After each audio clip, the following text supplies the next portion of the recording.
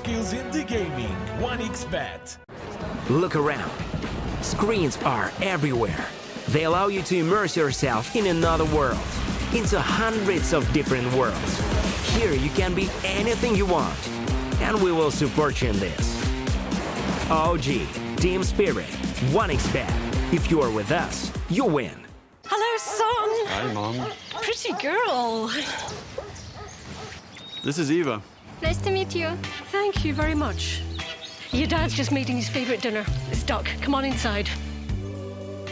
They're all probably too gruesome to tell you while you're eating at the table. How's your food? Is everything okay? Good, good.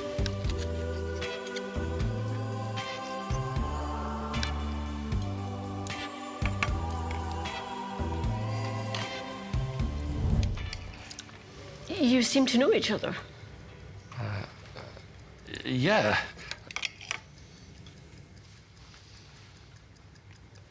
This is the new ambassador for 1xBet. Oh, I see.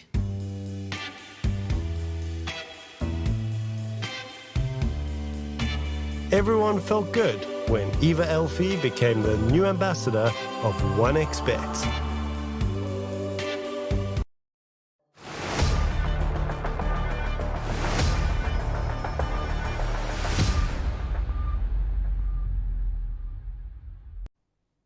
Welcome in, everybody. We're going to get started here with some South American action for the Arias Dota League. And Bowie joining me today. We've seen a lot of Group A, but a little bit of Group B coming into this one today. We've got 3 matchups once again. And it's Acatsuki leading the line in terms of the teams they will be playing first against South Team. And that's going to be Demonios coming up against the Midas Club, and then Infinity versus Infamous. And if you'd have asked me at the start of Group B, that Infinity versus Infamous matchup would be, to me, the game of the group, but it looks like Acatsuki, they're starting to get some momentum going in their favor, and Infinity and Infamous not really too. I mean, there's one match between them in terms of wins, but yeah, I didn't expect to see Acatsuki at the top.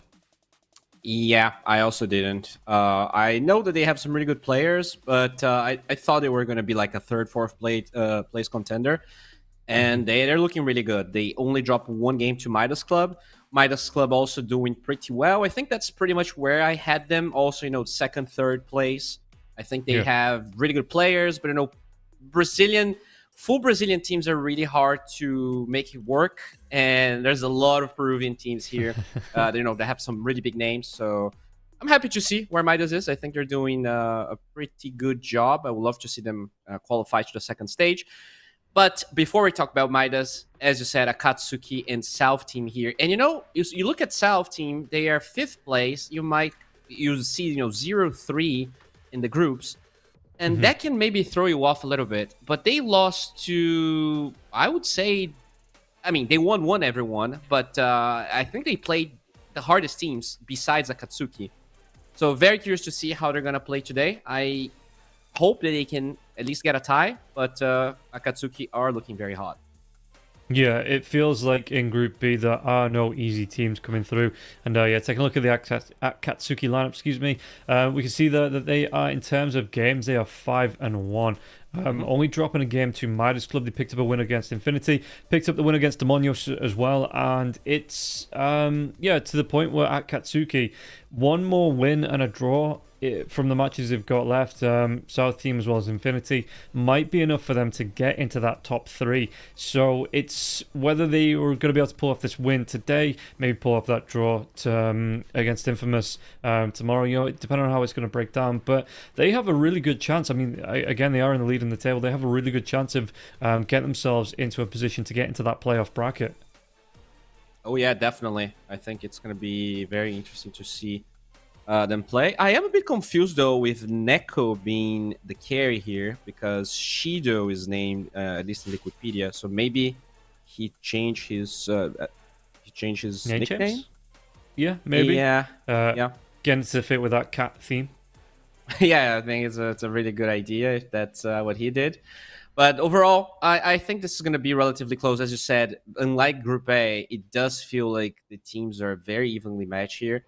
So this is going to be a bloodbath. We actually had tiebreakers for Group A. I wouldn't be surprised to see them for Group B as well, because No, with the way things are going, there's just a lot of ties. Like I think we already have more ties in Group B than we had the entire Group A.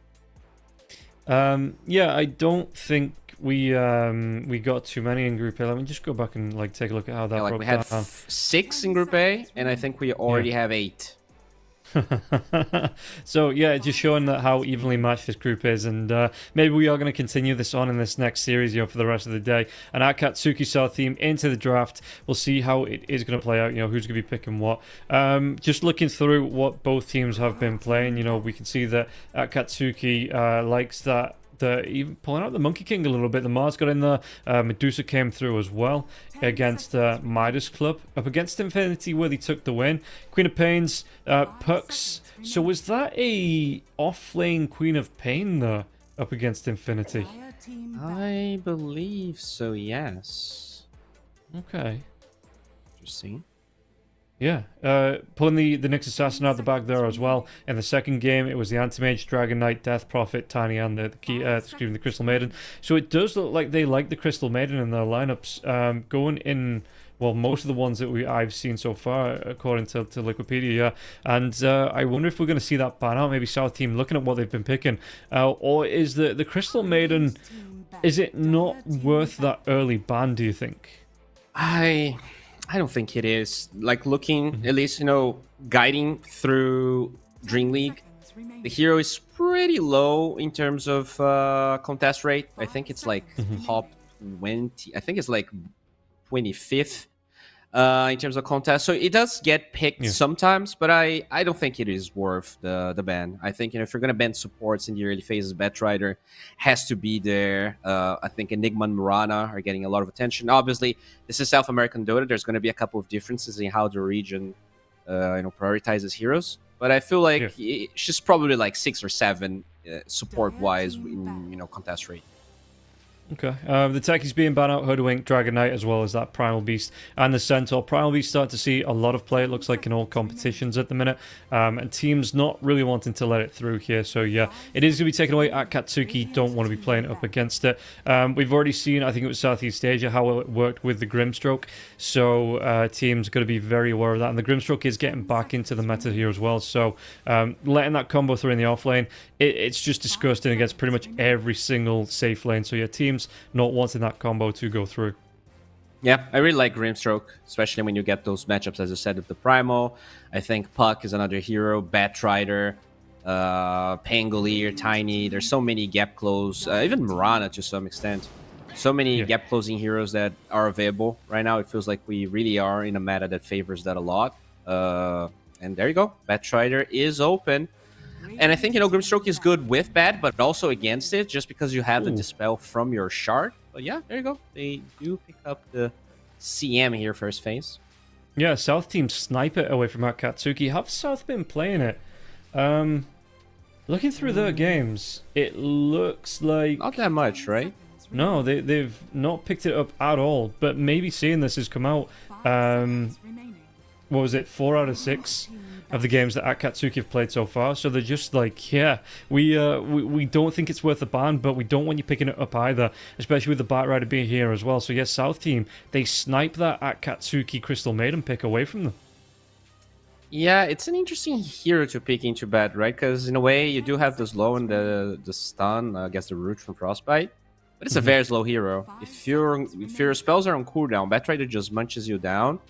So it's going to be interesting to see. Maybe they're preparing for a possible Darkseer combination with the Batrider. I know that is still, like, I've seen that combination in Dream League a little bit, and it's very powerful. I think it was Liquid that played against Shopify Rebellion a couple of days ago. And being able to Frostbite creeps, to, insta-shot them or... No, I didn't insta, but kill them. I think it's nice to have that. Yeah, and the amount of control that comes out from the Crystal Maiden in the lane, when you build it, the the level 2, I think it was level 2, level 3. I always get told one of the scariest heroes in the game in terms of being able to set up aggression. So if you do get something that can prioritize, maybe getting aggressive alongside, like the Slark, Juggernaut, something like that could take advantage. You could be seeing a couple of early picks in this lane for South teams. So we'll see, especially if this might be the position for Bat. You know, even though the Firefly is there, he gets that flying movement, not the quickest hero in the world. So if it does get locked down, pounced on, maybe like a Slark comes out, we could be seeing this Bat already get chewed up a couple of times in lane. And now looking at those bans, I kind of have a feeling this could be core Bat. Yeah. Not that common, but I think Faceless Void ban does indicate that he's at least going to be position 4. But the Dawnbreaker ban, you know, I think that's very useful against core Bat. Wouldn't say that good against the support. So Yeah. curious to see how they're going to try and place this hero. Yeah, I wonder if Acatsuki are going to go for the Enigma here as well, because that Dawnbreaker instant counter to the Enigma later on with the Black Hole coming out, use your Soul Guardian, you get that stun off. South team, they're going to get that tiny pickup, but like you said, early answer to the puck, just in case that's something that Akatsuki wants to go for. It's fine, it's footing in position 4 again, it feels like here too. So, South team, it's a decent combo, right? The Frostbite into the Avatos combo, it's a lot of damage. You've got the Crystal Nova as well. So these two supports, if it is the support Tiny at least, which it can pivot into, do have the potential to get kills on pretty much everyone they get the jump on. Yeah, and I like it. I think Crystal Maiden enables Tiny a lot. He's one of the heroes, one of the 4s that struggle the most with mana. His spells are so costly for his mana pool. So I do like the combination. They did ban the Grim that you talked about. Really good combination with the Batrider. And now Akatsuki trying to figure out their second and third pick here, which is odd. I'm not sure if they weren't expecting this Tiny, but usually like you ban to prepare for the heroes you're going to pick on 2-3. So the fact that they're taking their time here is kind of weird. Maybe something about this Tiny threw them off with what they wanted to pick. Yeah. If it was going to be the Enigma, until he gets the BKB, you know, that avalanche at a distance, being able to cancel off the Black Hole as well, if you don't catch a Tiny out, could be a massive flaw in the Akatsuki plan. So maybe, like you say, they've changed their mind. They do pick up the Tusk. Good frontliner, can take a lot of punishment, got some control as well. In terms of the ice shards, you've got the tag team for the slows as well. So I wouldn't be surprised maybe to see one of those ranged heroes coming out. Maybe it's going to be the Death Prophet Tusk lane, because again, the shards into the rundown with the Spirit Siphon, but you can run it as the 5 as well. You know, maybe sit it in front of the Luna, you know, something like that, or the Weaver. The Weaver has getting a little bit more play as well, so it's a nice bodyguard 5 to pick up. To me, that's one of the weird kind of developments of this patch. Like, Death Prophet got nerfed and was barely picked, and now people are playing it as a 5. I don't know who started this trend, but it is becoming very popular. We'll see, you know, if it's going to be mid, off lane, or support, but overall, they have a lot of flex, as you said. That Tusk could be 5 and 4. The Batrider can be off lane and support. So kind of hard here for South team to pick. They do have to pick a core here, unless this Tiny is mid, which I highly doubt. So, what are they lacking? I think this is hard to pick, because you have no idea how the lanes are going to shape up.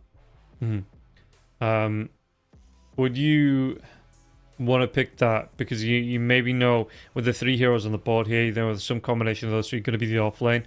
Would you be looking to pick up that safe laner now into that, or are you waiting for a little bit more confirmation on the picks? I think you really need, if you're going to pick your carry, it has to be a really high value one, like Morphling or Naga, which are open. Honestly, I don't think it's a bad game for either. So if South team, if they're, you know, confident playing that, I think that's one option. You can also just pick a really high value off lane. Centaur is banned, so you could pick up Mars here. Although, you know, because this Tiny seems to be a 4, you're probably looking to a range offlaner. And oh, there you go. I think this is going to be the RZT Enigma. He's very famous for it.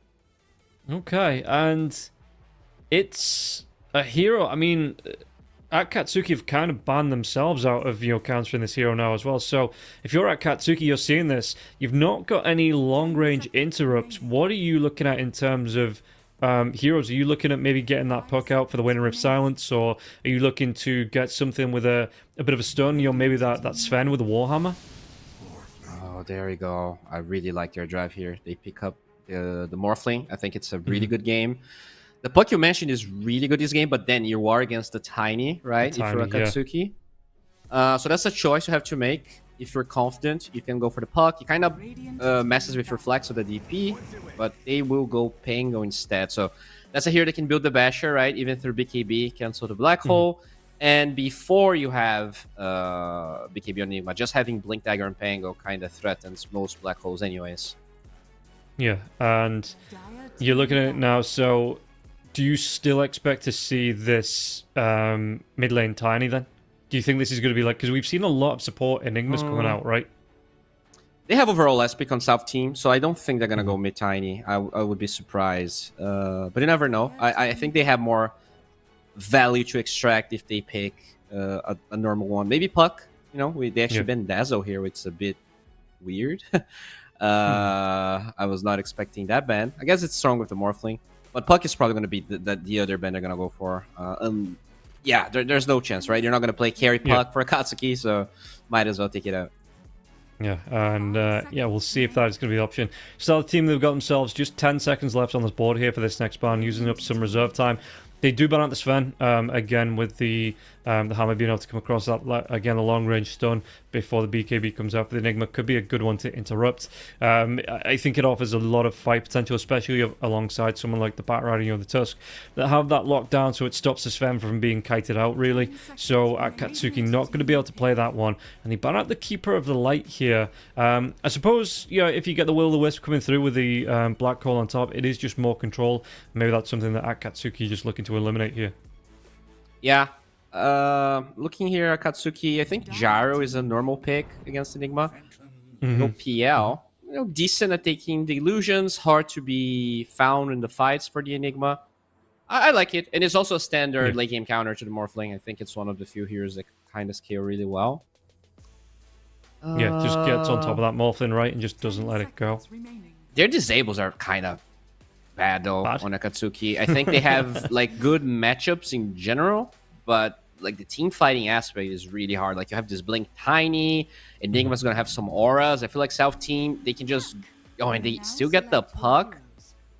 I'm going South Team here. I know Akatsuki are the favorites, but just looking at the draft, I feel like they have a much easier to play draft, and I also think they have better heroes. Yeah, I don't mind this draft for South Team. Like you say, I'm surprised that they let that puck through, banning out the Keeper of Light in that last ban. That they let it through pretty much uncontested here. They don't really have, to me, an answer on it. Even the silence on the Death Prophet, it's a travel silence. It's not like it's an instant one. So maybe the Phantom Lancer does get that Orchid up. Maybe it is going to be the Orchid build here for the PL. But for the most part, I don't really see the lockdown coming through from Akatsuki unless they get like a quick lasso that takes Asito out of the game here. And like you said, I just think the South Team draft is a little bit easier to execute. Yeah, I think they have... Like, when you look at the ties the South Team had, they had ties against really strong teams. Midas Club, they tied against Infamous as well as Infinity, two teams that look really good. So, yeah, I do feel like this is... If they're going to win a game out of this series, it's probably going to be this one. I like their draft. I like their timings. Very curious to see how RZNT is going to play the hero, though, because he's one of those OG Enigma players. And I wonder if he's just going to go for like a standard Blink BKB or if he's going to try and double down on auras, right? Morphling benefits a lot from Vlads. You probably benefit a lot from like just having Mac this game as well. Yeah. I think looking at it, I think you're going to be looking at Masha to be your initiation as well as Osito. So Dream Call, Avalanche, and RZNT can come in a little bit later on. So maybe not rush down. Maybe BKB early on, wouldn't be surprised with that. But maybe not the Blink till like the third item. Maybe after that, Vlad's like you say. So we'll see how he is going to build up. But yeah, it does leave the options open here for the Enigma. So looking forward to seeing how that one's going to be playing. And yeah, overall, I just think South Team, if they get a good start, I mean... Shido, he could come through and carry on this Phantom Lancer. It could be that one-man army that we used to see when the PL gets farmed out. But I think if they hit their times here, South Team should be able to take this early advantage here and maybe push it through to a win. Yeah, I think this game is favorable for South Team until Second Ages. So like if with the Second Ages you did enough damage, like 1 or 2 lanes of barracks are down, this is probably good enough. If it goes really, really late, that's when Morphling starts struggling, dealing with the illusions, where the mana drain becomes obnoxious. Blowthorn, as you said, that silence and the extra damage just become really, really hard. Yeah. But yeah, the lanes are going to be really important. If somehow they manage to like stomp the lanes as Akatsuki, things might not matter. Well, we might be getting a 4v5 here because the Enigma is back in base, just trying to summon those Eidolons out, and there is movement here coming out from the side of Acatsuki as a 5-man team rotating through. Smokes are going to be wearing off now, but it looks like Alder, does he get himself back into the lane? Yeah, and they even have the Watcher as well, so I think they're going to know roughly South team. It's unsafe to come up here and maybe looking to move down and take that safe lane rune on the other side of the map. Pretty smart move here from Akatsuki, knowing that Enigma is pretty much a non-factor.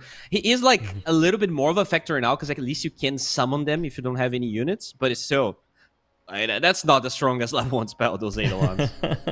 No. Fight is going to break out here. Osito taking some trades with Prada. Prada actually might see XL God here, and XL going to be chased down. There is going to be the Blood Grenade coming through as well as the shards, and it's going to be a lot of damage onto XL. Whereas the damage Prada picks it up. I think Robo was trying to pick it up there with the Swashbuckle, making sure you're trying to get that bottle out early, but it will be Prada that takes the damage, gets that kill. And yeah, Crystal Maiden going to be the first victim here, going the way of Akatsuki. I have seen that movie before. I'm a bit of a Crystal Maiden hater. I'm not sure if you were here in one of my rants about the hero.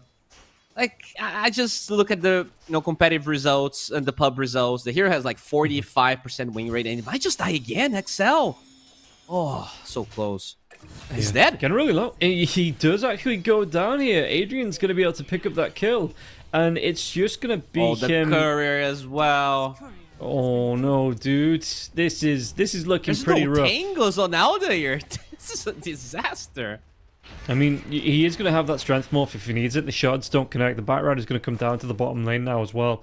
And while this was going on, I mean, the Phantom Lancer, he was still soaking XP. Wasn't able to get close to the wave because of those Eidolons, like, forcing him out, marshalling him out. But he was still picking up the XP, so now he just needs to get a couple of assets here. And he's, again, we're literally there in the second wave here of the creep, so he's not too far behind at all. Might struggle a little bit, though, with these Eidolons to start off with.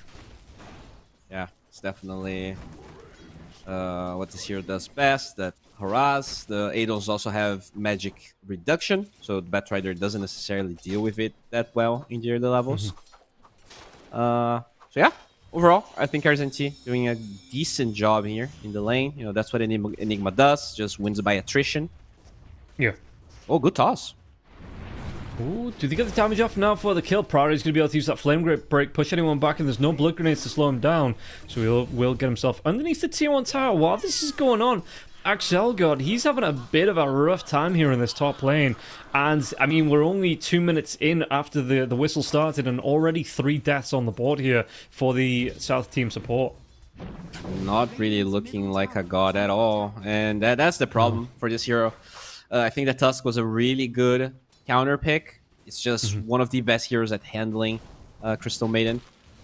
And when you die 3 times in a row like this, it feels really bad. Like, he has boots queued up, but honestly, at this stage, you might just be better buying like a Bracer or Fluffy Hats. You need to be able... You cannot run from the shards, so you might as well try to tank through it.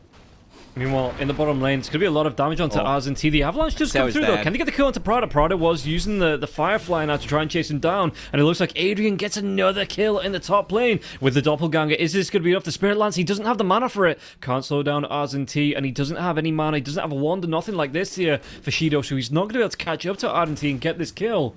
And while that was going on, a 4th death on the board here for Crystal Maiden. He is actually dying more than one time a minute. This is crazy. Oh, yes. Poor XL, man. And this bottom lane, the Enigma is still doing well in CS, but he's so low in HP. If they get 1 Spirit Lance, no mana though. Yeah. Tried to get that flame break push back. There is the Doppelganger coming in from Shido, so the Illusion's going to chase down onto RZNT, but he's back underneath the tier 2 tower. This is quite nice. It forces him right back to his tier 2, but he's already got himself the urn. And he's going to be able to come back into lane. Gets a little bit of regen from the tier 2, a little bit more from the tier 1, and will be able to just come right back in. But mid lane, Osito taking a lot of damage. Robozy, though, not going to be able to finish off the kill onto Osito. So, How's he looking? He is top of the last at Tirosito, but he's taking a lot of harass for that here from Robo.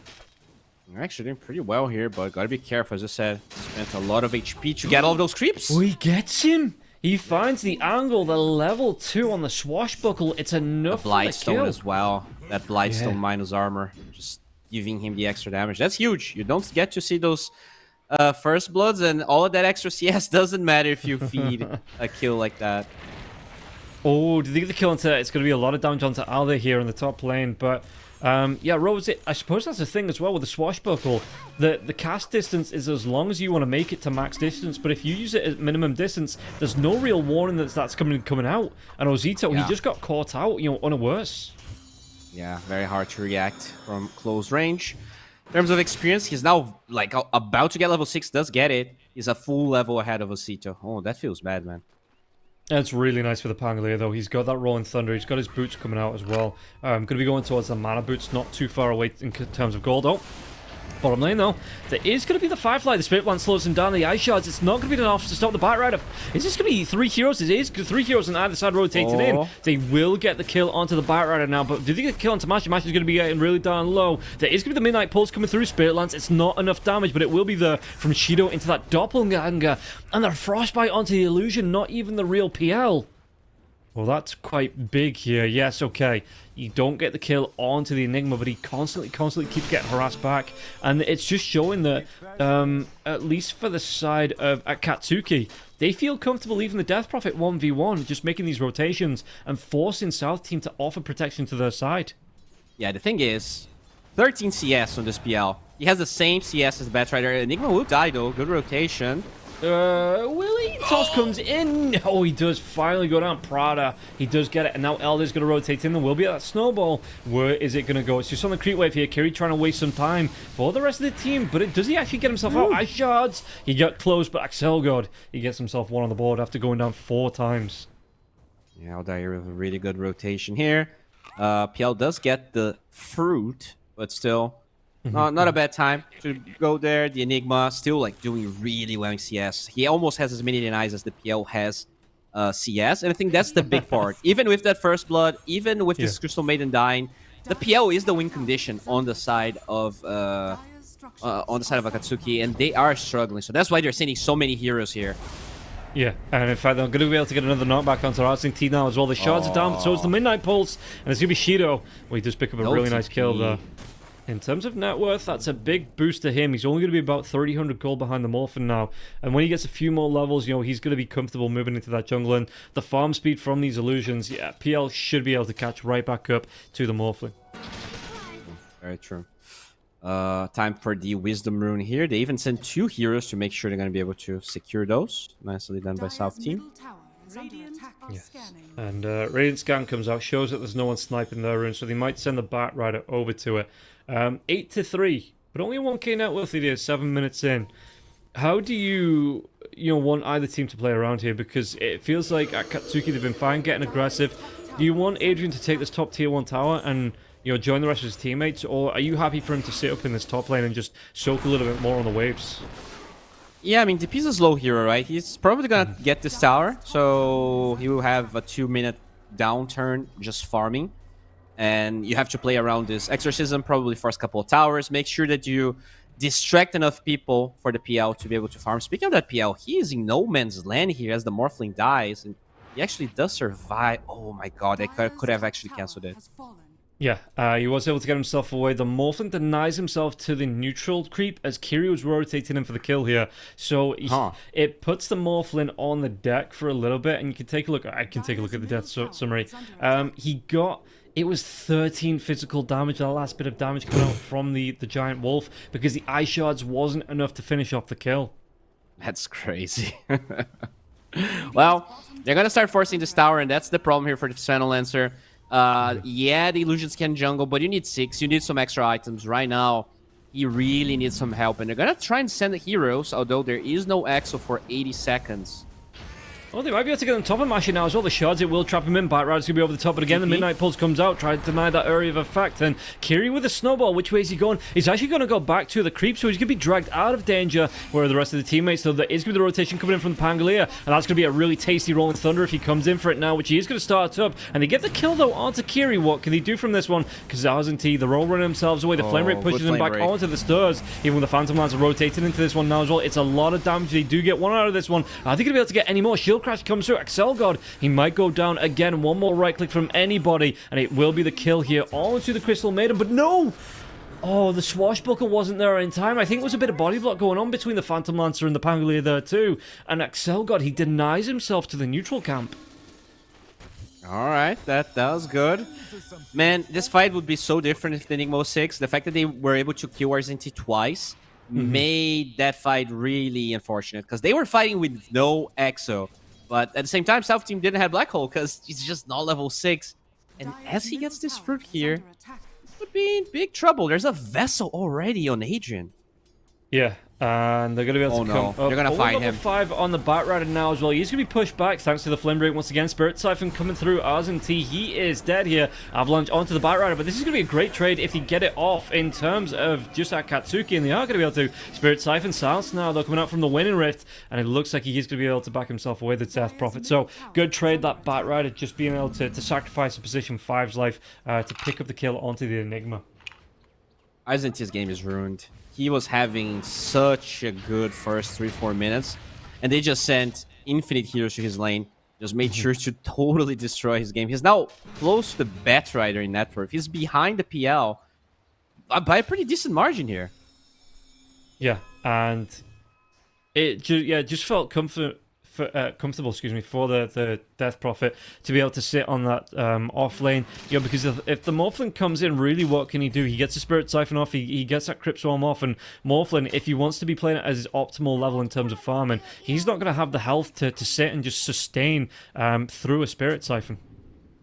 Yeah, definitely not going to be the case. And early pointing the silence of the Death Prophet as well. So the Morphling has to be very careful as he is going straight up for Mente, looks like. And we might see another death on Axelgod now as well. Snowball comes through. Kiri's going to be able to come in with a War's Punch. The silence from the Death Prophet now. And yet, Crypt Swarm comes through. Adrian will be able to pick himself up a dominating spree here on the Death Prophet. Interesting build on Masha. Usually you almost always see the grow. Oh, wait a second here. Just dead. Kills all over the board here. Shido, he takes down RZT. Morphling's going to rotate in. Do they get the kill? They're going to be able to take down Kiri. Can they get Shido now as well? Shido trying to do what he can. Doppelgangers himself to relative safety as the TP comes in. Swashbuckle Osito could be in a little bit of danger. Does he jump himself away to his orb? He doesn't, so Robozy chases. But, yeah, Osito chooses not to jump. Dude, the Tiny died to a single swashbuckle rolling thing of the Pangolier. If he had level 6 OT, he 100% doesn't die. That's 10 armor. Like, I just... That skill build is very sus on Masha. I never see that. No, I get it because your blow up potential comes from the Avatos combo, but yeah, just having just the one value point in your ultimate here, just keep, like you say, it just keeps you alive sometimes. He was 100% HP, and Robozy just killed him with a single combo. That was absolutely bonkers, and they're gonna get a tower now. And that's what they talked in the draft. Like, the way they destroy the lane, specifically top, kind of shut down a lot of the time South teams are supposed to have. Like, they don't need the disables because they're so strong that they just run at South team. And by the way, did you see the black hole being used by RZT? Because I haven't seen it. No, I didn't see where it came off, no, but we're going to see another death on the Axelgod here. So the Crystal Maiden, well, maybe South team not too happy about sniping this away from Akatsuki because it definitely isn't working out for them. Yeah, this Crystal Maiden is in Struggle Town. Enigma is 0-5. He has Vlad skilled up, but he has more than enough gold. I think he's just he's changing his mind, trying to figure out what he needs for this game. Yeah, and I wouldn't be surprised to see him. Does he want to go for an early BKB here? Is that going to be enough to keep him alive? I'm not sure. Well, Radiant Scan here. This Tusk is trying to go for a crazy play, but there's no vision, so he's just there hiding. Maybe he wants the Wisdom Rune and he's just waiting here for the appropriate time. Yeah, maybe. And what are you going to be able to do? Does he go down again? Rolling Thunder comes out here from the Pangolier. Rob, is he going to be able to bounce him around? He's down on the low ground. He's trying to do what he can. The Swashbuckle comes out, though. Oh, no. It puts him on the Haggard. It doesn't matter. Prada's got it. He gets him with that long-range Flame Break. Will be able to get the kill and melt down that Crystal Maiden. All right. I mean, at least half the kills were XL dying. Yeah. So that's probably why the gold advantage isn't as big as it could be. But I think the actual problem is this Enigma. And he did buy a very expensive item. Oh, he bought a Midas. Oh, okay. Desperation times, boys. And how's it looking? The Puck got himself the Witchblade, so he's still going offensive. None of this you'll Scepter build, nothing like that, Lincoln's or anything. He wants to get aggressive with his teammates, try and find those kills. So, yeah, we'll be able to do that there. And, yeah, what do you want to do? Because, I mean, you are losing map control here to the side of Akatsuki, so South team, they're going to try and go for a smoke, but do they just have to try and maybe get lucky and catch out this PL? Yeah, they have Blink now, so it's definitely possible to catch the PL, although they have literally no vision. They're gonna just YOLO to try and find his position. Yeah. Seems like they are right, though. At least they are going towards this triangle area. They also know that Adrian's bottom. I mean, it's a good move. There you go. They get the scan. This should be a kill. Yeah, they are going to move themselves up here. Shido, can he get himself forward of this? He absolutely cannot. Really good kill coming in. Masha will get the credit for it. His teammates are going to rotate in, so even 4v5, they might want to try and fight this one. Are they going to be able to set up the Rolling Thunder? Is going to be coming through. This is going to be a really good corridor to get it. The last of the lockdown onto the Puck. They take down 2. Are they going to be able to make it 3? Way forward down from the Morphlin. Morphlin's going to try and get himself away from this one. Is it going to be enough, though? It's going to be the stolen form of the Batrider, so he's got that Firefly movement. It doesn't matter. The damage coming through, it should be enough. And it looks like it's going to be everyone apart from the Tiny. And might even be, I don't think they have the vision, so Masha, he might just be able to get himself out of the way safe. And yeah, it's a 4-for-2 trade here. Really well timed from the side of Akatsuki. Great response for them after Shido goes down. That Rolling Thunder in the choke point was so satisfying to watch. It felt like bowling pins just being smashed by that Pangolier. This is a really good performance from Rumbo Z, mind you. Kind of glanced over the first blow that he got, so he outplayed the Puck in the lane, and then just created space everywhere. And that's the thing, right? That fight could have gone complete opposite way. You swap out the Rolling Thunder for a Black Hole. It was just a great choke point from both teams, and it was the Pangolier that was able to take advantage of that with the Rolling Thunder. And yeah, they do end up cleaning up, and it's looking now 19 kills to 9 and an 8k net worth lead for Akatsuki. They're looking at, I know we had some doubts on the draft, but they're looking really good in their execution. Yeah, I mean, they just fed a lot in the lanes here, South team. It's just not normal to see a support dying like 7 times minute 7, but it is what it is. XL just struggle a lot with the Crystal Maiden. I'm surprised by how much Masha was able to get from the map, honestly. He's 4-2. He's by far like the hero that's doing the best here on side of South team, but it feels like they're so strong on the side. Oh, another Walrus punch coming through into the silence. Look away, look away. Don't look at it. At what point does it just become bullying? It already is. This is this is clearly bullying. Poor Crystal Maiden, just being run at, her school lunch, everything being taken away from her. Aww. I mean, you have this Midas Enigma. They're gonna have to play so passive, and that's the problem. The Tiny is the hero that's doing really well outside of South team, but there's no one that can play with him. I think they're so far behind that most heroes can survive the Puck Tiny combo, and no one else can play with them because they're either like they really need to scale or they're weak. So RZT is gonna be cutting waves bottom, TPing, like it's so awkward.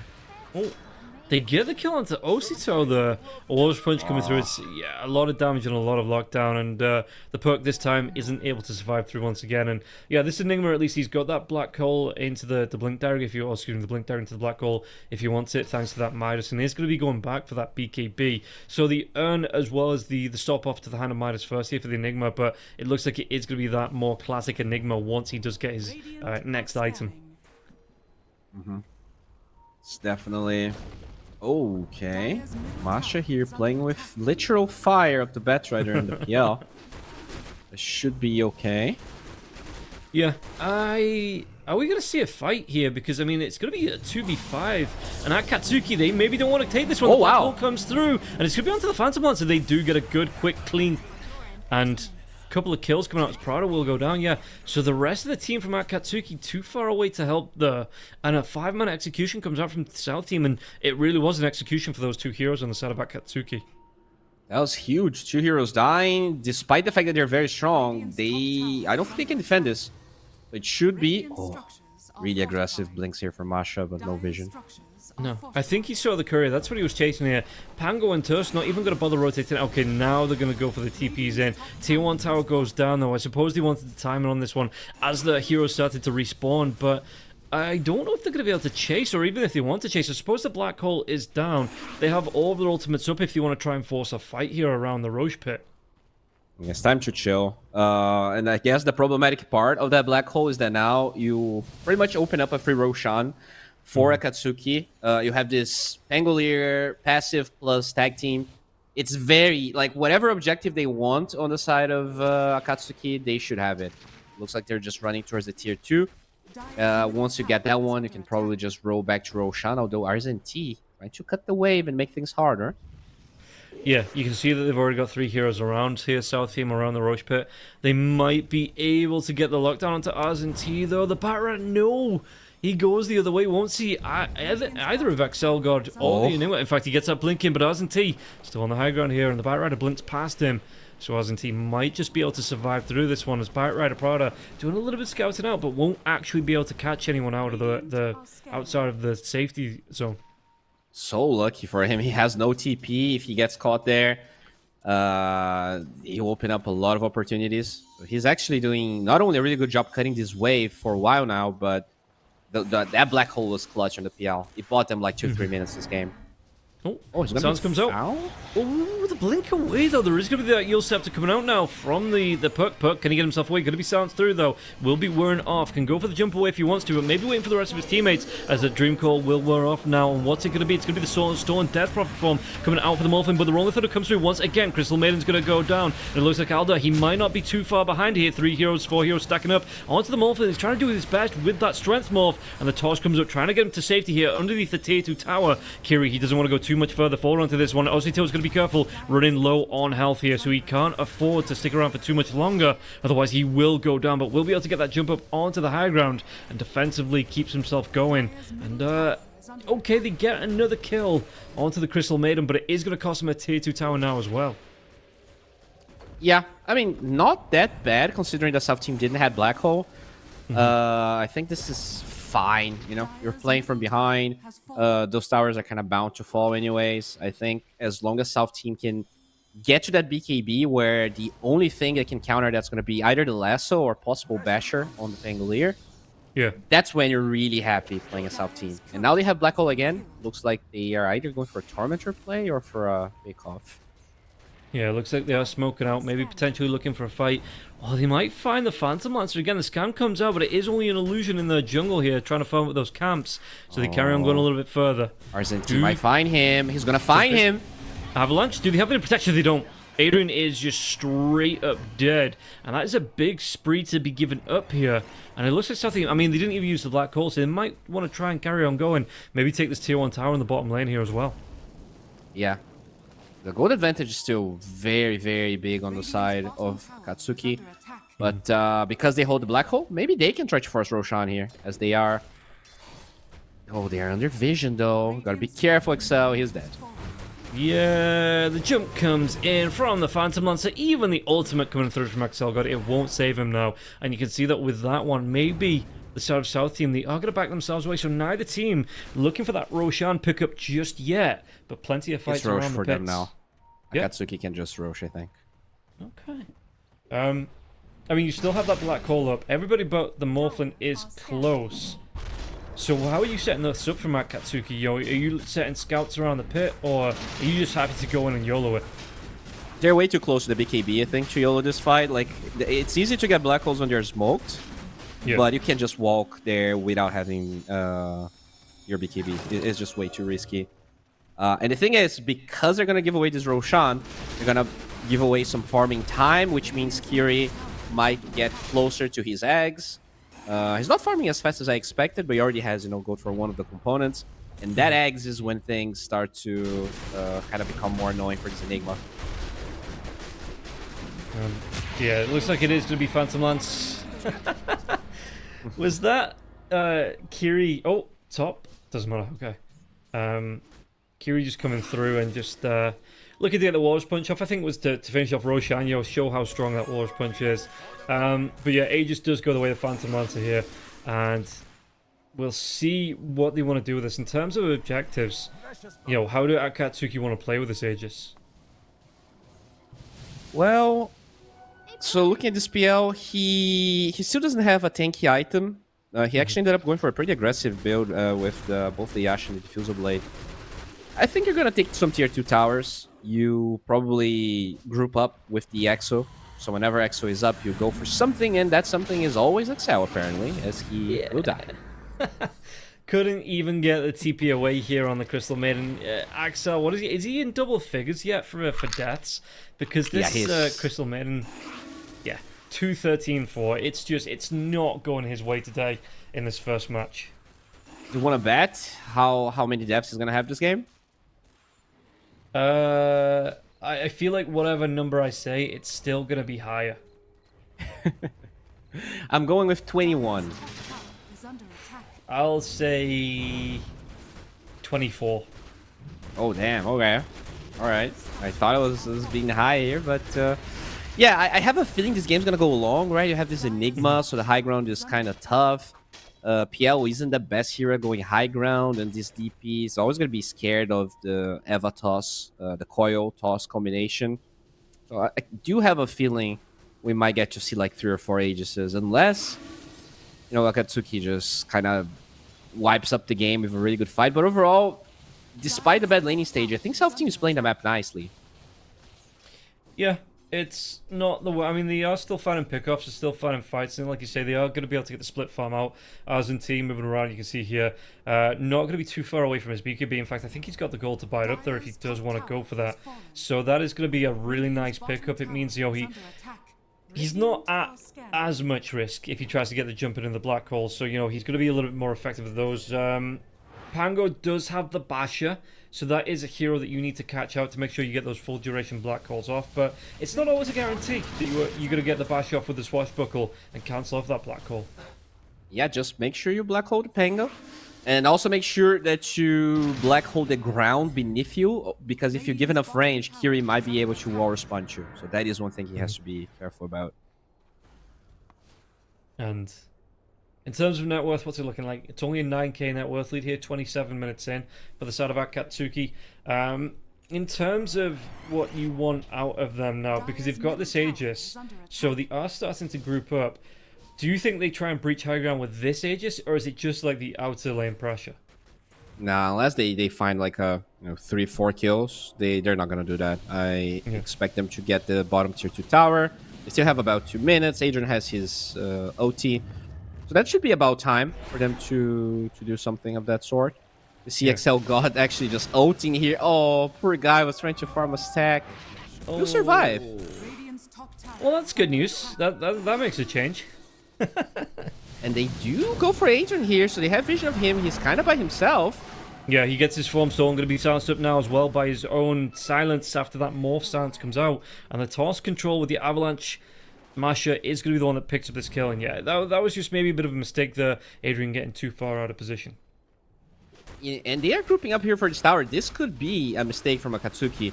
You're fighting without your DP.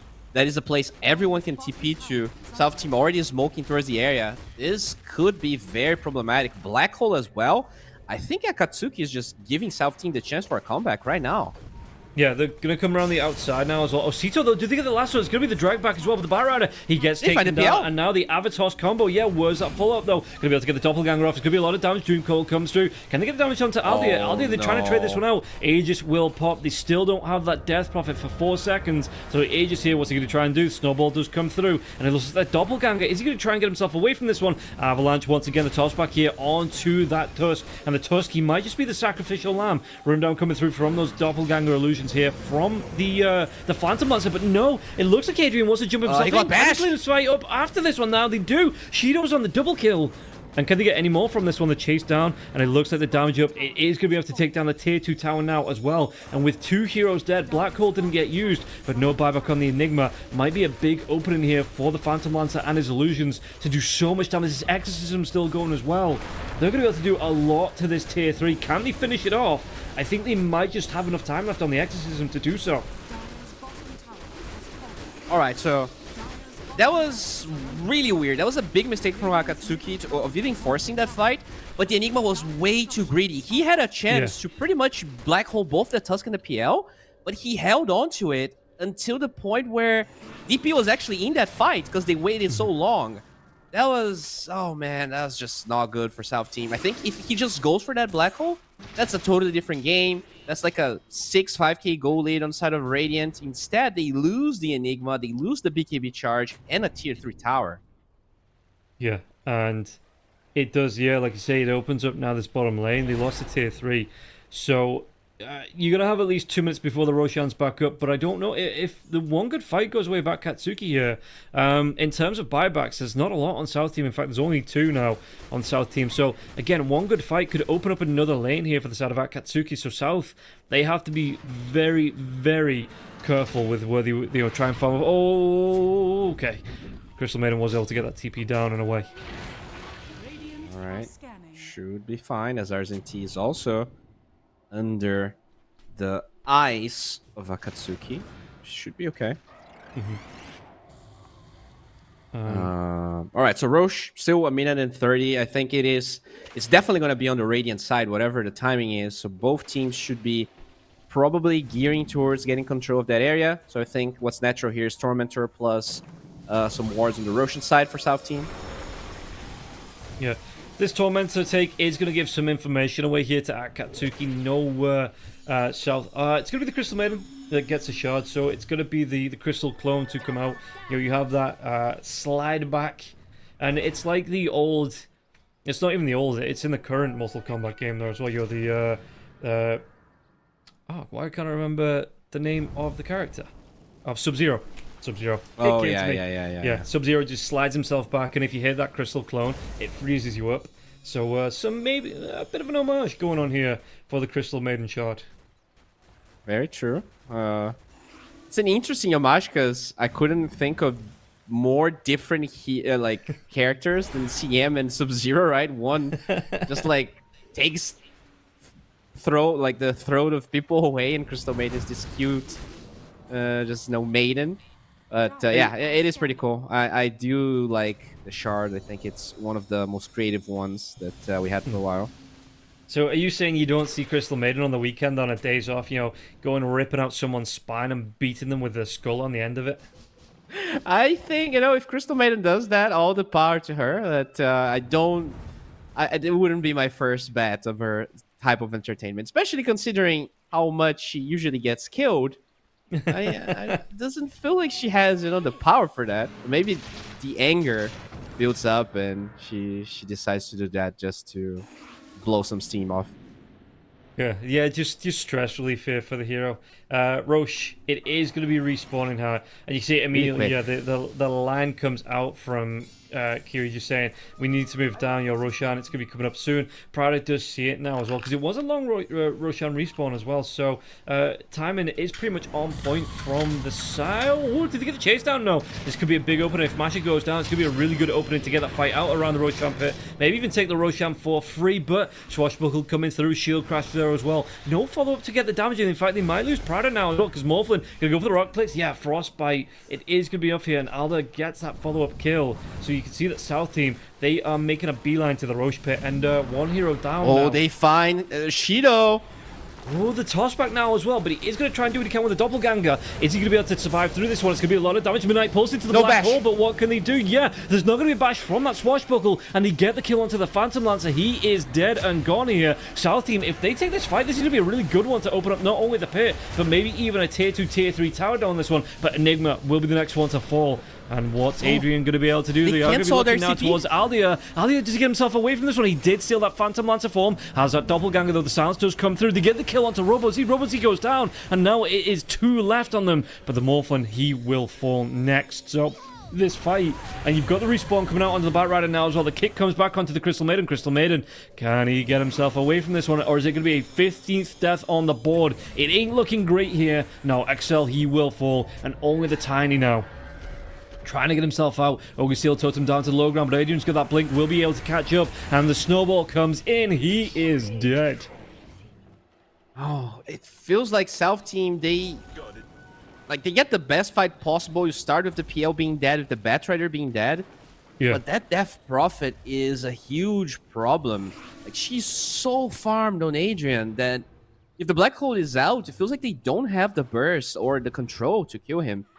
Considering that he also has that Shivas, kind of reducing a lot of the survivability of this Morphling, they might just get this Roshan regardless. Oh, that feels really bad. Yeah, the Shivas in the Spirit Vessel really does cripple what the Morphling can do. It just feels really bad, especially when you have to solo Black Hole to try and get that kill. By the way, did we lose the image from the game, or is my vMix broken?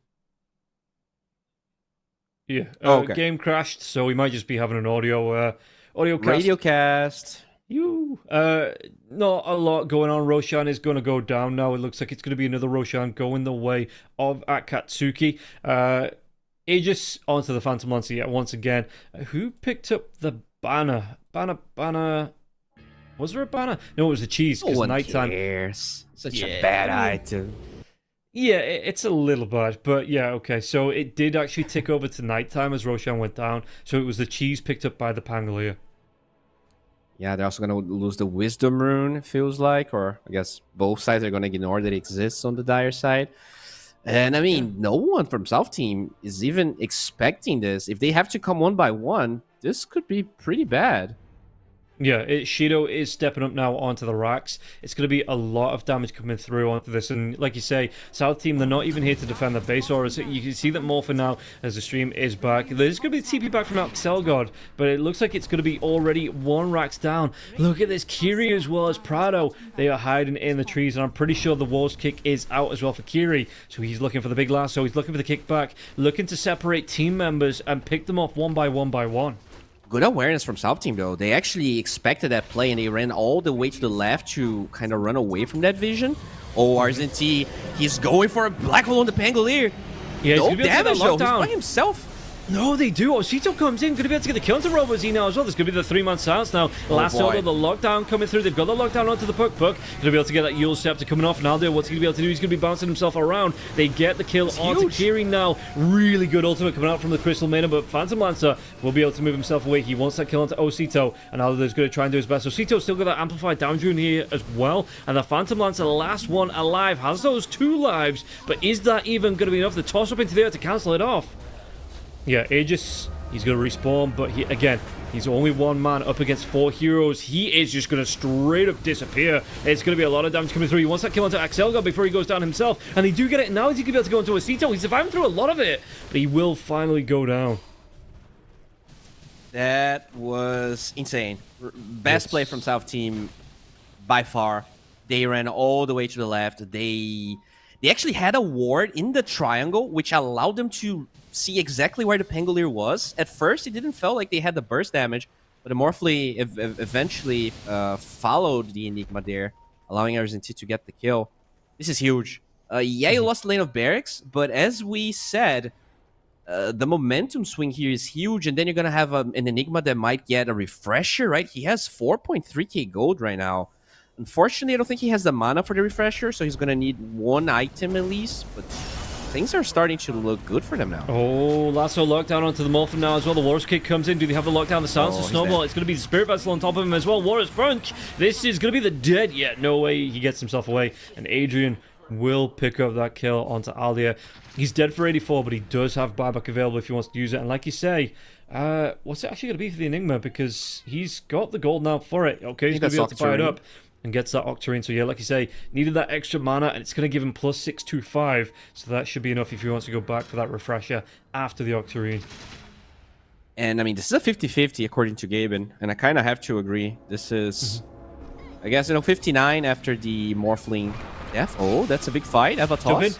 Was that Black Coal? It's still not available here now as well. The Warriors kick comes out. The Dream Coal has been used. They've got the control. They've got the Hex onto the Enigma. He has to pop that BKB, but he still doesn't have a Black Hole for 26 seconds. So just trying to run himself away to safety, but he is going to be chased down, and now the Rolling Thunder comes through. They've got the route onto Adrian. Doesn't matter. Yule Scepter's going to be there onto the Crystal Maiden. Crystal Maiden once again taking a boatload of damage and will fall. No Glimmer Cape. Keeps him alive a little bit longer, but in the end, he will fall. No buyback for the Morphlin now. No buyback for the Enigma. This might be another lane of racks going the way of Akatsuki, because that Exorcism 8 is going to be fresh, pushing up to the high ground here. No. Akatsuki, they get the jump in, they get the Hex. It's going to be the Yule Scepter coming out from the puck, but do they have the damage to get the kill? Phase shift? No, they just choose to go back to those buildings. Yeah, they're going to prioritize another lane of racks here while they've got that timer on the Morphlin being dead for the next 7 seconds. They postured for that fight without having Black Hole. That was a huge mistake. It was like 20 seconds away. And now you also didn't have buyback on your Enigma, so I'm surprised they're holding on to their barracks. And this could be a kill. Dream Call, though, there's going to be the immediate force staff coming out onto the Phantom Lancer. Phantom Lancer just wanted straight out of there, and his teammates helped him out. And now the Morphlin, no, he gets ripped apart. They're going to be able to go into the Tiny now as well. Master being chased down, slowed down. He is dead. And it's going to be 4 heroes once again. Well, you have that Enigma back now. Crystal Maiden coming back through. Do they have the lockdown, though? They do. They take down the puck. Oh, Sito is gone. That's a buyback 86 seconds. I wonder if they'll use him here, because that Morphin, again, he's dead and buried for 69. And, yeah, buyback from the puck. Is this going to be enough to delay Mega Creeps here for the side of Akatsuki? I'm not sure it is. They have Black Hole, but it doesn't matter about the damage of the Morphling. I don't see them killing Shido. He has 4k HP. He has evasion. It is gonna be a really tough task. You have to kind of poke him. But they just, I don't know. He has way too much regen. They have no Shivas. They have no Scotty. I mean, they have no Glyph as well. This should just be Megas. Yeah, and I wonder if they even end it here. I mean, there is no Aegis Adrian trying to get the silence, it looks like, onto Oshito's going to be able to get the blink away, though. Yeah, I wonder if they even end this, or if they, if they even hang around. If they want to just go straight for the tier 4 here, because you still have the Morphlin coming up in 15. Your ultimates are down. The Exorcism is down for the next 30 seconds. Black Hole's available, so it looks like they're going to get the Mega Creeps here on the side of Akatsuki and just back themselves away. Yeah, that's the smart choice for sure. I mean, yeah. It feels like, South team, they are a bit unreliable. They make some really good plays, and then they make some, let's say, basic mistakes, and that really made their life. Oh, okay. Kiri with the pulse. A little bit of a problem there, but yeah, overall, I'm very impressed by Akatsuki. I think their laning stage was phenomenal, and to me, the real MVP of this game is that Prophet. I think her itemization is perfect. This Blink Vise is breaking the puck's ankles. The reason Morphling died there is he waveforms, get insta-hexed, just dies. He couldn't really attribute shift. Overall, I think he played really well on Adrian. Yeah, and how then... I mean, South team, do they have a chance to come back into this one? How do they have to play the rest of this game? I mean, there's always a chance, right? But I think it's a really slim one. This Enigma. I feel like the actual build for him this game had to be something like, I don't know, you sell this Midas, you get it like an energy booster, and you go refresher. I feel like this Octarine Core was really greedy, and then he dies after buying it with no buyback. I really feel like if they had that double Black Hole option, fights could be easier. But, I mean, they never even got to play the fights because they were posturing when they should in the first place. Yeah, and You can see that, well, there's going to be a little bit of farming going up here for Prowler. He's got himself the Wind Waker, so he does have that way to save his teammates from the Dream Call. That still works, right? At max Dream Call range, if you use the Wind Waker, you don't get stunned on landing. I do believe... Yeah. Oh, fuck. Walrus Punch comes through, it's going to be into the snowball. They've got Hex going now as well, and there's more than enough damage. Oshito, he bought back in that last base defense. He's dead for 110 now, and I think Acatsuki, they might just go for the end. Black Hole does come through, though, catching out onto the Batrider. Going to be a lot of damage coming through. Kiri's still going to be here. Walrus Punch, he gets the kill, and this is going to be cleanup. It looks like, yeah, even Aldia, he's just being ripped apart by this combination coming through. So what's he going to do? I mean, he's in that Phantom Lancer form. How long is he going to be able to live into this one, though? The Walrus Punch comes out. He's going to be launched up into the air. GG gets called, and it's going to be game number 1 going the way of Acatsuki. Yeah, they deserved it. They played really well. I was not that big of a fan of their draft, but when you destroy the lanes like that, it really doesn't matter. Like, if you crush lanes the way they did, you can have any heroes, honestly. You can have Craig Carry, Crystal Maiden. Well, maybe not Carry Crystal Maiden, but most carries are probably going to be able to do just fine. Yeah, not a fan of that Crystal Maiden. I think you have to go back to the drawing board with that hero. Overall, I really like the other heroes that they had. I think they, they definitely got abused with some movements, with that Enigma dying in the lane, right? I think he got killed 3 times. He was having such a good game, and then he was like 0-4 for some reason. Overall, I think Akatsuki really diffused some of the problems that we're going to have in the laning stage. Yeah, and they were able to take it, like you say, even though we weren't comfortable with the draft, they surely were 41-24 in terms of kills, and they will be able to close out game number 1, and hopefully for them, keep that winning streak going. But South team, like you said, they've pulled up draws out of the bag against every single good team, every single team they've played against so far here, and it's just another one maybe for them coming out. We'll find out how it's going to go after this break. 1xBet and Eva Alfie present betting on all esports events on the website and in the 1xBet app. 1xBet. Play with Eva.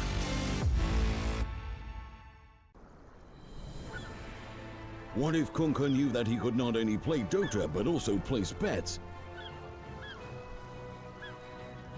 Better the best play home.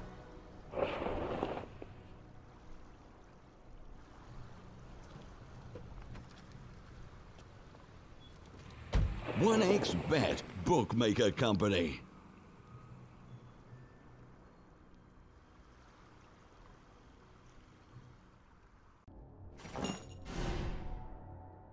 Chances of breaking items in a tournament match are non-existent.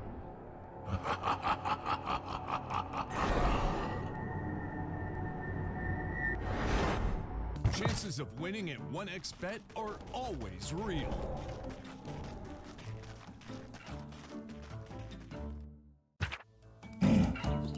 Join with me. At your service. Stealing Aegis from Roshan is very difficult.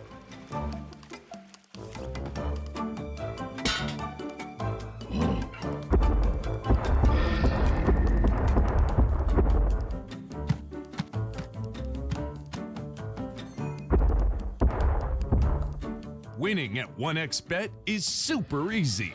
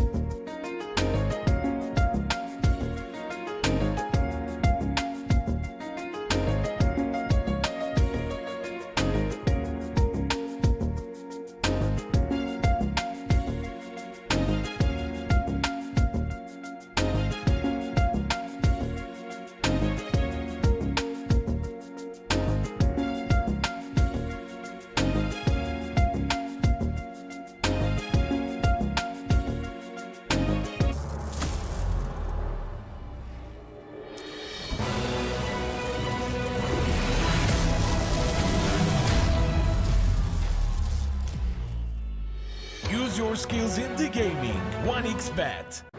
Look around. Screens are everywhere. They allow you to immerse yourself in another world, into hundreds of different worlds. Here you can be anything you want, and we will support you in this. OG, Team Spirit, 1xBet. If you are with us, you win. Hello, son. Hi, Mom. Pretty girl. This is Eva. Nice to meet you. Thank you very much. Your dad's just making his favorite dinner. It's duck. Come on inside. They're all probably too gruesome to tell you while you're eating at the table. How's your food? Is everything okay? Good, good.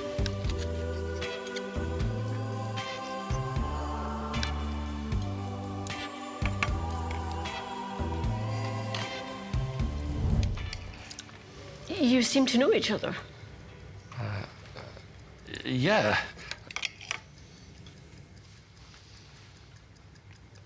This is the new ambassador for 1xBet. Oh, I see.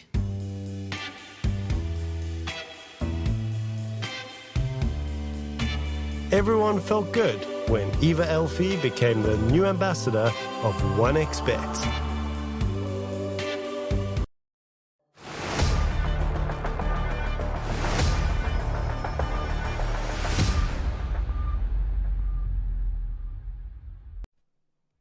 Welcome back, everybody, to the second game of the first series of the day.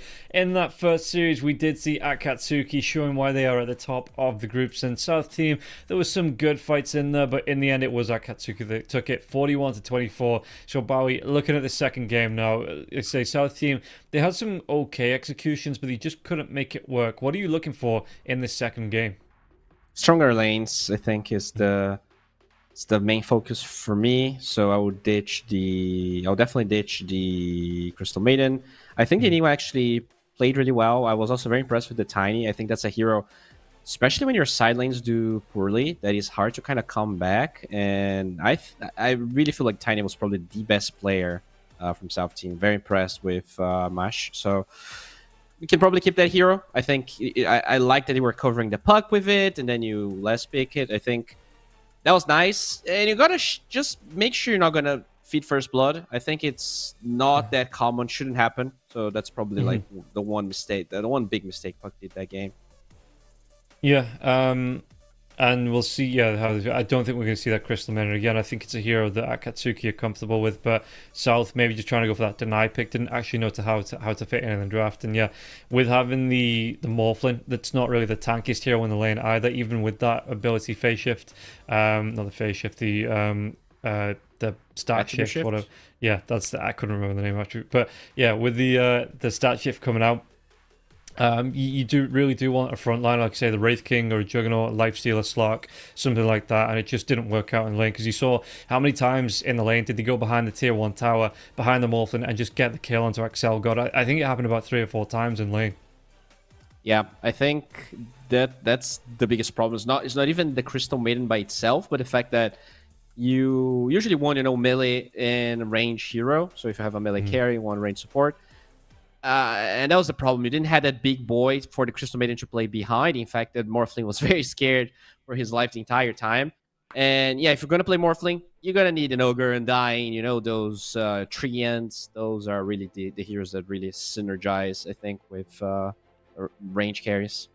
Yeah. So we will be able to get into the second game. We're going to be close to getting into the draft here as well, just waiting for everybody to be ready, and then we can throw ourselves into this draft. And I think this time around, like I say, the Crystal Maiden might go the way of Akatsuki, because I don't know if it's worth the ban, and they do feel like they are really comfortable on that hero. So it might be something, again, South Team might not want to be going for it. But otherwise, apart from that, do you think we see any heroes being banned out that, look comfortable? Because the Phantom Lancer looks really darn good once it got going, and that is usually a ban. So do you think South Team let that through at all this game? I think the PL was fine. To me, the biggest problem was the Batrider they gave away. I think that's a hero that you really have to be careful about. And then they picked the Crystal Maiden into the Bat, which to me was kind of the craziest thing. And we just saw that Tusk DP combination just killing the CM over and over again. I think if you want to pick the CM, you can. You just have to pick it later into the draft, not as a first pick. It's way too easy to pick supports that kind of messed with her, and that tusk was chef's kiss from Akatsuki. Yeah, and we actually see the Death Prophet being the ban coming out from South. So, Nice. banning out the Dragon Knight, the Death Prophet, as well as that Fenge. So yeah, no Death Prophet, and that was the thing, right? That especially up against the Morphin, the Death Prophet just felt so comfortable solo lane in that off lane that they let Akatsuki make some great rotations on the side. Put the pressure onto the enemy off lane. And what was the Morphin really going to do to punish that Death Prophet? Couldn't even really stand up to it in the lane. Yeah, they also banned the Batrider, so I think those were for sure the two heroes that they played the best on the side of Akatsuki. So just push them towards a different play style, different heroes. That's always nice. Now Akatsuki, they could pick the Chen, and they will. Oh boy, here we go. Yeah, it is a really nice hero just to have. Win rate wise, it's feeling fairly comfortable on teams that we're watching it on. Just being able to build up that massive Chen army. First pick as well, so it does mean that there's going to be time to answer back from South team. But the amount of buffs that it gives to your entire party, I think the last time I saw a Chen, I was looking at the carry, and it was like the full bar. It must have got up to double digits in terms of those buffs. It was ridiculous to see. Yeah, and you know what? You know what counters Chen that was picked in game number 1? Counters Chen. Crystal Maiden. Because of that Frostbite. So, they don't go for it. They instead pick the Grimstroke that did get banned second phase. Okay, a little bit of a different approach here. I do like the hero, although I wouldn't say Grimstroke necessarily counters Chen. Especially because, as a support Grim, your Q is the last spell you want to max out, so you don't really get to have the AoE until much later into the game. Yeah, the Sven ban coming out here from Acatsuki once again. I think we saw that in the last game. That again, great way to go through that Chen army.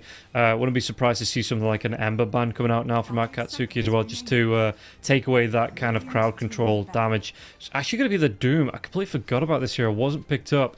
How do you like the Doom with the recent nerfs? Do you still think it is enough to be respect banned out like this in every series? I think against Chen is nice, right? You're going to be able to eat the creeps later on into the game, so that's pretty annoying for the Chen.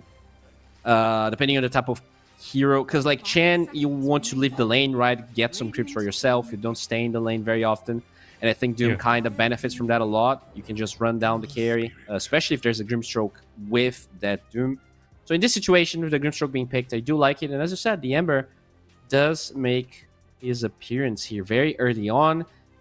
It was not South Team that played the offlane Ember, right? I think it was someone from Group A or maybe a different team. I think it was Ryu from Team Silk that was playing that offlane Ember. But maybe he does as well. Yeah. Because it's so early here that I'm not sure it's going to be mid. Maybe not. I mean, the risk kind of is if you let it try and go to your last pick. There's the two picks here that Akatsuki could try and steal it away. Snipe that Ember Spirit. So they do pick it up really early. But yeah, like I say, it opens them up to counters now here on the side of South Team. So we'll see, how they try and play this one. How if they are going to try and go for any counters, maybe just try and drag that line into it, which isn't banned yet. Pick the line up right now. So then you do force out a couple of picks. You'll maybe get your offlaner and force out a couple of picks before you answer back on Akatsuki for this final pick of the round. Yeah, now they're in a pretty bad position here, Akatsuki, because Murana is open. Yeah, I thought if they were gonna pick Murana or not. I feel like you have big incentive to pick Murana for South Team. You can one-shot the creeps, and it pairs well with December. So now that Crystal Maiden, I think, isn't as good, but I really like the Murana. We'll see if that's something that South Team is interested, because that would be your second support, and then you can pick an offlaner, because you do know that's probably gonna be. Yeah, it could actually be a Wind Ranger carry on Akatsuki. Yeah, I mean, it's not the worst matchup in the world up against the Ember Spirit in the mid lane here as well, so I wouldn't be surprised to see that. And I think it's going to be, Tiny and Chen as the supports, and then just trying to flex this Wind Ranger around, see where it is going to be most comfortable. Yeah, I think that's probably going to be the case. So South Team taking their time here, figuring out exactly what they want. Mars is still available, although he did get ignored in game number 1. I do like Mars with Grimstroke. I think it's just a lot of lockdown, having that silence. Feels pretty good. It's really good against Wind Ranger, range cores in general, but they go Brew instead. Okay. Huh. What's the advantage here of having the Brewmaster? Does it stand up against the Chen? Is it good against the Wind Ranger with that Cyclone? Yeah, I mean, the Dispel is really good against her Wind Run. You don't really die to Power Shot to her OT, because you can just OT off of it. Yeah. You have a lot of AoE damage with your Broodings as well. But yeah, I wasn't necessarily expecting this. They lose this Ember, I guess, flex that some South American teams have when you pick the Ember this early. I don't know, feels a bit odd. I think it can be abusing lane. So very interested to see if Akatsuki is going to pick maybe a different carry here, or if this Wind Ranger is for sure going to be in the safe lane. As now they have to... They could pick their support. I like Murana. I think it's okay. Well, they actually go back for the line. So maybe... it is good setup. You've got that jump in with the Impel, but I wonder what they're going to pick up. Pick up to go as that carry now for South team, because that's going to be the 5, right? I'm pretty sure, with the Grimstroke in the offlane on that Brewmaster. Yeah, I assume so.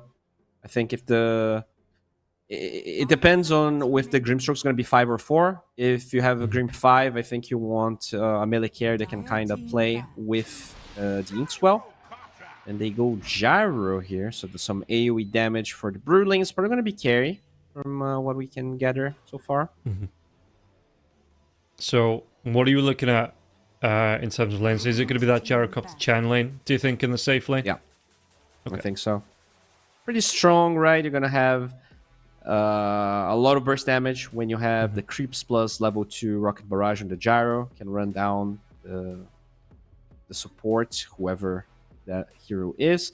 And just having a range carry against Brewmaster plus a possible Grimstroke is nice, because I think you want to keep the distance, not to die to the combo.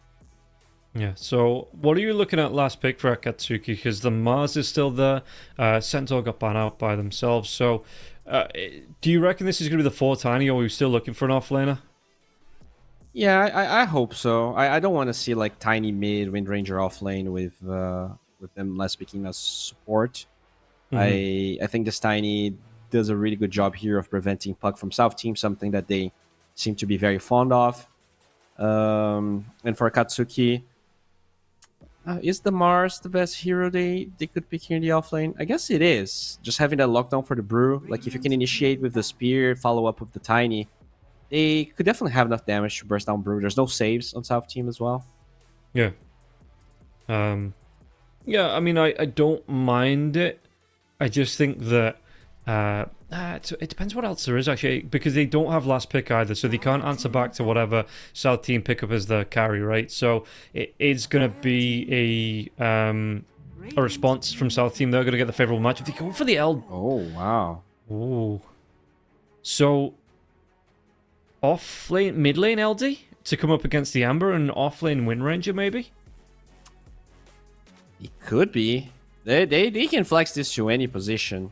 That's crazy. I mean, I like it. It's a lot of physical damage. Those supports, like this Grimstroke specifically, is going to feel sad the entire time. Like, you don't care if you get silenced as this lone druid. You just run at him every time and kill him.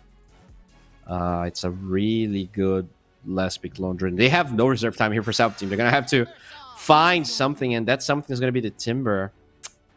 I'm not sure I like this, actually. It's decent against Lone Druid because he is a universal hero in the mid lane. But I feel like moving forward, they actually have a lot of burst damage for him in the game. It is actually going to be Osito in the mid lane on this Timber, but Adrian's taking up the LD. So it is going to be the off lane LD coming out. So what are we looking at? We're looking at a carry Ember Spirit here. Yeah, Parker played it, I think, in the first game of this tournament. I casted it. Yeah. And he somehow did really well, but it's going to be a Lone Druid offlane. So that is by far one of the worst matchups. I think if probably Husker is ahead of that, but oh man, I'm going Akatsuki now, especially after the way they destroyed their laning stages. I feel like looking at these lanes, there's a lot of potential here for Akatsuki to still pressure them. I don't think they necessarily got stronger lanes, especially the side ones feel a little bit wonky. Yeah, I don't know if they have enough here in this Alia Ember Spirit to, like you say, to come up against the LD, if this is going to be the offlane LD early on. Because what can you really do against the Burr from Adrian? You know, you've got some lockdown with the Grimstroke coming out. You've got the Searing Chains, but I don't really think they've got the damage to really get through the Burr. Never mind the Burr and the Druid. This was like another game Axel can die like 10 times in the first 10 minutes. He has no protection. He would actually be happier playing Crystal Maid in this game than he is playing Grim. Yeah, really tough one. And also, even mid isn't easy because this Timber, maybe they expected Lone to be mid. Against that Wind Ranger, she does a lot of damage to power shots, and because you're melee, you might be tanking through a couple of them. Yeah, I suppose the thing is that it's not going to be at risk, depending on what your build is, because you might normally go for a couple of points into the reactive armor, but on the most part, you shouldn't be at risk of being run down by the focus fire of the Wind Ranger. But yeah, I don't think it's going to be an easy lane here for Osito at all. Yeah, this is looking weird. But, game one, we thought that it was going to be a massacre for South Team, and they got massacred. So maybe we have no idea what's about to happen, which is nice. Dota is such a complex and random game at times. We'll see what's going to happen. Let's not worry before time comes to shove. Yeah, and hopefully we do get a bit of a more back and forth game here than the first game. Hopefully, like you say, there's a bit of fighting them from both sides, and they can make it work. It keeps us guessing until the very end here. But Alia going to be spotted out. He is going to be slowed down, though. Is they going to be able to Kiri get on top of him? Shido, not going to be thrown out. Not going to skill anything up either here on the gyrocopter, so no homing missile, nothing like that to fly out. Just going to put the fear of God in this Ember Spirit. All right, we're just going to get some vision with that ward. This is definitely 30 seconds to this to me is the hardest lane. I wonder, in the past, you would see carries sometimes swapping to the offlane. I think, at least in competitive, that's not something we've seen recently. I wonder if that's something you could do this game, because I don't know. I see this Ember. I'm so scared for out there. Yeah, I think lane swapping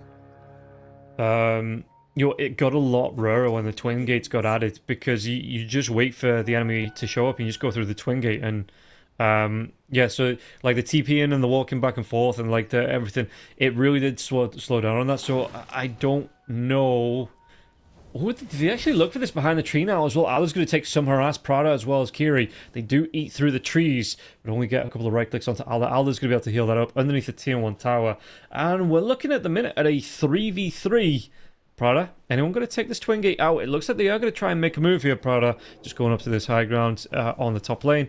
And Kiri, he's going to take some harass. Lion is here as well, so maybe looking for a quick kill. If they get a really quick kill onto the lone druid, he's going to come back, and that's going to be a pain, because he's not going to have a bird to resummon. Really good start, and great gank. In fact, they might be able to get a double kill here. Aldo picks up the first blood. Is he going to be able to get himself a double kill here as well? What damage has he got? No Searing Chains for 6 seconds, and Masha is still chasing. Axel got in the trees as well. Kiri, he might have been a little bit too clever for his own good here. Comes right back into Axel God's path, and he is dead. But there is no burn now coming out for the lone druid for at least a couple of seconds, and that is going to put him on watch, because if he goes down again, it's going to be a burr for quite a long time. Yeah, unlikely for that to happen now, the Lion TP away, but that's the only way to deal with this lone druid. You have to kill him level 1, and because Chen isn't that strong level 1, it also meant that RZNT could be alone in the other lane without suffering too much. He only has 1 CS, but he didn't die or take that much harass. So very nicely done here by South Team.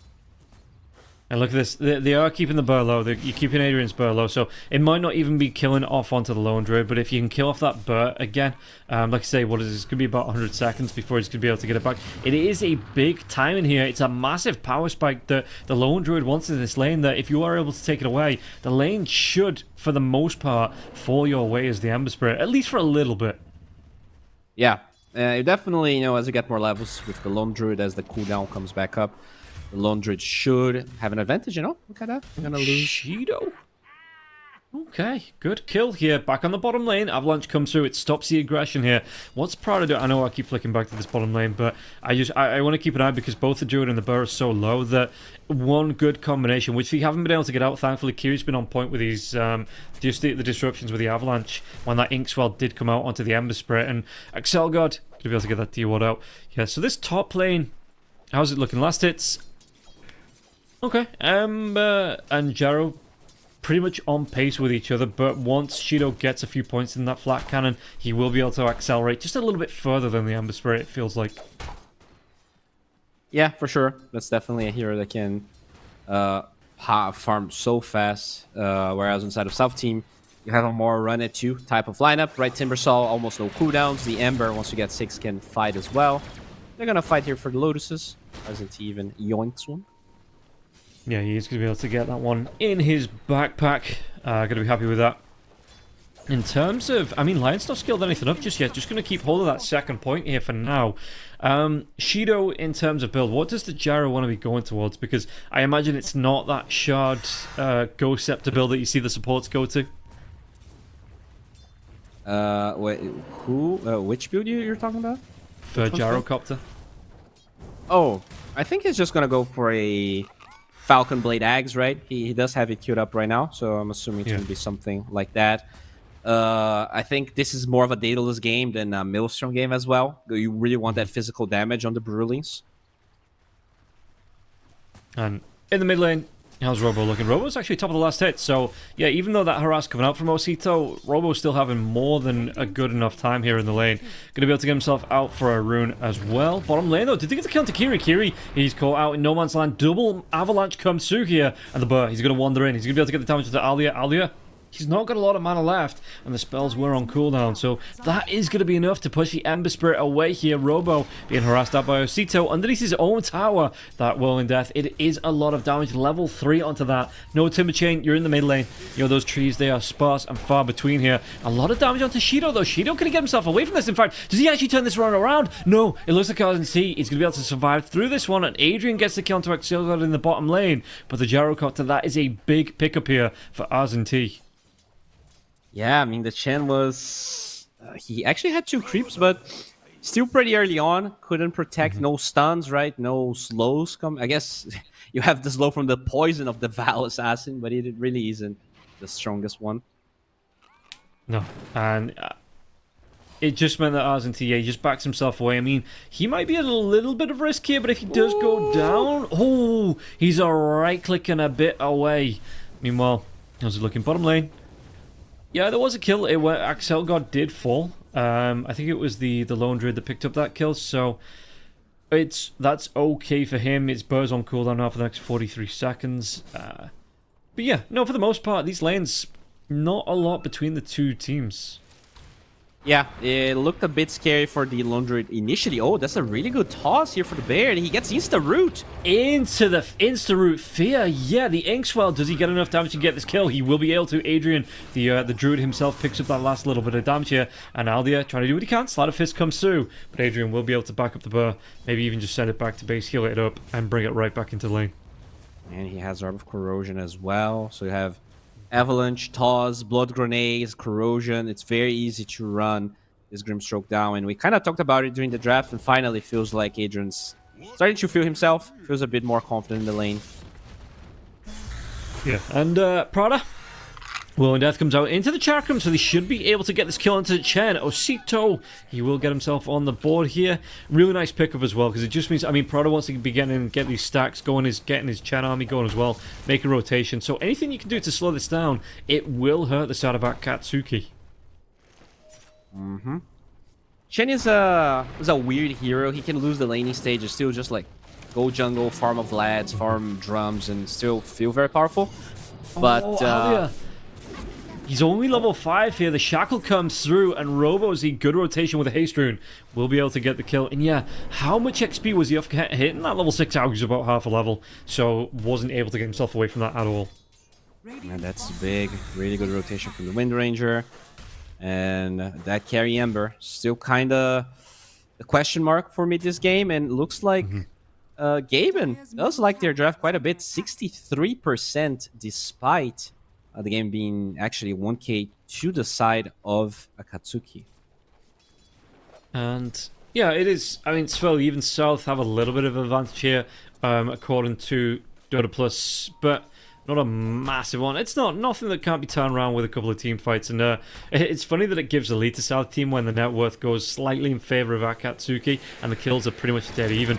Ooh, do they get the kill onto the line now? It looks like they will be able to. Couldn't get that twin gate out in time, so that will now be the advantage in terms of kills. Going away with Acatsuki here in this second game.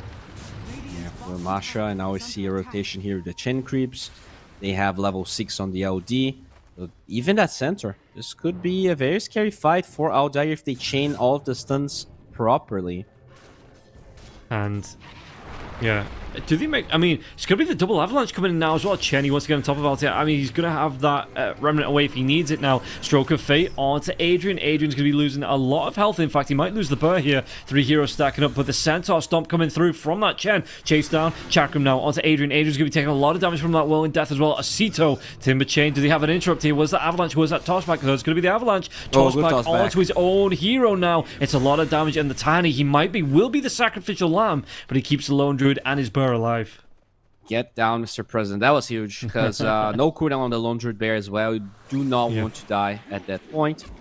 And that for initial fight was very... Okay, look at that. That looks like Argentine might be dead. Cooldown comes through here. Yeah, it is going to be right on top of him, and Shido is going to be able to pick up the kill. Didn't have the split to use.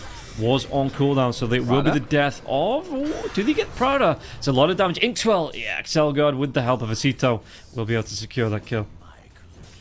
Okay. Looks like going to be pressuring a little bit here. Adrian will be found by Excel. I don't think they can actually push this tower. They do it so slowly. Okay. Oh, no, the roar. It stops the Timber Chain. There is going to be a Chakram over the top now as well, but they do take down the Lone Druid. It was a cheeky play, that roar, but it wasn't enough to save his life. Robo comes in with that Timber Chain. Might be able to get on top of the Tiny. The toss comes back. The Inkswell. It won't actually latch, but the Syrian Chains will, so should be able to get the kill into the Tiny. He will fall. Osito gets the credit for the kill. I'm surprised the Lone Druid was posturing to defend that tower, because they push so slowly on the side of South team. I think you're just fine. Like, you go jungle. You don't care that much about them poking at this tower. I think he kind of baited himself by posturing so aggressively. Unfortunate. Go on. But, you know, the Gyro is farming. He is pretty much uncontested right now. Going straight up for what seems to be that eggs. He does have the Crystallis queued up as well, so we'll see what exactly he's gonna build. Yeah, maybe he wants that damage a little bit before he goes into the Ags. Just being able to stack up, it helps him farm. It will help him farm the Ags. So yeah, like you say, that in terms of net worth, he's not doing too bad. He's going to be second. He's only going to be about 100 gold behind the Ember Spirit, and that should start to, again, when he moves himself through, only 2 points in the flat cannon actually, but if he is farming these jungles with the Rocket Barrage, he should be able to get himself some good net worth. Prada gets low. He gets taken down. Osito though, and Adrian gets a kill onto Masha, so this might be a turnaround on the fight. What can they do with this one? It's with the focus fire coming through. They get the Shackle onto the Grimstroke. Really good one. Do they have the damage to get the kill though? Excel God. He might. No! Robo's here with a power shot, and now Osito comes in. It's going to be a really good Whirling Death onto 3 heroes, and the damage, it will be enough to take down Adrian once again. Shido comes in onto this one, but he will lose his life. Split comes out here, the chase down with the Brulins. It looks like they might be able to get the kill onto Robozy now as well. Robozy's going to try and do his best with that wind run away, but the boulder toss, it will connect onto Robozy, and he should lose his life here. It's just going to be who takes him down. Will be Osito there with the Chakram damage. Okay, so that is huge, and this scary Ember is going Battle Fury, somehow looking so strong. I don't know. I have no words, but they are doing really well here, especially after how hard of a game South Team had game 1. Look at that.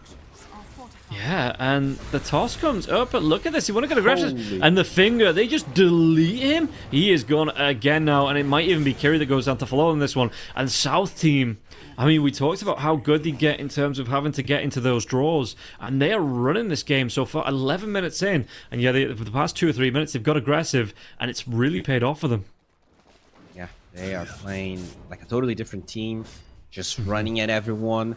Aldair is having is the highest net worth this game somehow. And yeah, Shido didn't even have his Crystallis try to TP for that fight. Dying there feels awful. Like, he could have being at least, the same net worth as the Ember, he's behind. Like, a Gyro being behind a carry Ember min at 12 feels almost impossible. And yeah, I know that it makes it feel, like I say, Shido, I thought he was going to catch up in net worth, but that one fight, it's thrown him down right down to 4th. I don't even think he needed to rotate in there, really. And he's not going to be... Is that the... I think it's the Crystals being completed, so he is going to have some more farm up. But, yeah, it's just really rough for Shido now. So, at this point, when he does want to be joining in with his teammates, he's going to be forced into the jungle to farm. Yeah. Oh, Masha here taking a lot of bird damage. Do they have enough, though? Because Prada, he's dropped the Seeds of Serenity. He's going to get some heal up. 3 heroes around them. The backstab coming through. Osito, he's going to go for the TP. Anything to interrupt? Well, is that anything to... Nope, not available. And, yeah, no Inkswell, nothing like that to cancel the TP. And Masha wasn't anywhere near close. So Prada at least will be able to get the TP out. Yeah, nicely done. Did lose his creeps, but at least doesn't die. He gives vision of all those heroes so that Shido can farm the jungle pretty safely. But now another smoke here, South team. They do have the Brew OT and they want to utilize that. Yeah, they might be able to find Kiri. Kiri's caught out in no man's land. Really good Earth Spike now. Timberchain comes in. It's a lot of damage. It's enough damage. And that is going to be Kiri disappearing from the map once again. Yeah. That Ember is somehow joining fight and still keeping up with farm as they do find Excel. It's a lot of damage. Yeah. Focus Fire comes out. They might be able to get the runaway here. Is that the piggy pole? It is going to be the piggy pole as well onto the Wind Ranger. It doesn't matter though, the damage it comes through. And that was just a great jump in. Aldir and Osito being able to close that gap instantly onto the Wind Ranger. The Wind Ranger disappears. Yeah, that feels really bad. You kill a support, but you die. Good advantage isn't that big, but it feels like a lot of the net worth is the Chen actually being ahead of the Grimstroke. Yeah. So it's a bit deceiving. Prada's net worth, they're not fighting as 5. So those are items that Mac doesn't necessarily change things that much. The only time I saw it being used was, he was by himself and got engaged. Yeah, and even though the net worth, like you said, the net worth gap isn't that big, you can see that South team are winning these fights. They're finding some good pickoffs, and if that continues on, the lead will grow. So 14 minutes, in the next 5 minutes, if it carries on the same pattern, there could be a 7-8k net worth lead here for the side of South team, and it might be... I'm not saying it's impossible for Akatsuki to catch up, but it does start to feel like a bit of an uphill battle. Yeah, definitely. This Battlefield now up here for Aldair. Very curious to see what else he's gonna buy. Is he going, straight up Desolator? Is this some Dota Turbo build, or is he gonna? I mean, he does have a Blightstone, so yeah. Wouldn't be surprised. Yeah, I wonder if he does build into that, and like you say, just gets that physical damage build coming out for the Ember Spirit. That isn't really a thing anymore, right? You don't usually see that as... Yeah, it's not common at all. Maybe it is becoming a thing, but it's mostly South American teams doing that. At least in Dream League, I haven't seen a single core Ember that is not mid. Yeah. Yeah, no, I suppose you have a lot of pure and magical damage with that Timbersaw, with the Lion, and the Grimstroke. So physical might just be where he just because of playing that position 1, it might just be where it lends the power to the Ember Spirit. So yeah, looking at Dota 2 Pro Tracker right now, the only carry Ember game there was low from China. Yeah. It was a loss, but he rushed a Battle Fury. So we might be witnessing history right now. Christ, Adrian, he just cannot catch a break, and he keeps getting caught out here on this Sloan Druid. And item-wise, he's still trying to go to the Radiance. They get the kill. Robozy gets the kill into Az and T. So it's gonna be nice for them. But yeah, Adrian in the off lane, he is having a rough time. In fact, he might be closer to this Chen than he is to the Brewmaster in terms of net worth. Yep, that is true. And the Chen, he's getting a lot of farm. Might surpass him. Not too... Okay, they will teleport to the other side. So apparently South team expected Roche to be something they were doing, but without focus fire, you can't really Roche right now. Yeah, and it just becomes again, a little bit of a self-fulfilling prophecy that they keep losing these fights on the side of Akatsuki, so they can't get this next step up, so they can't get the Roshan, so they can't get objectives, and I don't think South Team, I mean, why would they even give them time to try and catch up? They're going to be able to get another jump. Shido, Hand of God deal will get used, but Shido still falls anyway. Good amplified damage rune coming out from the Timbersaw though to easily clean up that gyrocopter. Yeah, that was a really weird play. The Tiny actually broke the smoke from South Team, and Shido, instead of walking to base, he tried to go through that part and got caught. Yeah, not his best performance. I think he had a really good game one, but no, this gyrocopter game definitely a bit hard for him as the Lion finds Adrian. But, yo, Searing Chains comes through here as well. Lion, they might be able to get on top of him. Again, Adrian. Osito comes in. He has that last remaining a few seconds of the amplified damage rune and just deletes Adrian. I expected this Timbersaw to be doing really well against the Lone Druid, but he is just delivering on a different level. Especially with that Eternal Shroud. It feels like almost impossible for him to die, right? A lot of the magical damage is that Avatar's and the gyrocopter. You get the charges of the Eternal Shroud so fast that he's going to be taking those fights with 70% magic resistance.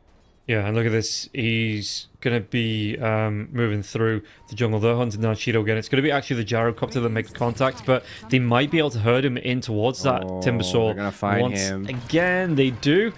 Homing missile comes through here, but 4 heroes collapse. Shido, he's going to be the one collapsing now as well. The damage, it's just way too much. Osito, he is cleaning up, man. He's having a really good game. After a not great start in game number 1, it feels like South Team, they've hit the timers, they've hit the stride, and they are finding kills left, right, and center.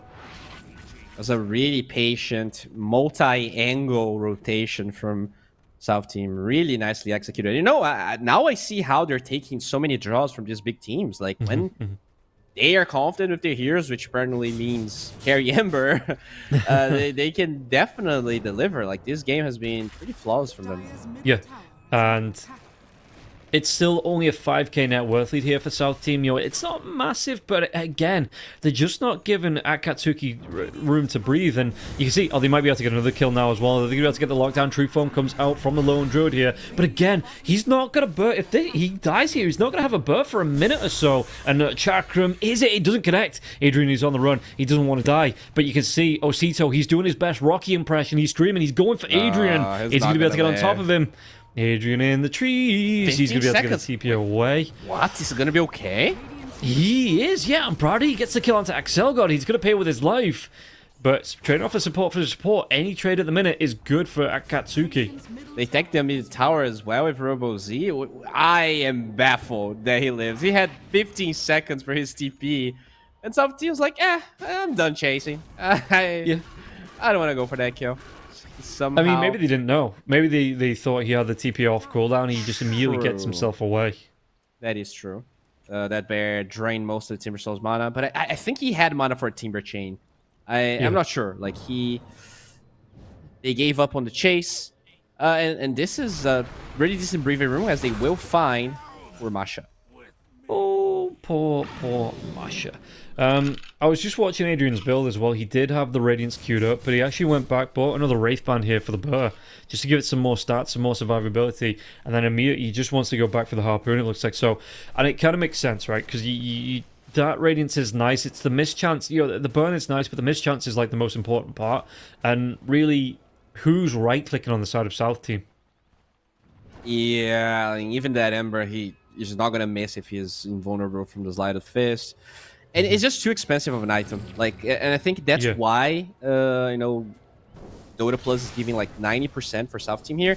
Lone Druid is not a hero that plays well from behind. This hero wants to win the early game, get as much advantage as possible, and then he like slowly falls off. But hopefully, you enable your cores enough to kind of take the game for you. If you're playing from behind like this, Lone Druid is probably one of the hardest cores to play. It's just, it doesn't feel great. So you need to get those small value items to kind of try. Oh no, he's gonna be found. He's gonna be killed as Osito. What's he on, like 15 kills now? 11-0-7 here for the Timbersaw. He is running absolutely wild here, and yeah, I don't know, how do you even shut this hero down? I mean, you need like MKB on this Wind Ranger. You need like, yeah, you need MKB on this Wind Ranger. I think that's the only way. You need infinite procs coming from that focus fire. Right now, I mean, there is at least a BKB, so Rosie can stand his ground. Ooh, there's a fight going on here. Prada, is he in trouble? Does he have backup now? There is going to be the focus fire coming through. They might have just baited it in. And the shackles, is he going to be... No, he gets a split off. He's going to be able to do some more damage onto this one. And Prada, he's going to be pushed back here by those Brulins. And it looks like even trying to use this Hand of God, excuse me, using the mech, is it going to be able to keep him alive? Uses the Hand of God here as well. Both healing items, and it might not even be enough to keep him going. The Wind Ranger's going to rotate back in. Shackle comes through. They might be able to finish his job. He does. Oh, that was a... I can't call it a bait. I absolutely can't call it calculated there from the... from Prada. He was just alive long enough, wasn't he? The split resets, but it might now cost Kiri his life. Kiri, he's going to be taking down Osito. He gets himself another one on the board. That was really nice from Kiri. Like, he trusted the Chen that he was going to survive, so... Not only he lives, but they get the kill on the Brew later. And sure, you trade your life, but it's a core for support in a game, in a game that you are struggling. Yeah, we're all these. If you're trading even on the side of Akatsuki, you're effectively trading ahead, just because of the advantage you have on the side of South team. So they'll be absolutely fine with that. Looks like the Echo Saber is being built here for Adrian, but he's still pretty far behind there. Rogozy going for the Manta, and yeah, I mean, Ags is completed on this Gyro, but I think Shido needs like 20 minutes. He's so, like, how a carry Ember is ahead of a Gyro 24 minutes in, like, something has to be really wrong for that to happen. Yeah, and not just that, like, he's sitting like slap dash in the middle of the table here, this Gyrocopter, when you do usually expect him to be up in like first terms of net worth. And they're even going to be able to get a free Roshan here, South team. I don't think that Akatsuki even know this is going on, so it looks like they're going to be able to pick up the stages. Interested to see who they give it to. It is going to be Alda, and yeah, it's again, they don't have the fastest team to take objectives in the world, but I suppose if you get the split off on the Brewmaster, in fact, if the Brewmaster gets off his Ags as well, he's going to be able to... Okay, he's actually going to go back for having... Aldair gets found. Where's the Shackle? Do they have the damage? They don't. They don't. And I think even if they did have the damage there, he just gets himself away when he respawns on the Aegis. Yeah, but I mean, that would be huge. He didn't even throw the Shackle. I guess... Yeah. Huh. Maybe he didn't expect the Ember to be there. But a bit unfortunate. I think taking the Aegis there instantly would have been a big boost, at least of confidence for the Akatsuki boys. And what do you... How do you want them to play? Because they are looking for these pickoffs, but it feels like when they go for these pickoffs, they just lose something else in trade. So how do they protect their own map and heroes while going for these pickoffs on the side of Akatsuki? Well, I think for them, like, you're trying to enable this the Spirit Bear and the Gyro, right? So you have to play... You have to be looking for pickoffs in a way where your heroes are going to be behind them. So right now, this Wind Ranger is the most aggressively positioned hero, and everyone behind her is in a way protected, because you kind of have to go through the Wind Ranger to get there. So just get some wards for some weird angles, and you try to play... that way. You just choose a side of the map and let the Lone Druid and the Gyrocopter farm, at least throughout this Aegis duration. The thing is, you're going high ground right now. Yeah, they are pushing up into it. And I wonder if the Timbersaw... Oh, you can see that Kiri's just going to try and cut this wave as much as possible. But yeah, I wonder if the Timbersaw gets that shot out at any point. You'll make it a little bit easier to get the buildings with those flamethrowers going. Fortification has been used here on the side of Akatsuki, and South team, they are not done just yet. Yeah, they're trading at least. They got a tier 2 tower, but can they trade fast enough? That's the question. There's still 2 glyphs on the side of South team. Ember is a bit low, so he is not hitting the buildings right now. This could end up being decent for Akatsuki. Yeah, I mean, there's going to be jump in. He gets the avalanche onto 3 now. And this could be a big intro. The Finger of Death comes out and Kiri is going to die. There's going to be the dive around. Altair is not going to go down. That Aegis hasn't been popped. But can the winner ninja all on her bottom own? still. Shackle to the creep now as well. Yeah, you can see the buyback comes out and Kiri, he wants to defend. And the TPs are going to start to come through. But do they have enough time here to get the set of racks? Fortification will be used. Excelgo comes. He's going to try and get the soulbind off. It's going to be a lot of damage coming through. Acito in the front lines now as well. Do they get the kill onto Adrian before he takes down this breaking onto the base? For the barracks. The racks goes down. He's committing his life for this one. He's going to be able to get this melee racks, and he just says, yeah, cool. You get the kill. I get the racks. Let's call it even. That's huge. They get the barracks. Sure, you lose the lone druid. You force so many TPs back up. There's no buyback on the lone druid, but he does have another summon. So they should be able to defend the high ground. They actually didn't even use the second glyph for Akatsuki. This is scary. You know, the gold advantage still on the side of South Team, but it shows you need some balls to go for a play like that. And you can see that they're going to push up again. There's no lone druid for 14 seconds. What's the respawn on the boat? He is going to have a fresh bow when he comes back alive. And it might be good enough. I mean, you have the Chen coming back, okay. I thought the Chen was going to try and sneak that range racks on the bottom lane, but it looks like he's going to come back to base. Still a 92% here for South Team, so Dota Plus definitely favoring this new technology of the Ember. Yeah. You can kind of see why. Again, the 12 kills ahead, 8k net worth ahead. They've got themselves an Aegis here as well. So, if anyone, obviously it's kind of easy to see that South Team fairly in control of this match. Yeah, they are for sure doing really well. Still 50 seconds on the Aegis. Second glyph not used, so I don't think they're going to be able to get barracks unless something very surprising happens here. Oh, yeah, well, I mean, the tossback, that could start off. Avalanche, do they have the lockdown? There's good Jackal as well. The tree plant coming out, it's going to do work, man. Was that? I think that was one of the branches from the Lone Druid. Wow, that was holy. That was beautiful. God damn. Yeah, just good enough to get that shackle. Like I'm looking around, I can't see anyone else that would have dropped it. I'm pretty sure it was Adrian. That was impeccable. That's the only way you killed the Brewmaster. And even with that shackle, he was like half a second from getting his OT off.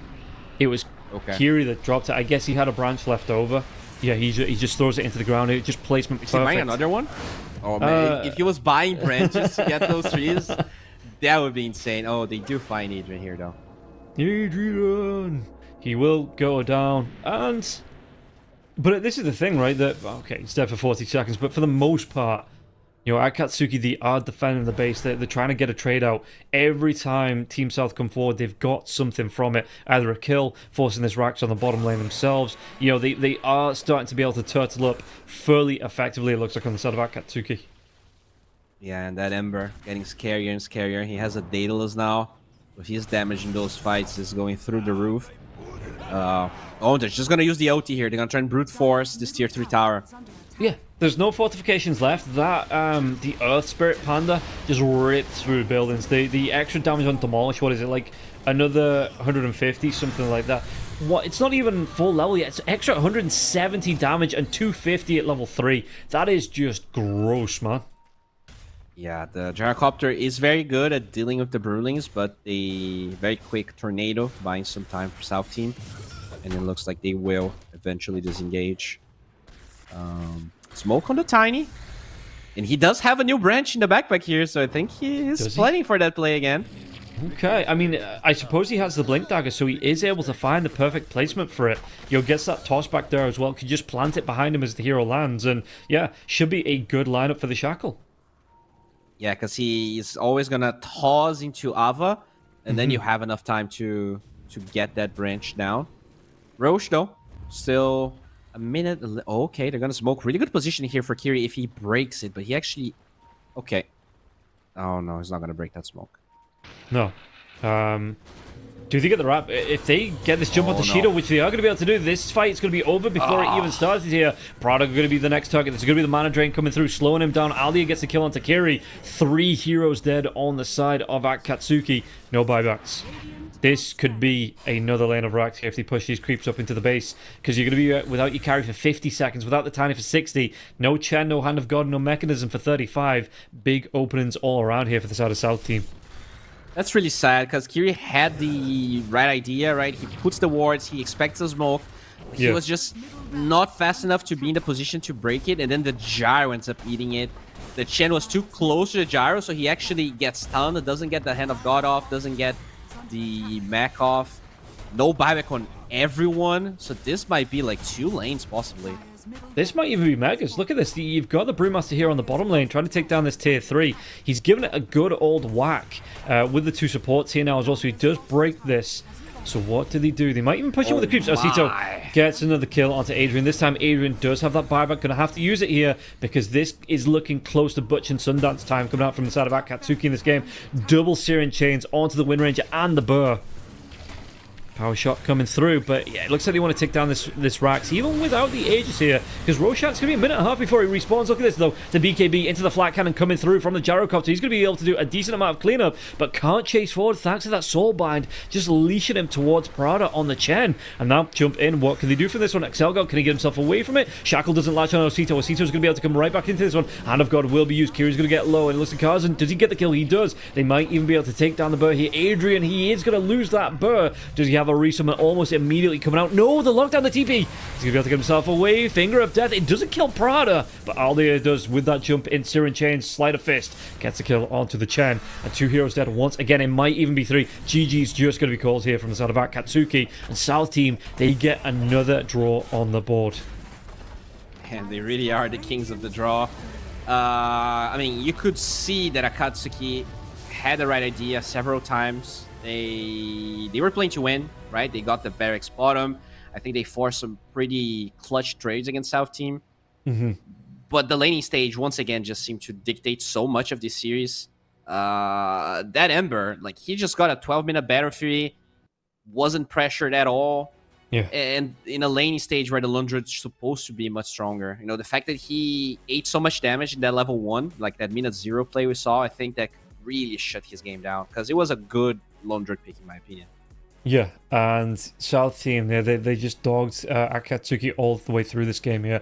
Akatsuki didn't have it in them to get themselves back into the game, and once that the Brewmaster got going, you know, once the Osito got on the board, 16-0-13 on the Timbersaw, you know, they didn't even get close to getting the kill off, it didn't look like. Yeah. So that is going to be it for the first series. We're going to take a quick 10-minute break. We're back with the second series. Find out what happens right after this. 1xBet and Eva Alfie present betting on all esports events on the website and in the 1xBet app. 1xBet. Play with Eva.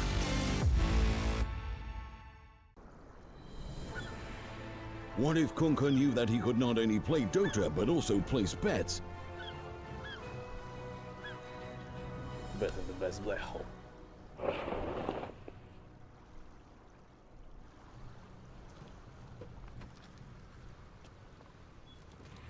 1xBet, bookmaker company.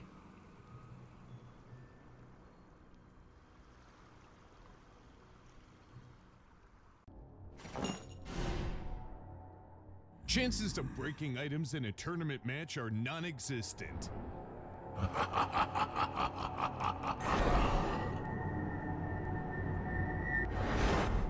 Chances of winning at 1xBet are always real.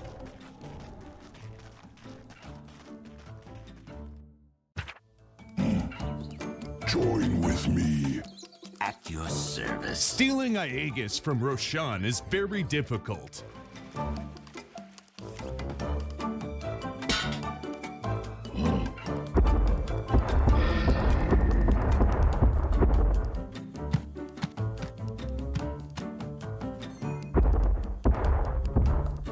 Winning at 1xBet is super easy.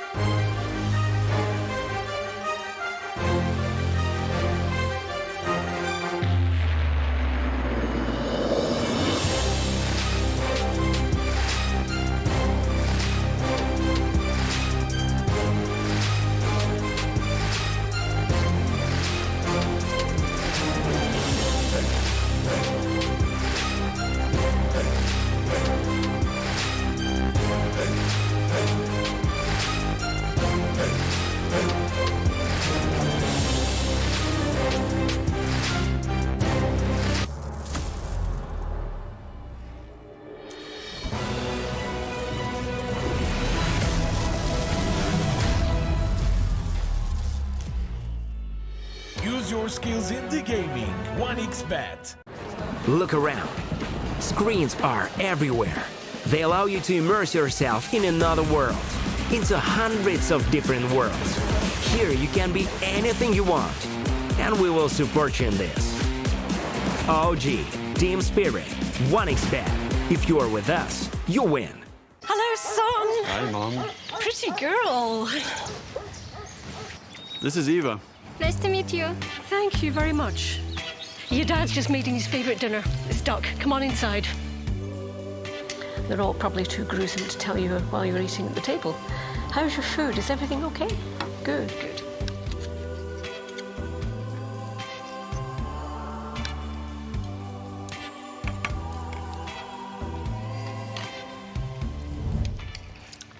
You seem to know each other.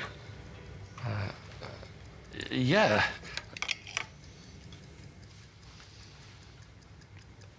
This is the new ambassador for 1xBet. Oh, I see.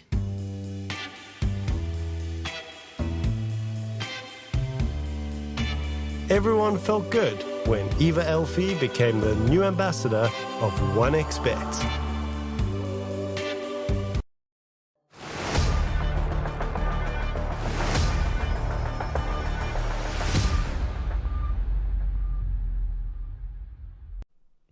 Welcome back, everybody. We're going to get started here with the second series of the day. It is going to be, I'm sure, another absolute banger. It's going to be Demonios versus Midas Club. Midas Club recently changing the name, so if you're a little bit confused, they were the White Dragons. They are now Midas Club. Coming into this second one, we take a look at the table. Midas sitting in second. That's maybe changed up a little bit, thanks to South Team taking that draw. So they will be 2 points ahead of Midas Club. Midas Club, though, with the opportunity to drag it back here. And Demonios looking a little bit out of shape at the bottom of the table here. So Midas Club might be able to snatch a 2-0 here. Maybe even throw themselves to Acatsuki at the top of the table in terms of points.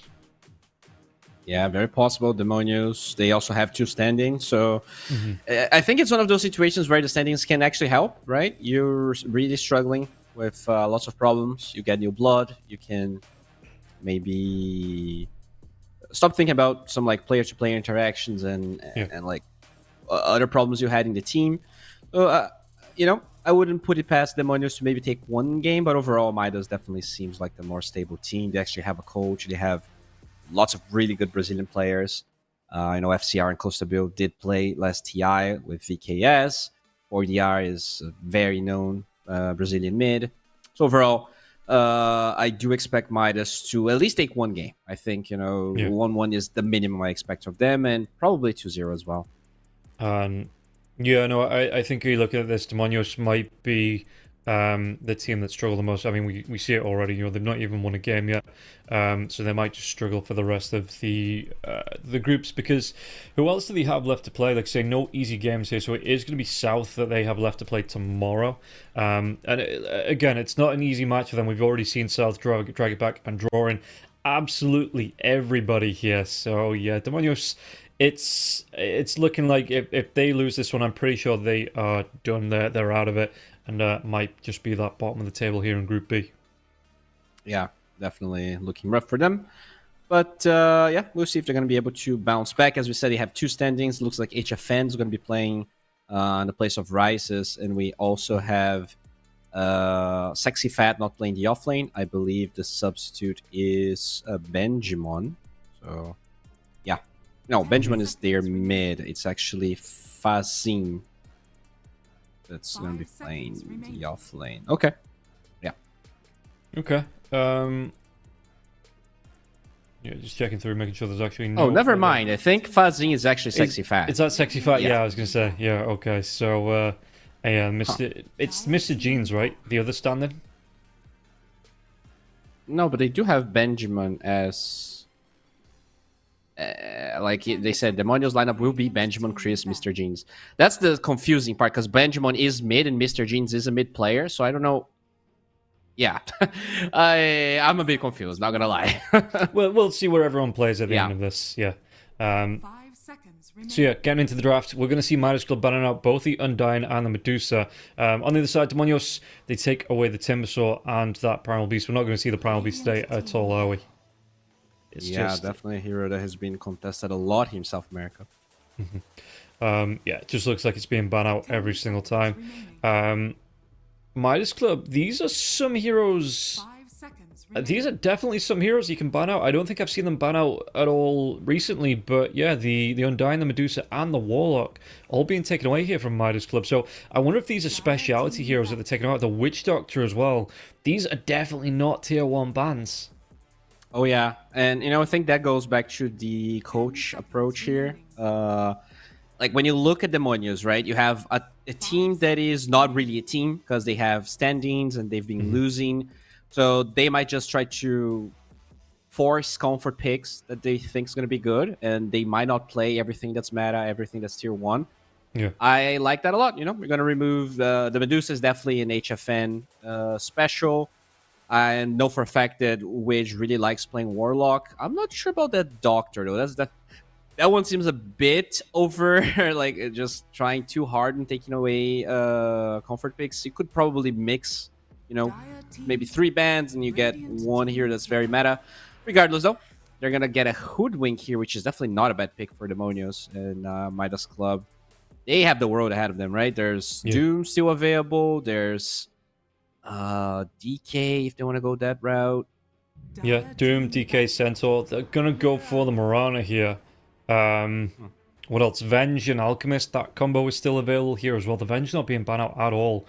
I wonder if Demonios go back for this here, or go for that ban in this next phase. So they ban out the DK.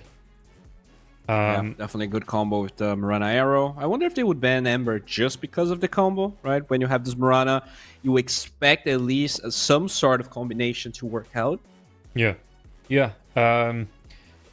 Again, I wouldn't mind seeing if you pick up the Venge and the Alt Gear as well, you have that Mirana 4, it can combo into the Magic Missile, into that Unstable Concoction, Arrow, and I don't think anyone that gets hit with that, you could be the tankiest hero in the world, you could be 6-heart Centaur. I think if that hits you, you're just going straight into the ground. True. I definitely like that combination. I know for a fact Costa Build does play the Alk, so that wouldn't be far-fetched whatsoever, as they will remove the Centaur here. And Midas Club, are we going to see another wonky ban, or do they have something a bit more? I guess Mars, right? Hoodwink. It's pretty strong lane. They did ban the Centaur, which kind of, could open up the Mars pick for them. Yeah. Yeah, so I wonder if they do. I mean, it's their last ban right here. Right, so they were going to be able to just get one more hero out. And looking ahead, I mean, this is kind of the thing, right? We're looking at the bans, but Demonios, if they don't have much game tape, so they're going to ban out the Gyrocopter. Go in for the hero. Enigma. Okay. Yeah, kind of a flex here. Could be their support, could be the sexy fat hero. We did see Core Enigma not winning the first game of today's first series, but it still looked, pretty decent at times, and I love that they snatched the Ember here. I think that's very good. It's not a bad hero at all. So what else are you gonna pair this Ember with? Batrad is still available. They've played a couple of Techies games as well. Oh, they get Avenge. Well, I like this. Yeah. Very good. You have that swap against the Black Hole. Overall, really strong hero. Have that minus armor to combo with the Hoodwink and the Ember. Pretty solid. I wonder if it forces Midas Club here to block pick the Alchemist as well, because I think that's a combination you just cannot give away. Alk is really good against Enigma as well. We're not sure if it's core. I think if it's core, you definitely have to pick this Alk. Yeah. Just because I think the acid spray is really strong against Daedalus because they have decent magic resistance but no armor. Yeah. And the unstable concoction at range as well before you get that BKB cancelling off black holes. They have a lot of answers to it, actually. The Bushwhack, the swap, Magic Missile, as well as, whatever else they want to pick up here, Demonios. So we've seen Midas Club, they go for the Monkey King early on, maybe predicting this Alchemist pickup and wanting to run that Monkey King in the lane against him as an offlaner. I'm not sure it would be offlane. I think this is actually Core Enigma now, because they picked this Tiny. I feel like the Monkey King is just a good matchup against Alk, though, because you have the armor in the circle. So maybe they're like, okay, pick your Alk, your HFN. You want to play this this weird style, and we don't necessarily care. I don't know. Could be true. Let's see what they're gonna go for. I like the Alk. I think even if you see those heroes, you might still want to play it regardless. Yeah, I'm just thinking that they might have picked up the tiny here just in case the... Oh no, because they've got the Ember Spirit, so the perk won't be coming out. That's on me. So, yeah, okay, maybe they run this for Monkey King. Who was it this morning? It was Zinq in Dream League running the Monkey King, and all he was doing was, for like the first 10 minutes, was sitting in the enemy base, sniping Spirits Couriers, just constantly forcing TPs and rotations back because they couldn't get any items out because their couriers were constantly being killed off by this Monkey King. Yeah, I heard. I was reading Twitter, but I was not watching the game. But I definitely saw some memes and clips of that. 5 seconds remaining. So they do go for this mag, right? So you're gonna be able to enable December quite a bit. Could also enable whatever carry HFN wants to play. I'm fine with banning the Alk or if you're Midas Club. Yeah. The Monios you probably have to ban a mid hero unless they play mid tiny, which is definitely something for the R can do. Yeah. Wouldn't be the worst hero in the world to pick, but Demonios, what are they actually going to be looking to ban out, do you think? Radiant team ban. Probably, they banned the LD? Okay, so maybe expecting that Enigma support, tiny mid, and yeah, Sexy Fat, he definitely has some weird offlane heroes that he's very good at. Yeah. The Lone Druid, we just saw it in the last series, so maybe he has fresh memory from that. But I like that ban. I think that's definitely a hero you don't want to give to Sexy Fat as a less pick. They banned the Wind Ranger here, so expecting offlane. They're expecting offlane picks, right? Do they think this is Scary Ember again? Maybe, or... 10 seconds. I mean, you could run both the Wind Ranger and the Viper mid, right? And you can run that Magnus offlane. Ember carry, yeah. Interesting, okay. What else is Sexy Fat? I mean, he plays Venomancer. I remember him playing a little bit of that. Do you want to ban Mars here? I'm surprised Mars has got all the way through this, especially with the Enigma being in as well. But yeah, really good against Monkey King as well. I mean, yeah, maybe they pick it because you break trees. You break so many trees with that, and you also in the lane can push Monkey King away from you with 2 different skills. Yeah, true.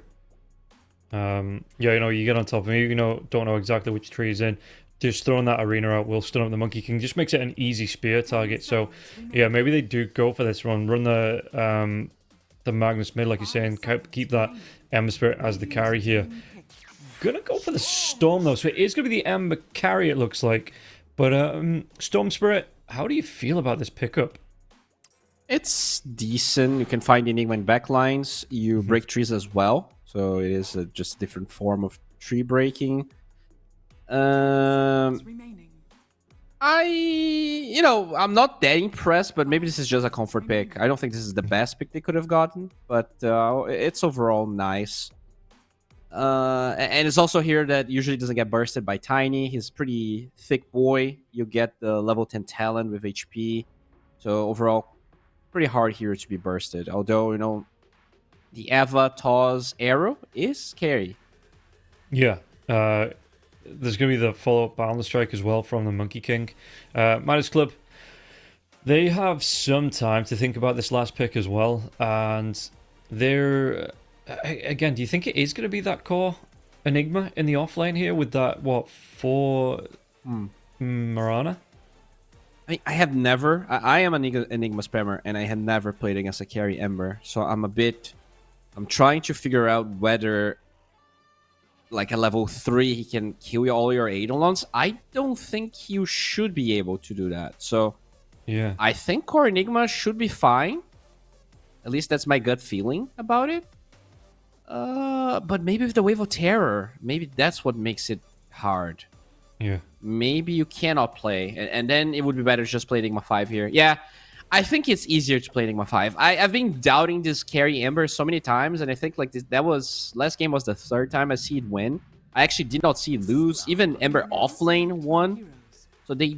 Okay, it's going to be that... I am very confused. Okay, let's just wait, because I have no idea which hero is playing which on Midas.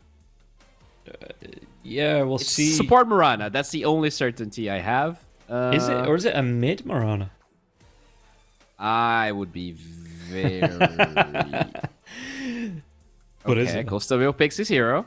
Yeah, okay. So we're expecting that. Position 1 Slark.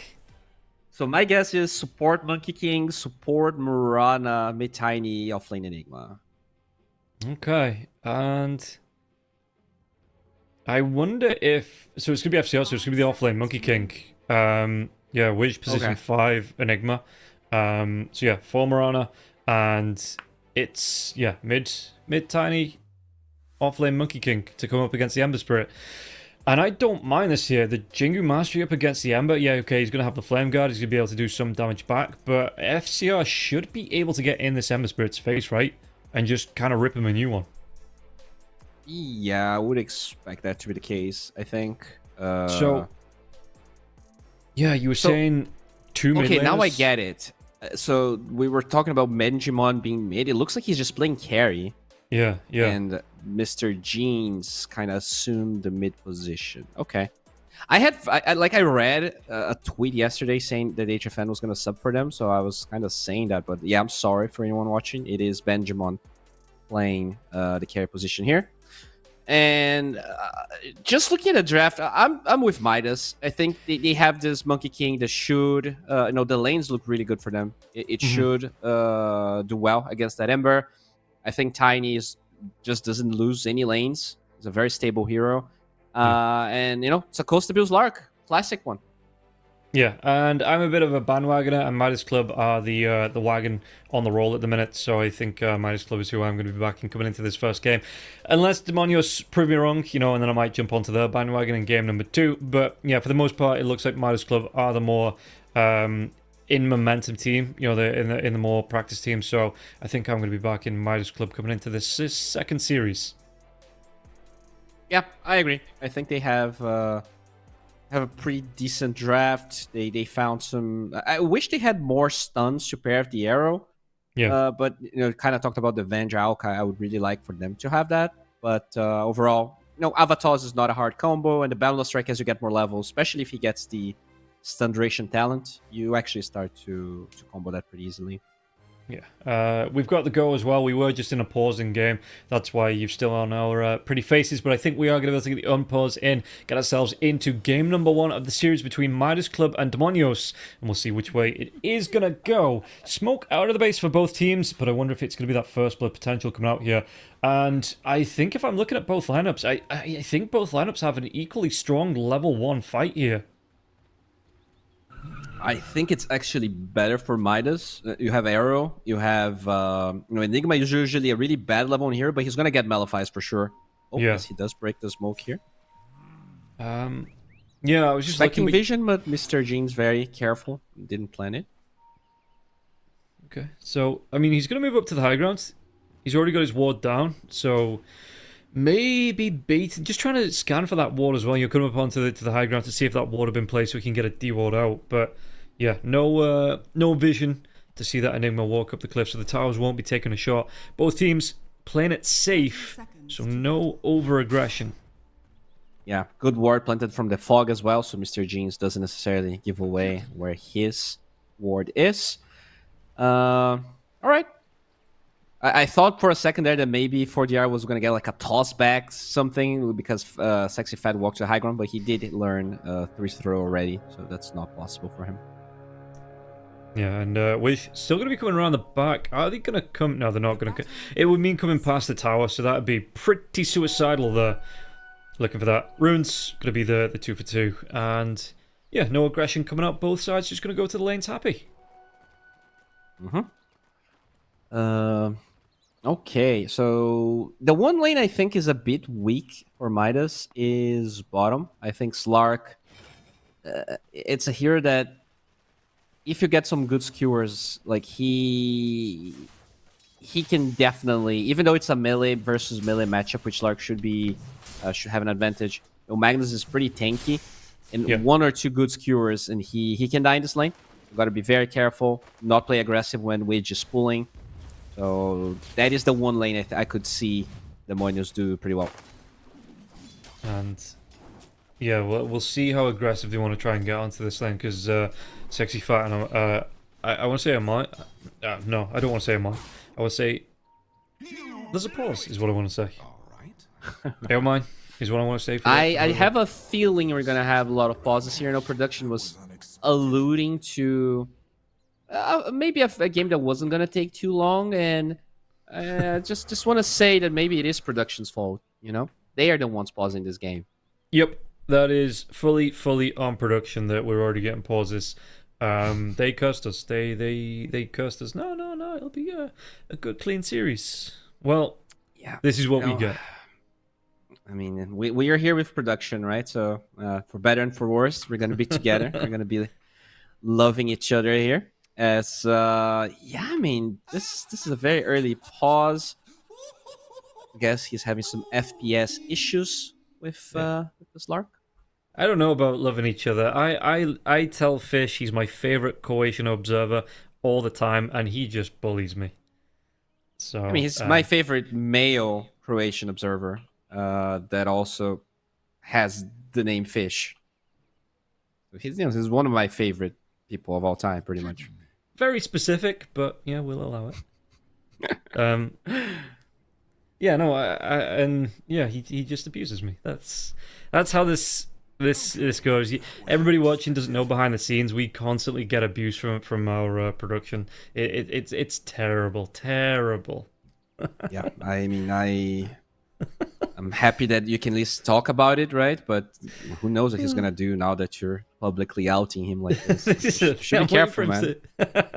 I'm waiting for him to take over the broadcast. You know, like start putting his own mic into it as well. No, Fish is great. Fish is amazing production.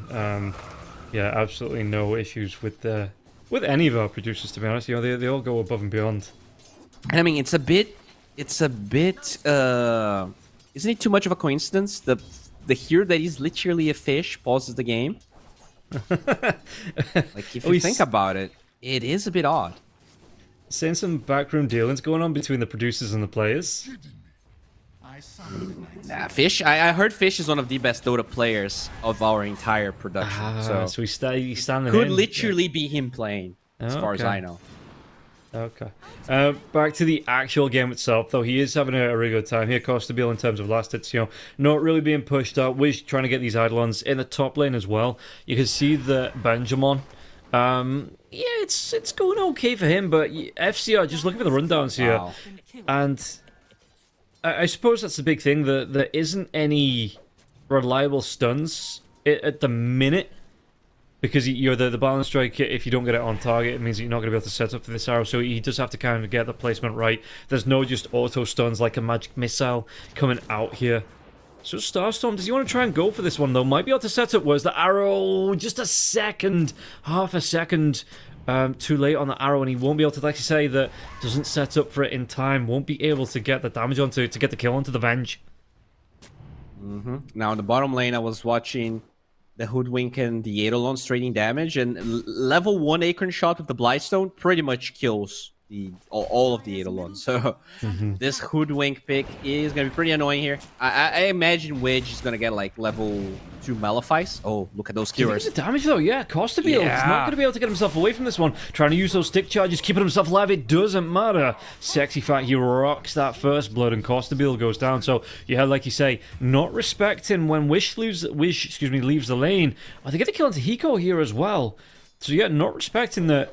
When the supports, or I suppose the support not respecting himself leaving the lane. In fact, back on the bottom lane here, Wish could be in trouble. Do they get the damage out? There's going to be the pounce coming through. He has to use that Fairy Fire, but now the chase down Slark, he's not going to be able to get the kill surely onto the Hoodwink. Yeah, just couldn't get the damage after the pounce. Lockdown wasn't enough, and the Hoodwink will be able to get himself back away. Yeah, I mean, this Enigma pick into the Hoodwink, definitely looking like a bit of a problem, right? The Enigma can't really trade because his Eidolons are food and you don't want to be feeding them. And at the same time, if he goes for pulls or if he goes for other plays outside, Magnus is very good at just dragging the fish and preventing him from or either CSing or just taking lots of damage. Yeah, and you can see that, I guess, Arrow again, it is going to miss just a slight second off after these balance strikes. And yeah, being able to move, I guess you are still able to move while the balance strike's in the air. And Hiko, he's just not been able to land these arrows because those would have been a good couple of kills here. Meanwhile, in the river, tree comes out, doesn't really matter. And it looks like, does Jeans want to dive onto this one? Only level 4. It's going to be the double avalanche though. So surely, it might be the deny on the rune. No, in fact, it's going to be the rotation from Hiko. So you will protect it for 4DR here. And 4DR, you will get the water in. Really nicely done that they protect that rune. And looking at CS here, looks like Mr. Jeans is doing really, really well. In terms of HP, though, he's very low. That toss, maybe another 3 toss, not enough. Is it? No, it's not. Is he going to be able to get in range? Avalanche, anything like this from 40? I don't think he has the mana for it anyway. So Mr. Jeans going to be able to back himself. Wait, do we know who Mr. Jeans is? Storm? No, I mean, like...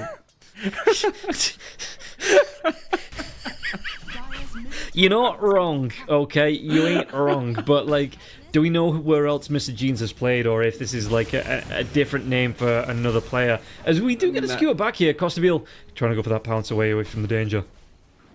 No, he is one of the famous stand-ins here of South America. This guy, like, he played for teams in the past, but recently he never. I mean, it's been a while since he was an actual part of a team. He's often just standing in for, his high MMR streamer, let's say. Okay. I guess high MMR streamer might be. I'm sorry, right? I didn't mean that he is, kind of a gork. Like, he's definitely playing lots of tournaments, but he's also not in one of the big teams in SA right now. Okay, jump comes in there. It's going to be that wave of terror coming across. And on the bottom lane, Sexy Fat, can they get the kill into Kotzebue now as well? Chase down. Whereas that Magic Missile is going to try and go for the pounce away, but it only gets him as far as the Hoodwink. And the damage coming through now. One more Shockwave, one more Magic Missile. It should be enough. Wave of terror. Shockwave comes through the drag back. And he will be able to get that last right click, taking down Kotzebue in the mid lane. This time, arrow still won't land. I think, what was that? 0 for 4 in terms of arrows fired and hit. So yeah, this Morana. For Hiko.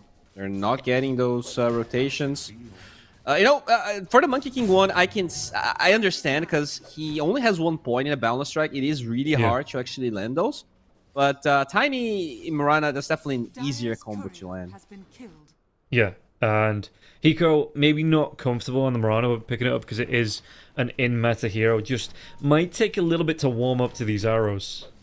Yeah, it could be a ping issue as well, because I believe most of the games are in Argentina, right? And these players are Brazilian, so you do get a little bit of a ping. It shouldn't be awful, but yeah, Chris should die here.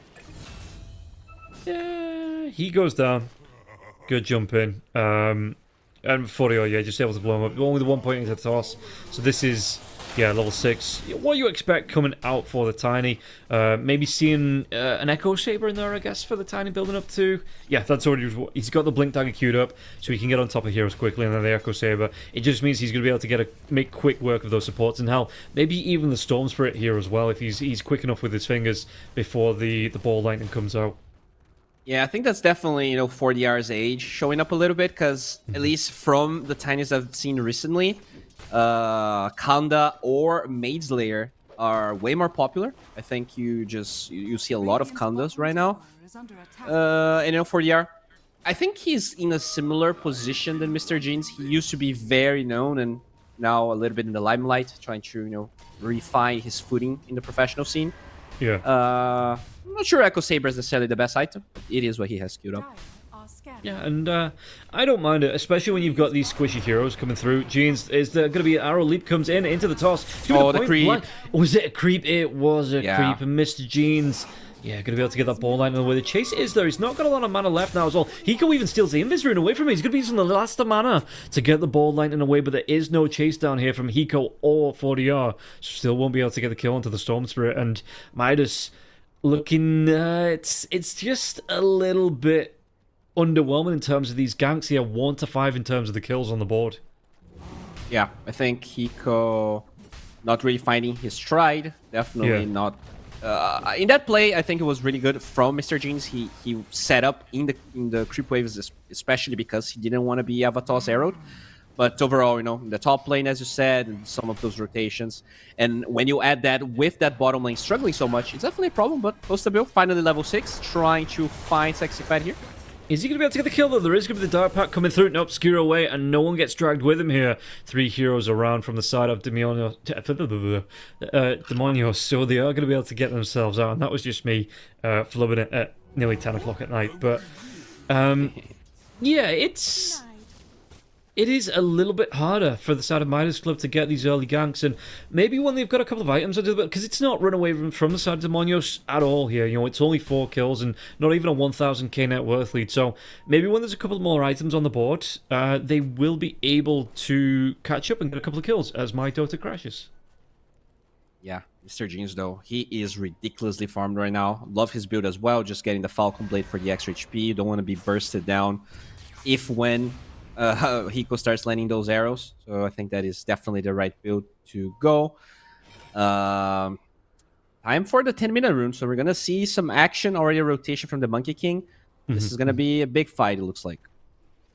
Yeah, and you can see that, like you say, there's going to be a really nice avalanche in. Toss comes out, was that follow-up damage to Balance Strike now into the Start Storm, and that will be another kill on the board, and it does go the way of FCR now, but do they lose? No, the Black Hole! Oh, it just doesn't catch the Hoodwink, but they're going to be able to get the damage. They get the kill onto Mr. Jeans, and now they might even be able to go onto the Hoodwink. The Hoodwink, he had no way to cancel that now. The damage comes through. They do finish off Widge in the end, but not before he gets off a full duration Black Hole and sets up for a good couple of kills there for Costabile.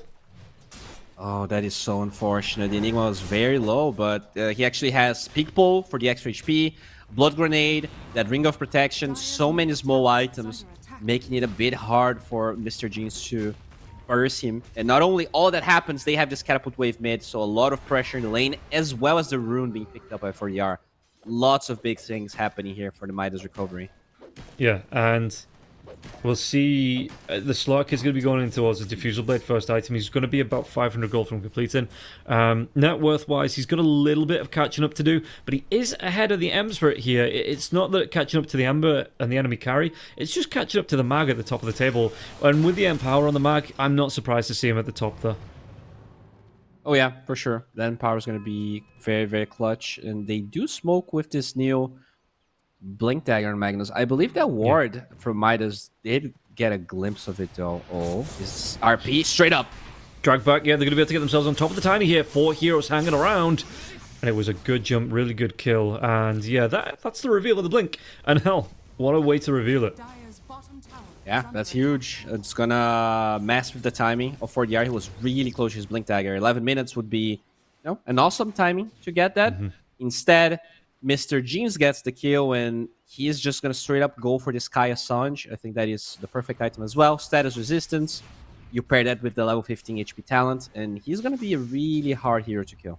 Yeah, and how's he looking here, Jeans? I don't mind this one. I know I've talked in the past about the Storm Spirits going for not the Orc. Oh, they're going to be able to get the jump. Do they get the kill here onto Chris? Chris trying to get himself away. Oh, he does. He was one right click inside of that Wukong's command away from going down and just not able to come out from those illusions. Or clones. And that's the Diffusal Blade debut for Midas, so unfortunate that they don't get a kill with it. It's just going to go back to the lane while we see Benjamin just farming his Battle Fury. And that Battle Fury into the Empower, that's going to be really nice when these 5v5 fights start coming out. Those Eidolons are not going to stand a chance. Oh, no. They're going to die with 2 hits of the Sleight of Fist. It's going to feel really good for him. And somehow, even though this Monkey King is farming because the matchup is advantageous, I think this Ember should have been punished way more. I expected at least a kill in the lane. I know that FCR is having a good game, but overall, it feels like Midas is allowing a lineup that, in my opinion, has way better scaling to just farm.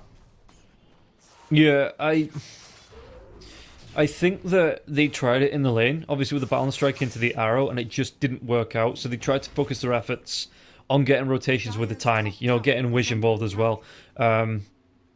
So, yeah, like you say, that this Ember, he's just been given all the space in the world, and even though he's not the top of the net worth, he doesn't really need to be, like you say, to have those impacts in the fight once the Empower starts to come out. It's going to be big cleanups for him. Now they finally have this blink on the Tiny, but they're not necessarily smoking. The Moonlight Shadow gets used in front of Aomini, so they know for a fact that the Moonlight Shadow is going off. I guess Widge will use that to try and steal the Wisdom Rune, which is not a bad play. Yeah, and Costabile's backing him up because he think he might be able to get an easy kill. You'll get an easy stack in the permanent Agi.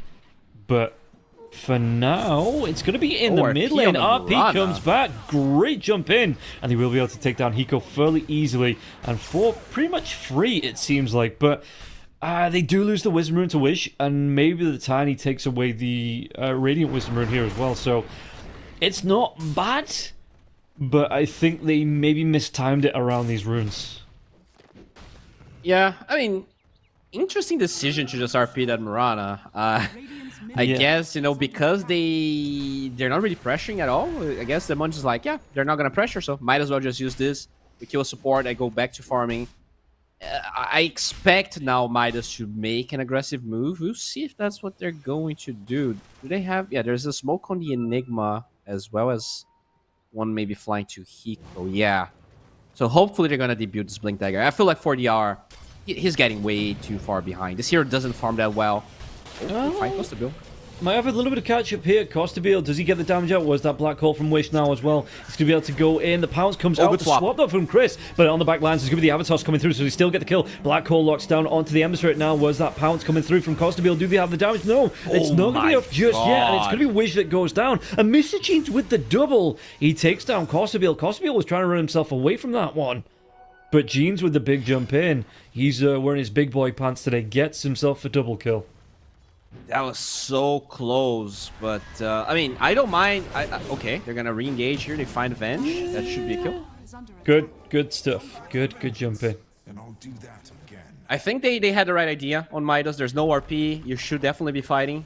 Just a bit unfortunate they don't kill the Ember as well. And Costabile dying, you know, he's 2 and 3. Supposed to have, I think, a slightly better time this game, but. He is getting close to his Mage Slayer, and then I think it's going to be easier for him to not die.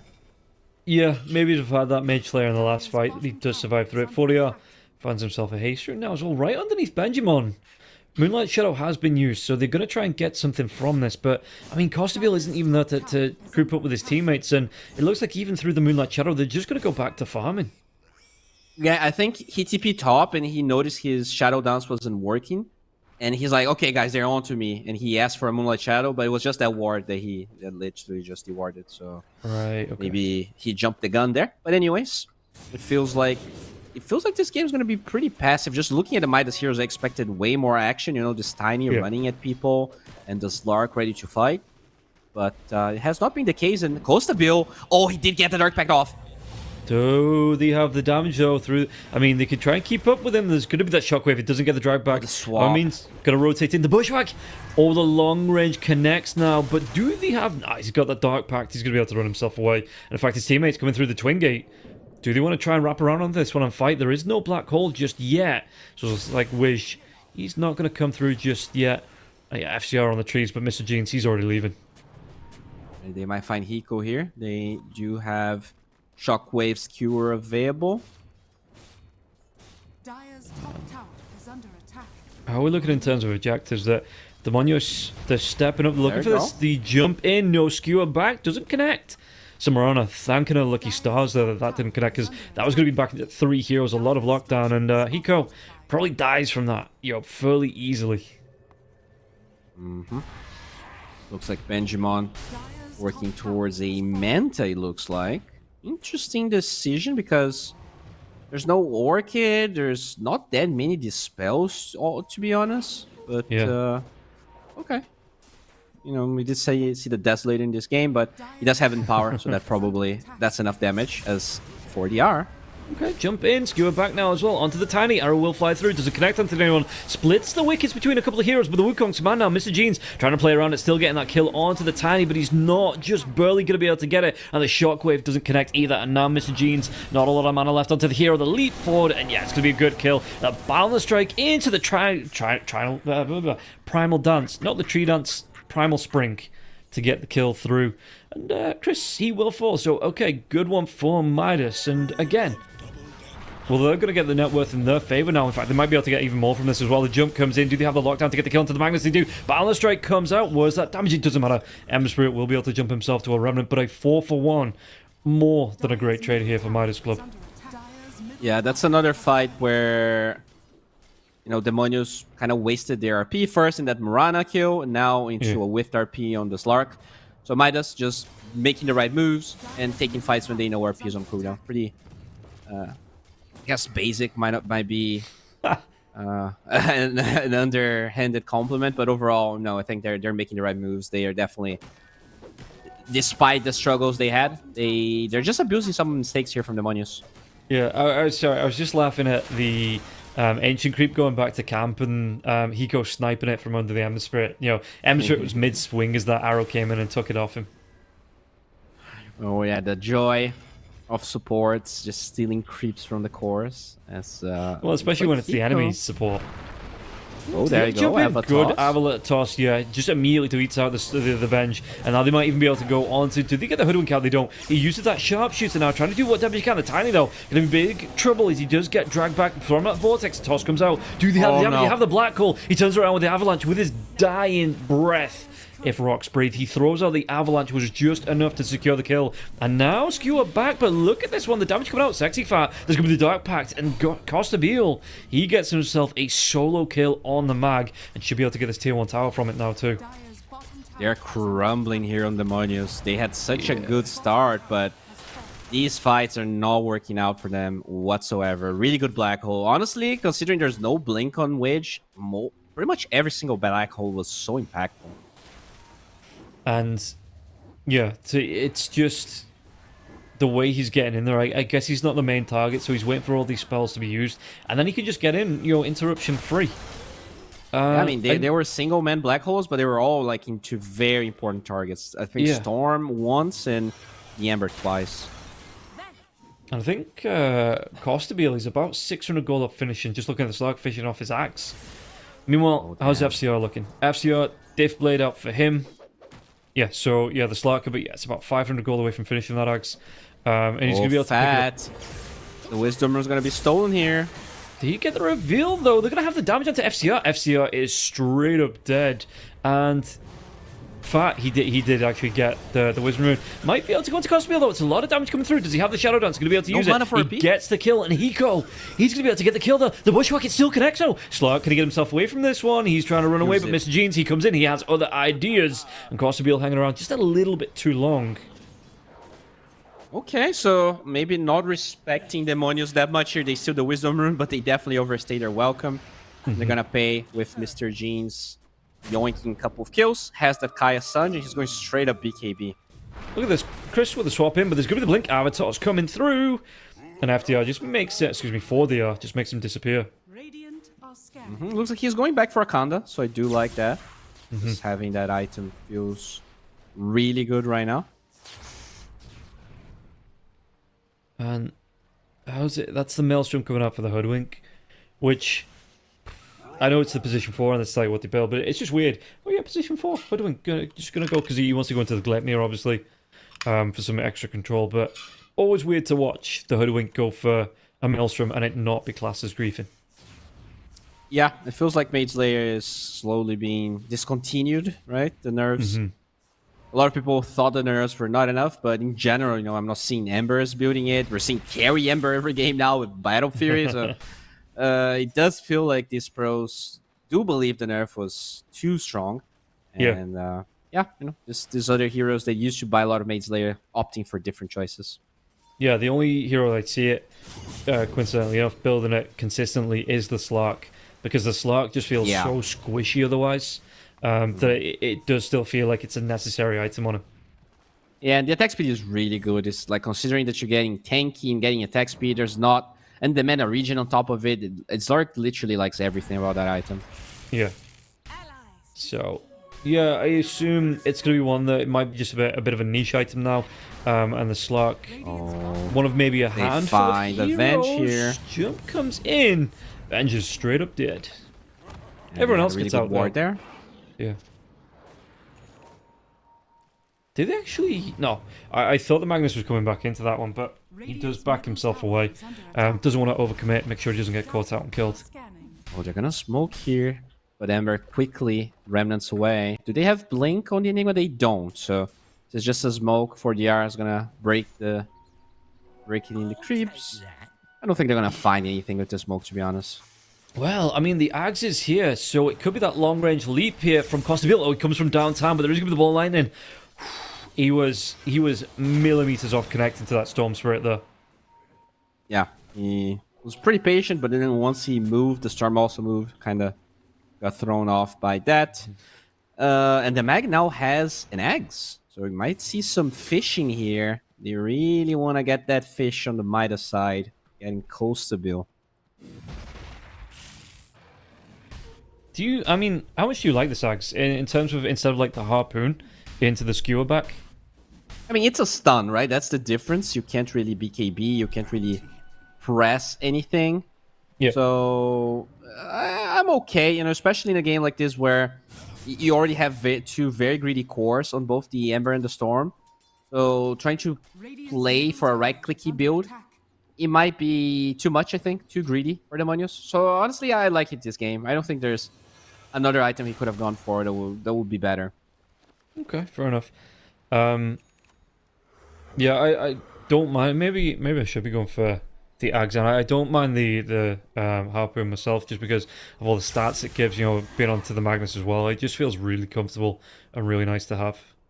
Yeah, I think the stun part is really good. The damage part is really good. People forget it's almost 300 damage for each one. Yeah. And it's also cheaper than Harpoon, right? So there's a fair amount of things going his way. Obviously, the build-up's a bit weird because you don't really get the early benefits like you get with Echo Saber. But in this game specifically, I'm fine with it. Oh no, they're going to this ward. They die because of it, and they might die again. Yeah, there's going to be that really good Wukong's command coming out to take down the Hoodwink. Is he going to die? Black Hole in the back lines with the Eidolons doing damage. The Venge is going to fall. Hoodwink, I mean, he's duking himself around. Oh, he finds the perfect spot, even with the chase down from the Monkey King. Just going to get on top of him, pounce. It's going to over-pounce here onto Fatzin. And now the blink away. Do they have the damage? Oh, Skewer doesn't drag anyone back who's TPing in. It's going to be the Emissary. Gives himself that Sleight of Fist here and chains combo onto the Monkey King, as well as the Slark. But no real follow-up from that. So This fight's really hard if you're Magnus, because it's nighttime, so Costabil has such a vision advantage that honestly, they have to chill or force a mistake if you want to get those some RPs. You're not going to be able to initiate. Oh, Benjamin.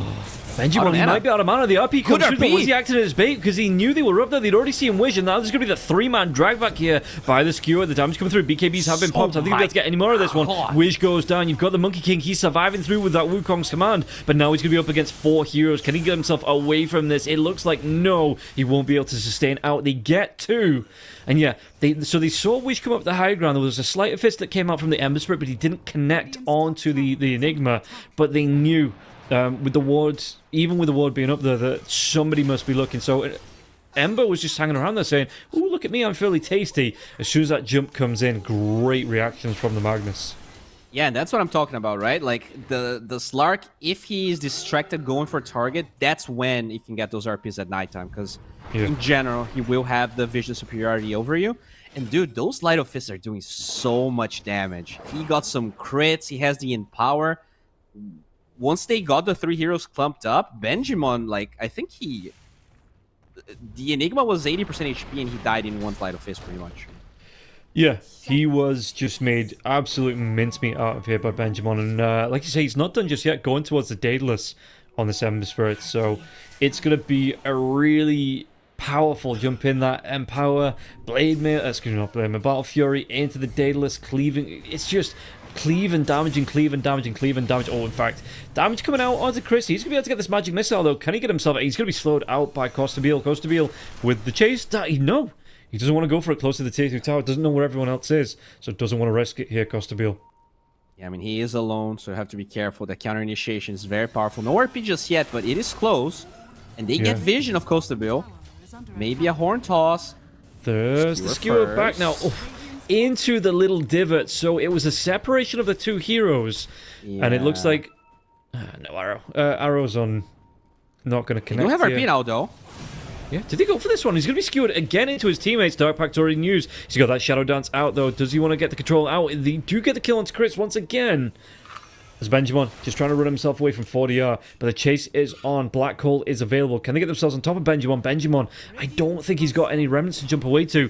He's even going to stop to farm here to take down this tier 1 tower. Was that jumping avalanche into the arrow? They have the control. Hold on. That Conda damage. You do not underestimate the Conda damage. And this could be Roshan. Yeah, that was way too greedy from Benjamin. He's like, okay, they might get Rose, so I'm gonna cut this wave. And he had a remnant, but just didn't respect the lockdown. And long range arrow comes in from the Mirana just before she TPs into the mid to make sure this lane doesn't push in. Free Aegis going the way of Midas. And 8k net worth lead now. They're in 9k net worth lead. They've got the kill lead here too. So they have pulled this game back from Demonios.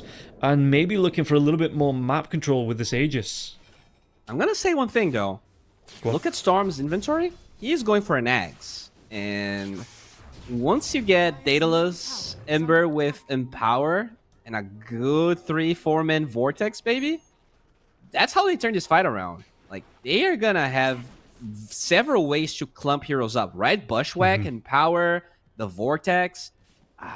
They're still, like, in the high ground, I think, with this Ember being gigantically farmed. It's not easy. Slark is one of the worst heroes at hitting towers. Yeah, the 4-man Vortex, something like that, into an RP. You could just team wipe there without them even be able to do anything. It was cute coming out from the Enigma there with the Ogre Seal Totem, but with no Blink Dagger, it's not an instant jump up, so the Magnus was able to get himself away before he took damage there from Wiz. So 4-staff build here coming from Fat. He's definitely playing a more, let's say, position 3.5 type build, trying to enable the other 2 cores, which honestly I think it's fine, especially when your Hoodwink is also being greedy. Going for the... already has a Gleipnir, by the way. It's pretty big here in the Demonios. We might see another kill onto the support, so Chris got to be careful. And I assume the era of the Vengeful Spirits going for that first item Ags, support or core is just completely over. Because I don't remember the last time I saw Revenge Ags in the first 40 minutes of a game. It's very rare. Oh, look at Benjamin. They see him with that ward. Yeah, that's bad. Yeah, the Hex comes through. God. 40 up. Did he even need any damage from anyone else? I think that was just all him. I think it was mostly him. Maybe the Vise was the difference maker, right? Because he could get the Remnant off, but holy moly. Yeah, okay. Mid lane. Do they get over in time here? Costabiel's going to be behind his teammates' time. 4-staff comes out, though. And it looks like Fat. There's going to be a jump in. What can they do? Magic missiles. So it might actually be Chris that goes down here. Right clicks coming through. Underneath a tier 2 tower. Do have to be careful. Backlines. The RP. It actually comes onto both supports. They are going to be able to drag him back onto the high ground here. But what damage can they do? There's going to be that mechanism coming through. Another black hole. It locks down onto the Magnus. And damage is going to be more than enough to get the kill onto the Magnus. So they trade a 2. Technically a 2-for-1. Aegis is still available too. Do they want to go back for this tier 2 tower? The lanes are pushed out, so they've got a bit of work to do. But yeah, that RP onto the 2 supports and can't even get both kills there. Yeah, that was huge. They bought back this Venge, but quick Orchid coming from Costabil. So I think that's a new item that he just got, preventing the swap, preventing a save. And that's the problem. Like, you need to... as Demonios, they need to get the jump, but it's really hard to do that against this Lark. Yeah. And we can see that Costabil, he is going to be able to take down this tier 2 tower in the mid lane. FCR gets himself the Wisdom Rune. Don't mind that going. Was that a Scardy on the Monkey King queued up? Oh, yeah. I think it was, yeah. Yeah, it was. So, more stats, more damage, more control as well with the slows, so... he's going to be... he's still a ways away gold-wise from getting off Storm Strip. How's he looking? He has the... I think he has the gold for his Ags. Yeah, he just doesn't have the curry. His curry is dead for another minute and a half. I think that's the big timing. No Aegis on the side of Midas Club in about a minute. So you finish that Ags and you go for a fight as the Magnus... let's get engaged here. Yeah, the Magnus, though, does have a Force Staff, so he's getting away from things like this in the past. So he was able to get himself away from that Wukong's command, even though the Monkey King came in. For the R. Holy... Dude, he solo kills the Mag. Yeah, he just gets that, like I say, that Kanda combo. It is gross here for this Tiny. 40 is having a great time with this one. And what else can they do? It's going to be the pounce onto the Vengeful Spirit once again. Was that swap for the shield? But the damage coming through from Costabile is just way too much. And meanwhile, 40 inside the base. Costabile, though, he's still got the Aegis for a little bit. Doesn't mind expending the damage. 30 seconds left on that. And it's going to be enough diving behind the tier 3 tower to get the kill. Yeah, that's tough. You know, the Demonios, I think... They didn't have a bad start, but the entire mid game has been Midas taking more advantageous fights, Demonios being forced to use their ults in a weird way. So they just being run at, and I think Midas just proving to be a bit more mature, a bit more... Their macro movement is just looking much better than Demonios this game. And, yeah, no, like you say, that it might be the difference between the two teams, you know, having that coach and just being the 5-man, having to look at your own VODs, and always having an extra set of eyes on it always helps out. So Midas, this is maybe what, and might be what they've been practicing in scrims, you know, coming back from a tough early game, coming back into a late game lead, and they are pulling it out the bag so far. We'll see if Demonios, though, if they're going to be able to answer back into this. They're also boot camping together, all the players. I'm not sure if that's right. The same for Demonios. I mean, they have standings right now, so I would assume that's not the case. But they will smoke here, Demonios. They have 3 heroes smoked up. The eggs on Storm was not bought just yet, but I think he's sending the courier on the enemy secret shop to do that. It's a good idea, especially if you think your secret shop is just a little bit too surrounded. Speaking about surrounded here, the Marana, they're surrounded, the Yule Scepter comes out, but do they have... Yeah, they absolutely have the damage to get the kill. And Costabile, he doesn't even hang around to help, he's just straight up out. Yeah, and with that eggs, I think that could be the moment. It's been a while since Demonios played as 5, since they tried to even attempt a 5-man play. December. Actually ended up going for a BKB, huh? Instead of the Daedalus. Feeling like he shouldn't be dying in some of those engagements. I suppose it makes sense as well, with the just to control the Bloodthorn coming out as well, Diffusal Blades, all the, you know, control, I suppose, apart from the Black Hole. Oh, speaking about control, there's going to be a jump back. RP, but he's in the Shadow Dance, and there's no skewer there either. I think the last take of the Dark Pact was cancel the RP. That's really unfortunate. And that's been kind of this game, right? They are pressured to use the RP as an initiating tool, and I think that's actually wrong. Like, it's nighttime, you're not going to get a good RP. I really feel like it should be either this Hoodwink or Mr. Jeans initiating, especially because he has BKB. So if he has BKB up, the only thing that can kill him is the Black Hole, and you have swap for that. 40 though, does he go? Doesn't catch up, the Avalanche won't be here. He's actually going back for a Reverence Brooch. It looks like Swap's going to be into the high ground on the Tiny. The Tiny has that shield run coming through now as well, but it will be cleaned up. Pops his BKB backlines. There will be a lot of damage coming through. Sharpshooter, it lands onto Costabile, but the bounce, no, the jump fall from Benjamin. He won't be caught out by the Slark. So, okay, he lives for a little bit longer. A Moonlight Shadow now being used just to get everybody away safe, it feels like. Yeah, they are, you know, doing a good job at holding their high ground, because, you know, at the end of the day, we talk about this. Lark is awful at going high ground, but this Tiny is becoming so big, and he even has the shard. And I think they are approaching a position here where they can either wait for Roshan and then go high ground, or maybe even poke it, because the RP is still on cooldown. And where did he go with this? Midnight Pulse, just trying to do a little bit of farming here on Wish, you know, build up some net worth. And you can see that. Oh no, Costabile! That was super close. You know, you had the Magnus. You know, he jumped. I don't even know what he was trying to jump in for there, but Slark, he was so close to be caught out of position and getting killed off. Good wraparound for Costabile here. He has the gem, so he's very certain there's no vision of him. They're gonna smoke on the Demonio side. This might make or break this game. And yeah, how are we looking in buybacks? Only the Ember Spirit has one. Everybody else on the side of Demonios, for one reason or another, doesn't have that buyback ability, so a good fight from the side of Midas Club. They might be able to push down and at least take a lane of racks from this. But it looks like they're not going to get too aggressive in the contesting. Moonlight Shadow will be used, though. Where are they looking for this? Because effectively, Demonios is missing from the map, and it looks like they're just going to be comfortable to split up here on the side of Midas Club, which could be a little bit risky if two heroes get caught out here. Yeah, they're trying to get some vision here. There's a couple of sentries, but it's so easy for them to de-ward with Coastal, so he's gonna take that one. Actually ignores it. Oh, he's just jumping to the enemy side.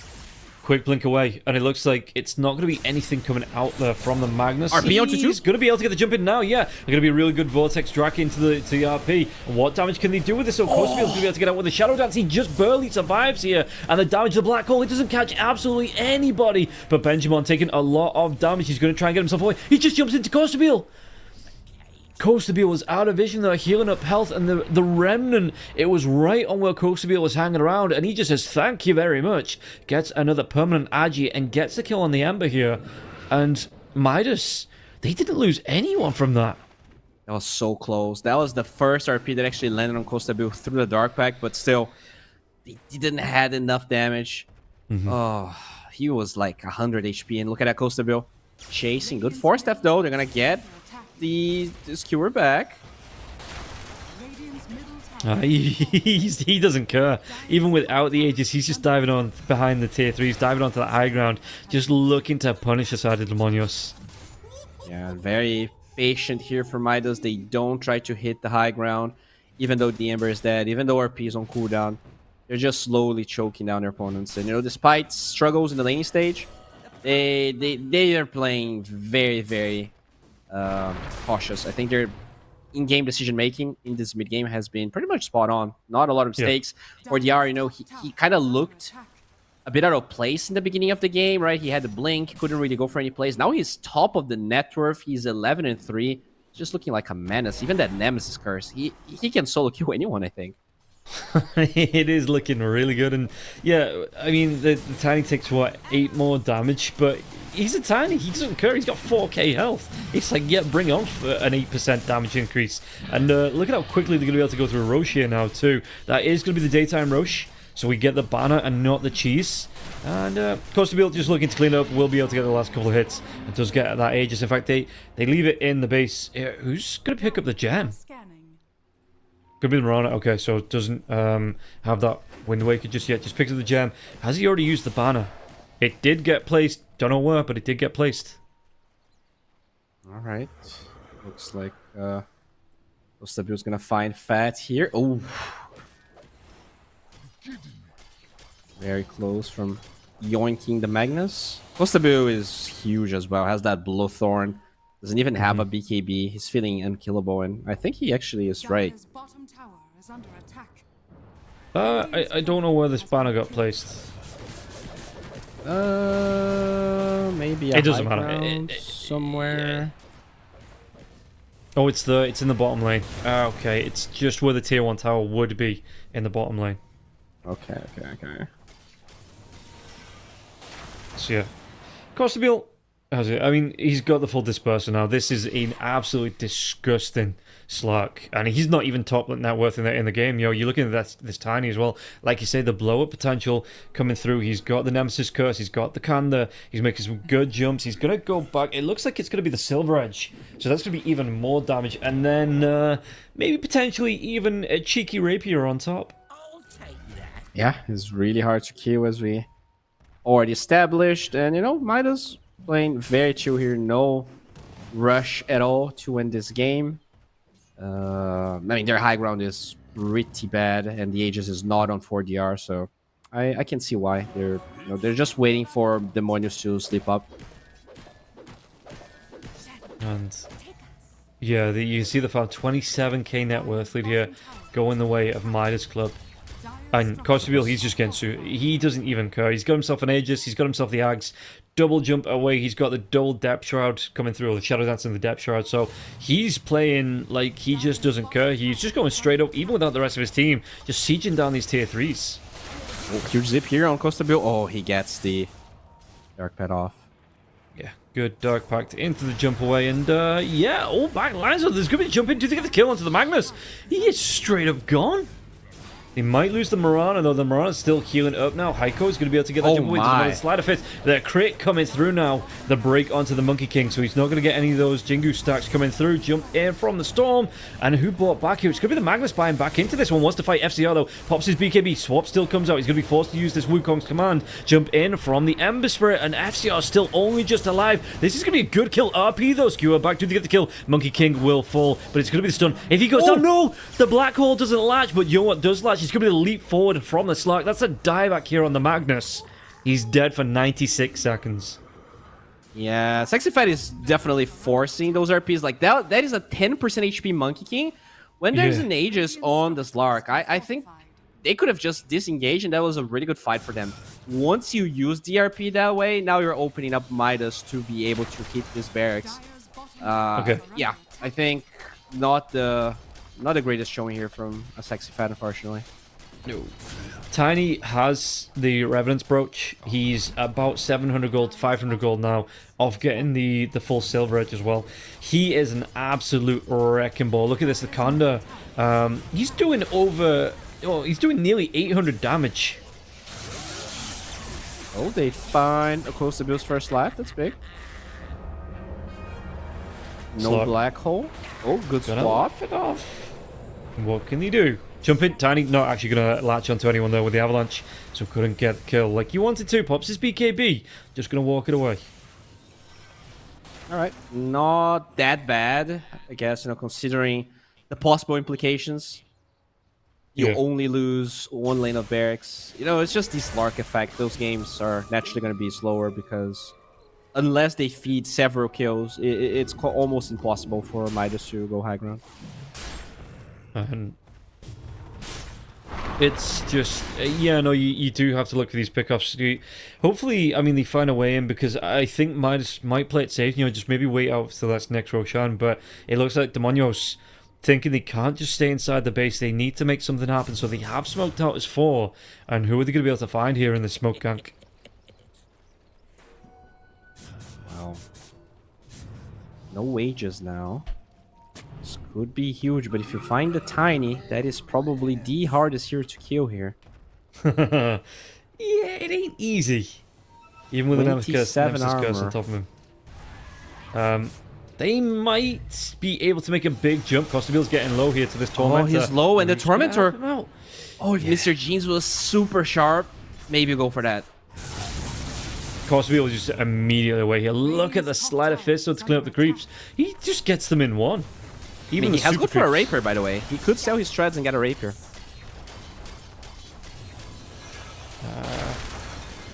I think they need it, actually. I think they are lacking burst damage on...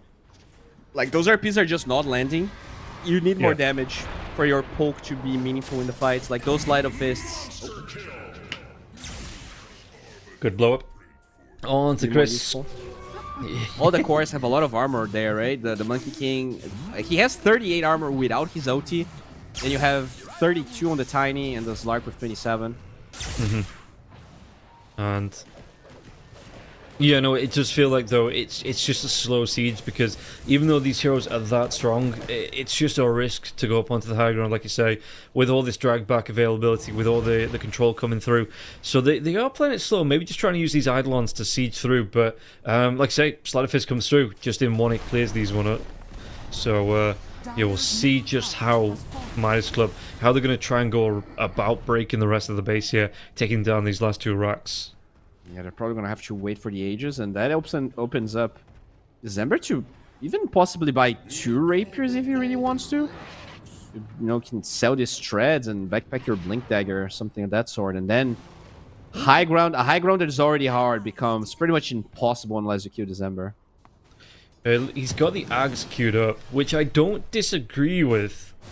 In principle, it is a good item on the Omnis Rapier. Yeah, it's not a Rapier, and everybody wants some Rapier Dota.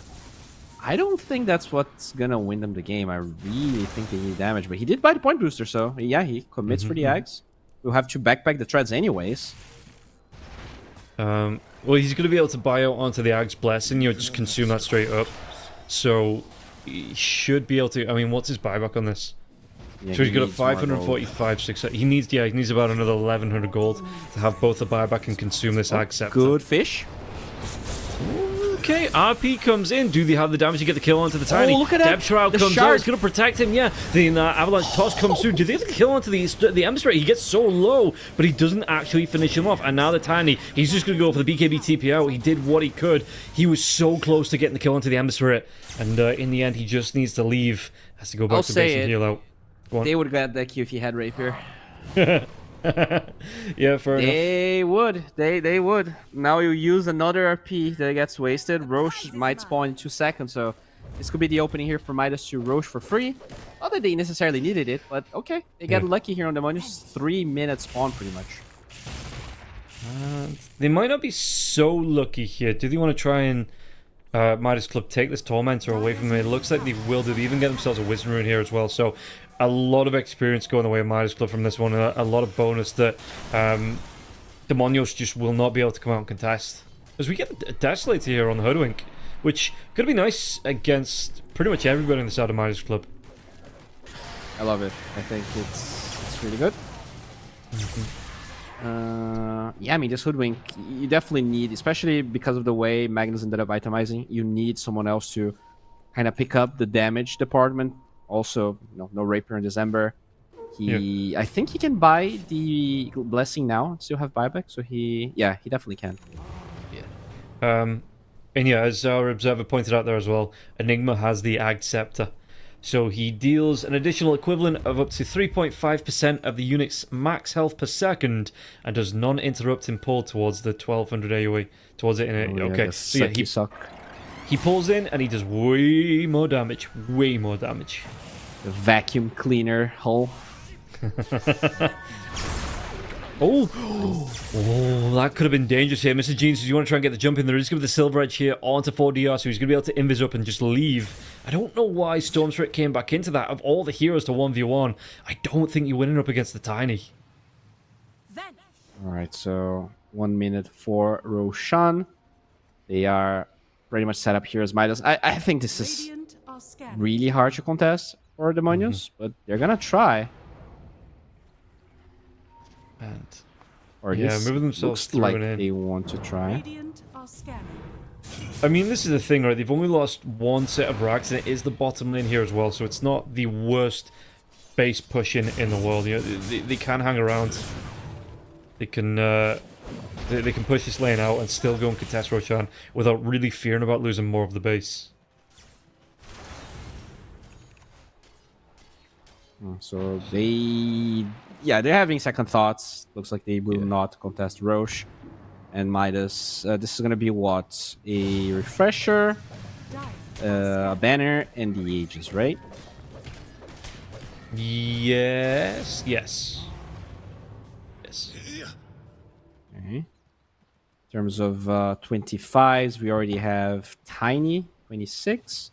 Slark is 27 with a refresher. God damn. Can even eat his eggs, so he would have slot for the Aegis. And the Rapier gets purchased finally.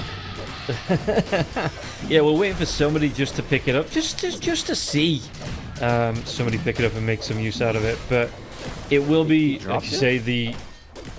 Okay, so he doesn't want to show in the wave with the Rapier, so he has it in the floor just yet. Okay. Okay. But is that going to be enough for you?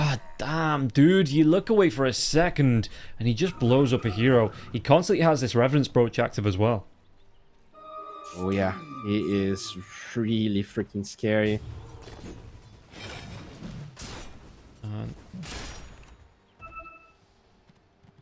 So, yeah, no, surely with this Aegis, they are going to be looking to break this particular game down, or maybe look for the end.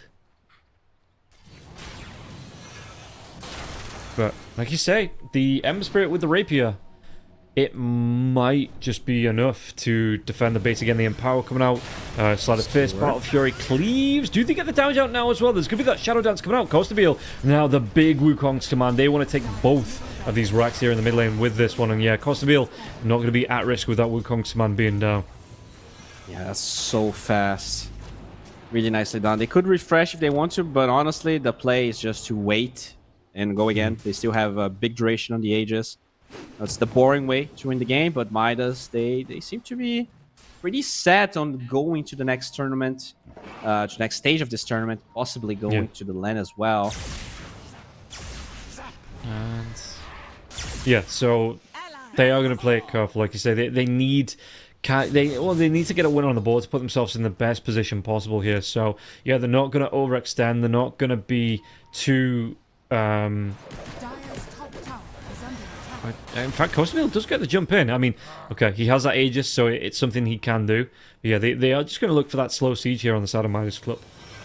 Yeah, the positioning from Sexy Fat, trying to get a skewer, but...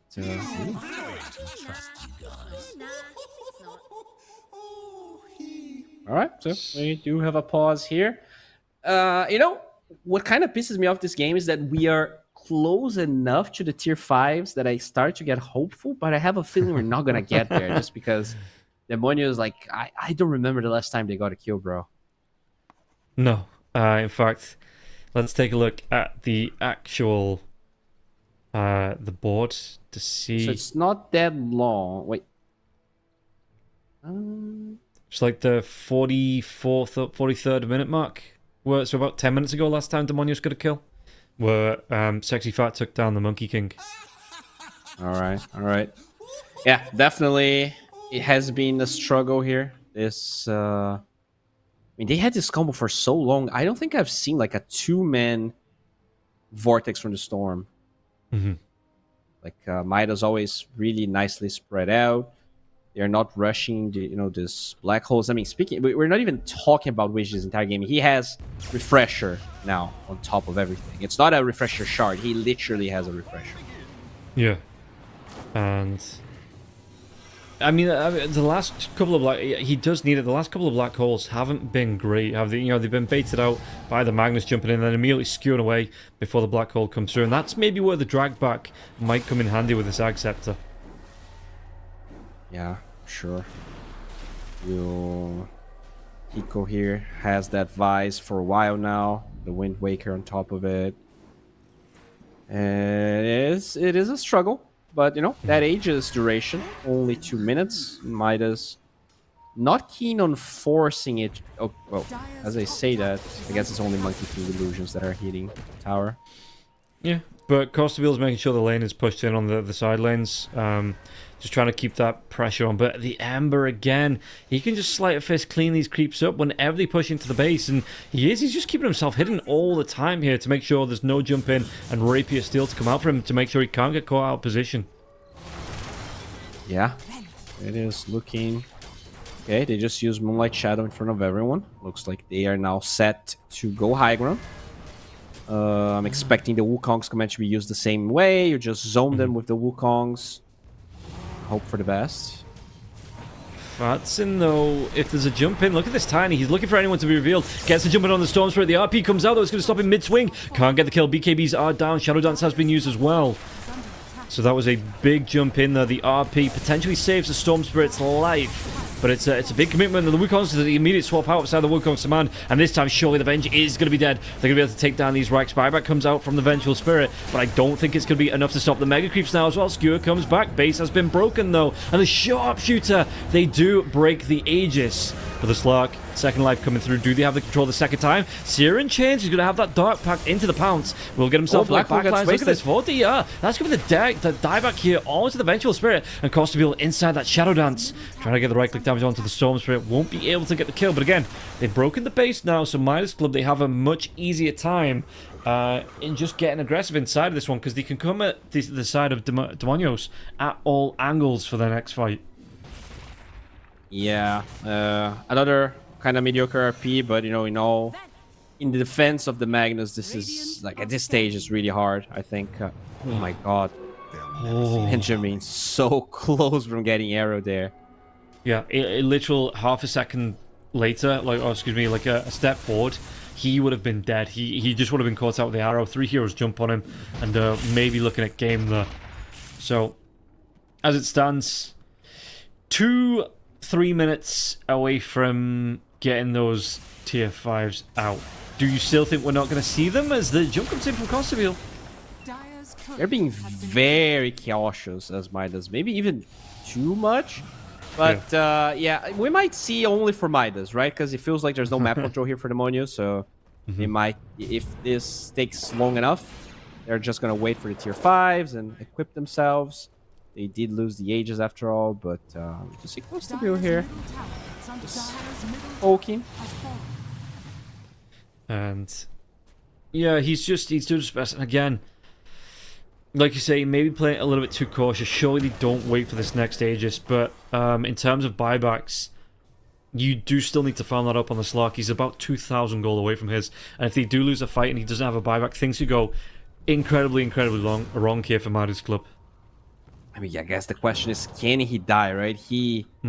Those Depth Shrouds and Shadow Dances, and it feels really hard to kill him, but yeah, we'll see. It's just, it feels really bad for Sexy Fed right now. He's just, I've been looking at him, he's always hiding under a tree. I don't think he hit a creep in the last, like, maybe 10 minutes. He's actually second lowest net worth in this game. He just, any expectation of, you know, glory has been foregone. He is literally a skewer bot right now.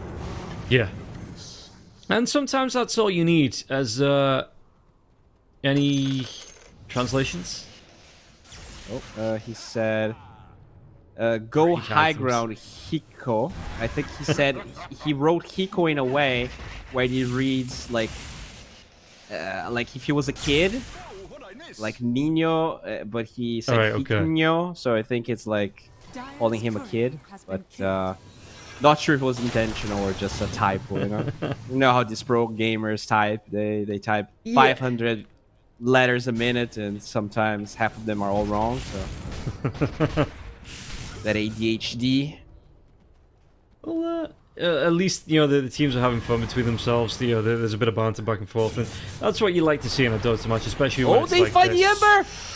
Raper on the ground! He gets Jump it! coming in now as well. Costabile coming through. Are they going to be able to do the damage onto this one? Shadow Dance has already been used here, and it looks like, I mean, he did get that buyback, jumped himself right back into it, though. The lockdown, do they have enough damage? BKB's coming through. There's going to be the Wukong's command on the ground. RP, though, onto, so no black hole just yet, and the damage to BKBs is still going here now as well. They're going to be able to get another kill onto the Magnus. Backlines Costabile, he wants to come in, gets that jump forward into the base now as well, with the Shadow Dance doing the damage. He's just fountain farming. The GG is going to be called, and this is going to be game number 1. Absolutely right here, not even to the tier 5s, going the way of Midas Club. 10 seconds away. 10 seconds away.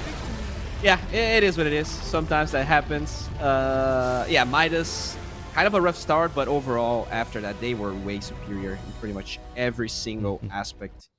I think they dismantled everything that they wanted to do on the side of our Demonios. So hopefully, you know, I want to see Sexy Fat playing a different hero. I did like this Ember carry. I think it was relatively impressive, but everyone else felt so far behind it. He's a glass cannon, right? You need other heroes to show for you. You need other heroes to stun for you.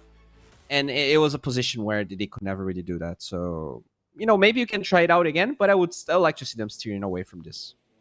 Yeah, maybe game 2 they go for something a little bit different. After an hour, Midas Club will take game number 1. And we're going to take a quick 10-minute break. Be back with the second game to see how this one falls right after this. 1xBet and Eva Alfie present betting on all esports events on the website and in the 1xBet app. 1xBet. Play with Eva.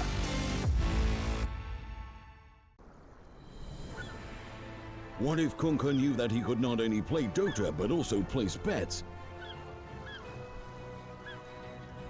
Better the best black hole.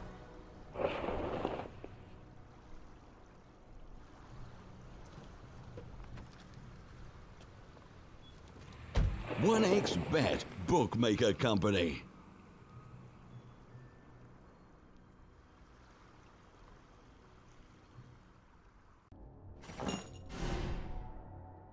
Chances of breaking items in a tournament match are non-existent.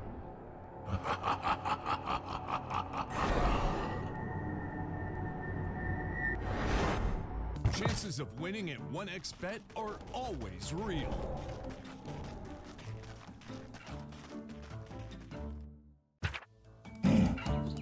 Join with me. At your service. Stealing Aegis from Roshan is very difficult.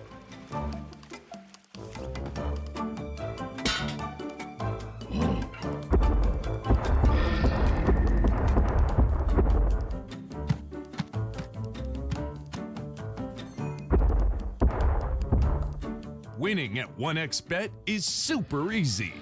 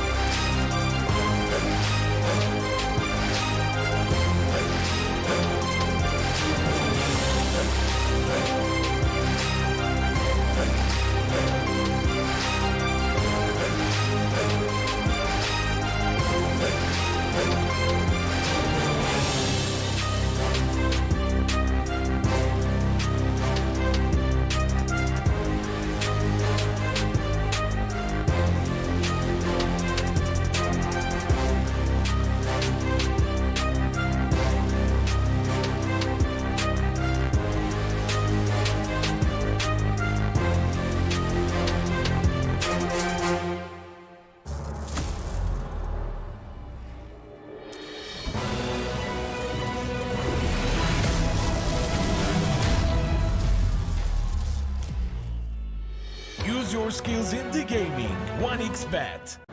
Look around. Screens are everywhere. They allow you to immerse yourself in another world, into hundreds of different worlds. Here you can be anything you want, and we will support you in this. OG, Team Spirit, 1xBet. If you are with us, you win. Hello, son. Hi, Mom. Pretty girl. This is Eva. Nice to meet you. Thank you very much.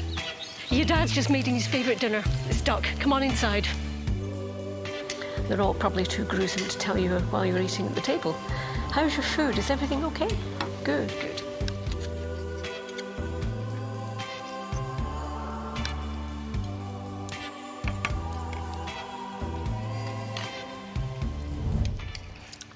You seem to know each other.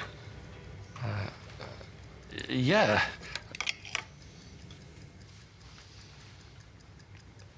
This is the new ambassador for 1xBet. Oh, I see.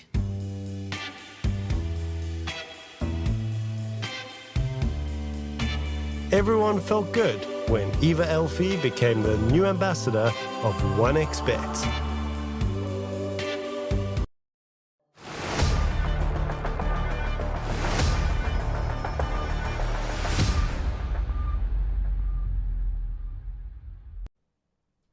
Welcome back, everybody, to the second game of the second series here. Midas Club were able to take it in literally just under an hour. I think it was like 10 seconds before.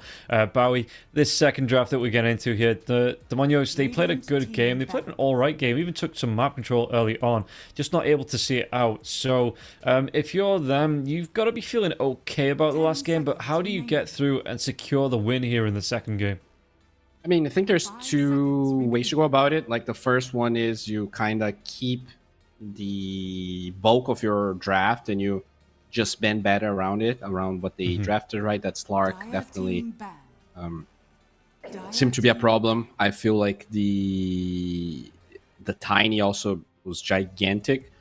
Yeah. So maybe you can mess a little bit with those two picks and still keep the Magnus. I feel like that's very comfort for Sexy Fat. It's one of these heroes he really likes playing. Yeah. Or you can try to rewrite everything, start from the get-go, get a new hero. I think I prefer that a little bit more, especially because draft-wise, I believe Midas Club is superior to Demonios as well. You know, they have a pretty big coach. I think they just have a bit more experience as well. So I think if you start with a new slate, and which they are doing right now, they actually banned the Magnus themselves, afraid that Midas Club would pick it up. Yeah, Midas Club do have that first pick. You can see that Midas Club as well, going back for the bands that they went for last time, with that Undying, with the Witch Doctor there. What else was it? It was the Medusa and... I can't remember what the other band was, but I know the Medusa was in there as well. Witch Doctor, Medusa, and Dying, and... 10 seconds remaining. What was it? It was... Yeah. Another support, I think, right? I think it was... Remaining. Yeah, I'm not gonna remember, but it was definitely like a weird hero. Oh, the Gyro. That was it. It was the Gyro fourth ban. I think Gyro was second phase, though, right? Was he? Was he? I think it was second phase. I think it was... Yeah, I'm not remembering it, but they do go for the Enigma again. Okay. And yeah, I don't mind this. There was a couple of really good black calls. Demonios on their side, they ban out the Magnus themselves. They take away the Hoodwink. So that was two heroes that they were running themselves in that last game. Just don't want to give them away to the Midas Club's first pick. They even ban out the Marana here. So yeah, not going to be an option here for them in this second game. We'll see what they want to replace it with. And like you say, they look like they're blowing up their draft, going for something completely different here in the second game. Yeah, I like it. I feel like this is gonna make things a bit more interesting. And I also feel like there's a chance this Enigma is gonna be a core just because of that Gyro ban. I feel like this is a type of hero you wouldn't ban the first phase unless you really want to protect this Enigma. We'll see what they're gonna do with it, as the Timber is the first hero they're gonna pick. Okay. 10 seconds remaining. Yeah, it's coming out so early on. It is going to leave it vulnerable to being counterpicked, being set up from the side of Midas Club, and I wonder if it is going to be the off lane, Timber again, or we might see another mid lane Timber, because it was a really good mid lane Timber that came out a couple of games ago. But yeah, maybe here, because of it being a first pick, I think they just wanted it in to get it in and get it straight in that off lane. Yeah, I hope they can flex it, because if they can, if that Tiny from 4DR shows up again, you can actually have the Timber in that lane. Very advantageous for the Timber. And in general, I just like mid Timber a bit more. It feels like you get online faster. You just, like, level 8, you're solo killing pretty much everyone in the map. So we'll see how Midas Club is going to try and draft around it. They actually banned the SD and the... Yeah, I mean, this is going to be a core Enigma. There's no way. Okay. Yeah, the Shadow Demon, the Rubik ban. Rubik just makes sense anyway. You don't want to give away that black hole, especially with someone like the Timbersaw out on the other side of the field as well. It's a lot of damage that he can put out, so if you can control 2 or 3 heroes, yeah, he really will creep through those. So Demonio's not going to be able to play that in the game. Just looking for the next ban. It's going to be the Faceless Void. So Batrider is this next pick. We see him an awful lot. Again, going to be able to hold heroes still. Good if it's not the... Wow. Okay, Omni Knight coming through. Windranger here as well. Windranger can have a good game against the Timbersaw, if it is going to be that Timbersaw off Windranger carry. But again, we saw it in the second game of the first series where Timbersaw, that Windranger wasn't enough to get the kill onto the Timbersaw. So if I'm not mistaken, you don't dispel with your W anymore, right?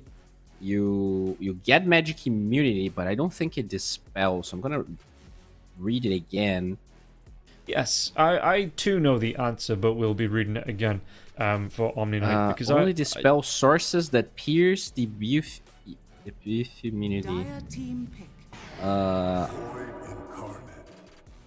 I am confused, but yeah, I think like when you cast it, no one can cast spells on top of it, but you cannot like prevent RP after it was cast, right? I think that's how it works, because I haven't seen this new Omni for a while now.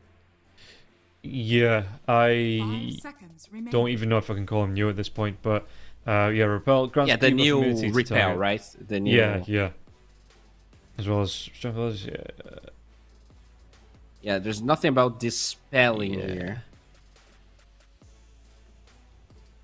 Yeah, I'm assuming it doesn't dispel, so it's just like a BKB you give someone. Yeah, so if they're already stunned up, if they're already being controlled, then that carries on, and they just get debuff immunity for whatever else follows up on that. Yeah, so I say that because I don't think you can save someone from the Batrider lasso with it, but it's still interesting. And now I'm curious, like, is this going to be the core Omni, or is this just like a 5? Very unique draft here coming from Midas Club. I have not seen this Omni pick at all recently. No, I couldn't tell you the last time I saw a Pro Omni. Like, I couldn't even begin to guess what year the last time I saw a Pro Omni was that I was casting. So looking at Dream League, there apparently was one game that was played, and it was a win. But I can't see if it was actually a core... oh, okay, I can see, actually. It was Batboom versus OG, and it was... This morning? OG playing this Omni. Yeah, I guess. Let me open the Dota buff link here. So who played this Omni Knight? It was actually Miero. No, it doesn't make any sense. Offlane Omni. Yeah, no, I could see offlane Omni. Okay. Yeah, I could see that being a thing. Because the hammer is a really annoying tool. It's a lot of burst damage. Tiny comes out again from Midas Club.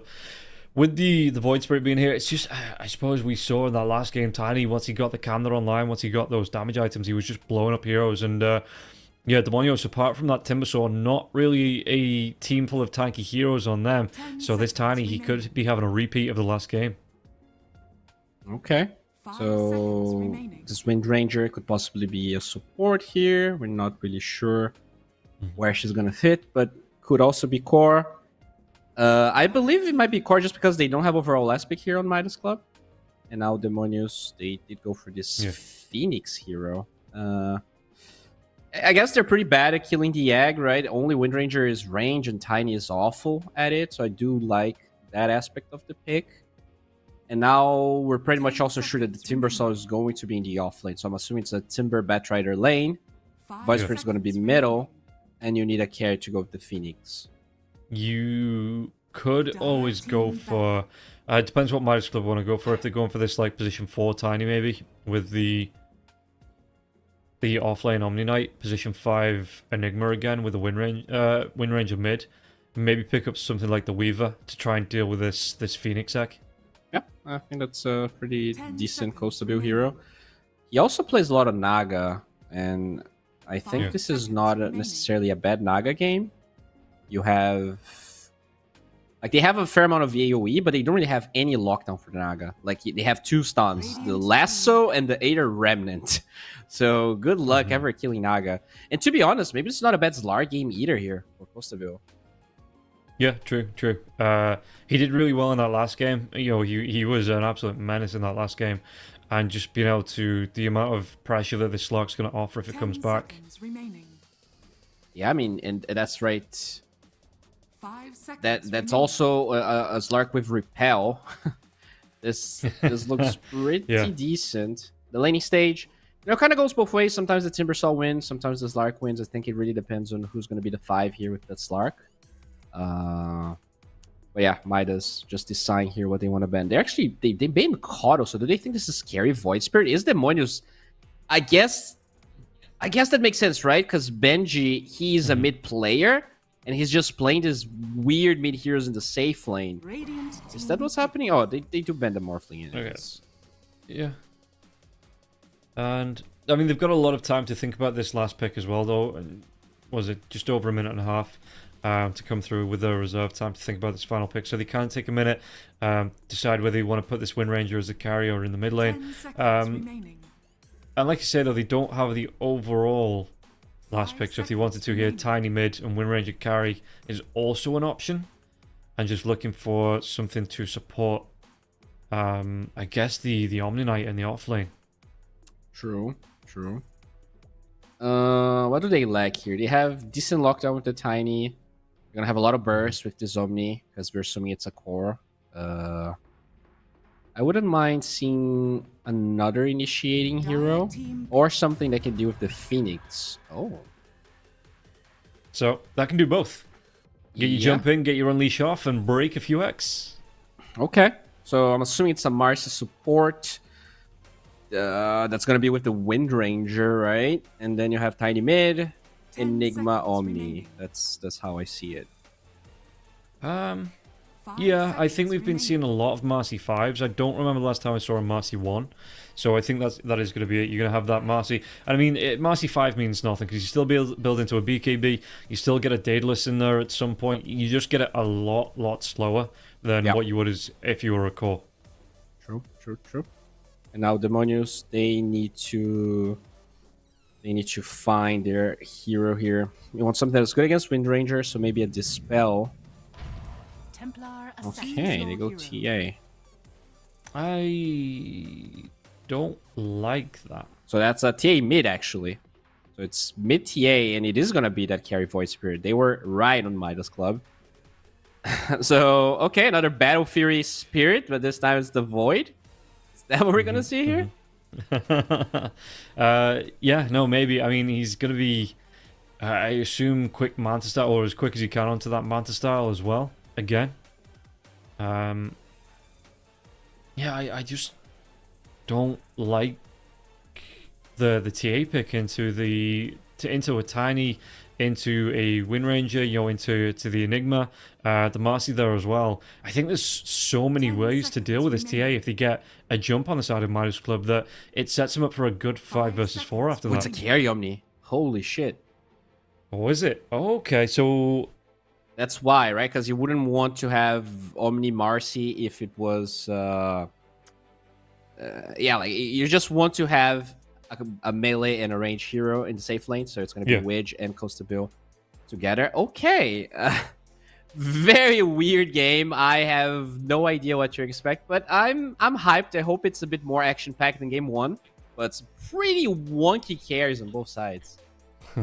I mean, yeah, one of them has to work here. We have to have a winner in this second game, so we'll see if it's going to be any quicker than that first game, if anyone can get a quick advantage coming into this one. And look at these two lineups. I know that Midas Club is considered the favourite teams, but just through the lineups, do you have a favourite coming into game number 2? Well, I think I'm gonna go with the Midas Club lineup. I think it's easier to execute. Yeah. I find it a bit sus to go, you let's pick your hero having physical damage only against an Omni Knight. That's a bit weird. A Omni Knight and a Wind Ranger, high armor, tiny. I like the tempo that they might have on Demonios here. It's very fast-paced draft because the TA usually gets her items fast. The Timbersaw doesn't really need that much besides levels. But I don't know, this Void Spirit carry is a big question mark for me. Well, we are going to find the answer as we get into game number 2 between Demonios and Midas Club. And you can see the odds. Demonios, definitely not the favourites. And, well, we'll see if they're going to be able to surprise a few people, us included, it seems. The odds are honestly pretty nice for them. I like, maybe not with this draft, but I can see myself taking these odds with a different draft because they lost every single game, right? I think that's pretty generous odds for them.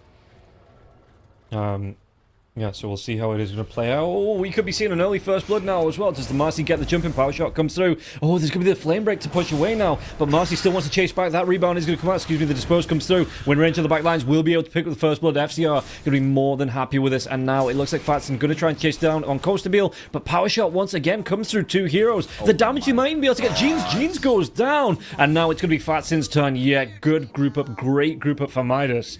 What were you saying about those odds? Well, I think they're gonna go down a little bit, but yeah, that's tough. They just walked into everyone for Midas, and that Phoenix, the Phoenix could have actually learned Icarus Dive and ran away, but that's usually a really big grief in your lane. But if you're gonna lose 3 heroes, I think you might as well grief 1 lane than 3, because every single core died in that fight. Never mind, I think Benjamin survived, but both TA and Timber dying feels really bad.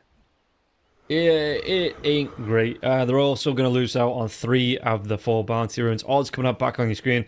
Demonios, maybe it'll be a little bit longer there. Yeah, back to... oh, that's a big jump up there. And Midas Club looking like favourites coming into this. Yeah, and the graphs, we are at 64% here out of that one fight. And... yeah, I really like this, the offlane coming through from the side of Midas Club as well. That you're going to have the dispose back into, potentially into the shackle shot from FCR. It means that you are going to be able to run heroes down because they're going to be disposed back into you with that focus fire coming through. So FCR, this is going to be a really good time, I think, for the Wind Ranger in this lane. I'm not usually a fan of the offlane Wind Rangers, but I think this is going to be an absolute banger here for FCR coming through into this one. And Benjamin, look at this damage coming through. He's only level 1, so he's already used that Resonant Pulse. He goes down again. FCR gets the kill. And now Chris could be in trouble. Where's that? Couple of seconds off that dispose, coming back off cooldown, and Chris will be thanking his lucky stars that that cooldown is as long as it is. Yeah, this is looking pretty hard. At least they do kill Witch with Omine in the bottom side. Costabile. Oh, okay. That is just going to be level 2, so the rebound into the dispose. And yeah, going to be a big pickup here for Hiko. Yeah, I kind of get the first pick, Timbersaw comes out. So the Omni Knight, you wouldn't really... I mean, I didn't think about him as a pick. Dispose comes out once again. Hiko getting the drag back here in the top lane. But there is going to be a lot of damage coming through from Chris onto the Wind Ranger that he isn't going to be able to dodge off, even with the Wind Run, thanks to those Fiery Spirits. Yeah, the levels here are a big problem. Phoenix still not even level 2 when they are about to hit level 3. Jumping Chris, no dive. Hiko, though, he might have got a little bit too far. There isn't a shackle now as well. Hiko, there is going to be a lot of damage coming through from the Dissimilate. Benjamin going to try and trade this one out. FCR, he does have that Wind Run if he needs it to catch up. Where's that power shot? It's on the mark. He gets the kill. He's not even going to go down here to the Phoenix. And the Phoenix will be able to stack up a lot more damage. In fact, hell, again, he has the mana for it, this Wind Ranger. It's only a... if he goes for the second point, he might be able to finish off this Phoenix once again here, this Wind Ranger. Very patient from FCR. He had the Wind Run the entire time, just waits for them to bait themselves into him. And now, with those 2 bracers and the salve, should be ready to lane again. Yeah, and what was I saying? Oh yeah, the Timbersaw, first pick Timbersaw. You don't really think of the Omni Knight, but again, this Hammer of Justice, Hammer of Purity, sorry, I've been playing a little bit too much Street Fighter 6. Hammer of Purity is an absolute banger of a spell to have, and then you get close, you drop your Purification as well, and it's nothing that the Timbersaw can deal with the reactive armor. It is very much a lot of burst damage that Timbersaw just can't stand up to. Yeah, and that Timbersaw from Sexy Fat might not feeling very sexy right now because he's gonna be banged down. Yeah, and that's the combination I was talking about. You line it up as well with the Malefice coming up from the Enigma, and it's just pure control onto the Timbersaw. Just rips through his health pool. It's also gonna have Repel to protect himself against this Batrider, level 4, I'm assuming. Although he could also just learn Purification. His mana pool doesn't really allow for a lot of shenanigans mana-wise. Mid lane though is pretty. Once again, Mr. Jeans having a really good lane. Does he get on top of him? No, there's going to be the melt. No, he directed right back to the path of Wisher. The Blood Grade comes out now as well. 3 heroes, Mr. Jeans. He's going to be taking it apart here. Even Chris dives in. And Heiko, he's teasing with the high five, man. There's going to be the rotation coming in from the Pirate Rider, but still 3 heroes here. Fordia even gets the bottle on the rune, and Fat's in. This is going to be a 4-hero commit onto this from the side of Demonios. And I don't know if they get any more than just the Marcy out of this. Okay, Wish will fall. They take down Hiko. While this is going on, though, quick kills coming out from the side of Midas Club. And again, free farm for Costabile, free farm for FCR as well. I mean, your Timber had to walk to the freaking mid lane. This is... yeah, it's a very costly rotation, and you kill a support out of it. Just doesn't feel that good. Throwback, though, my dude. Do they get the kill? I mean, he's going to go down to the tower.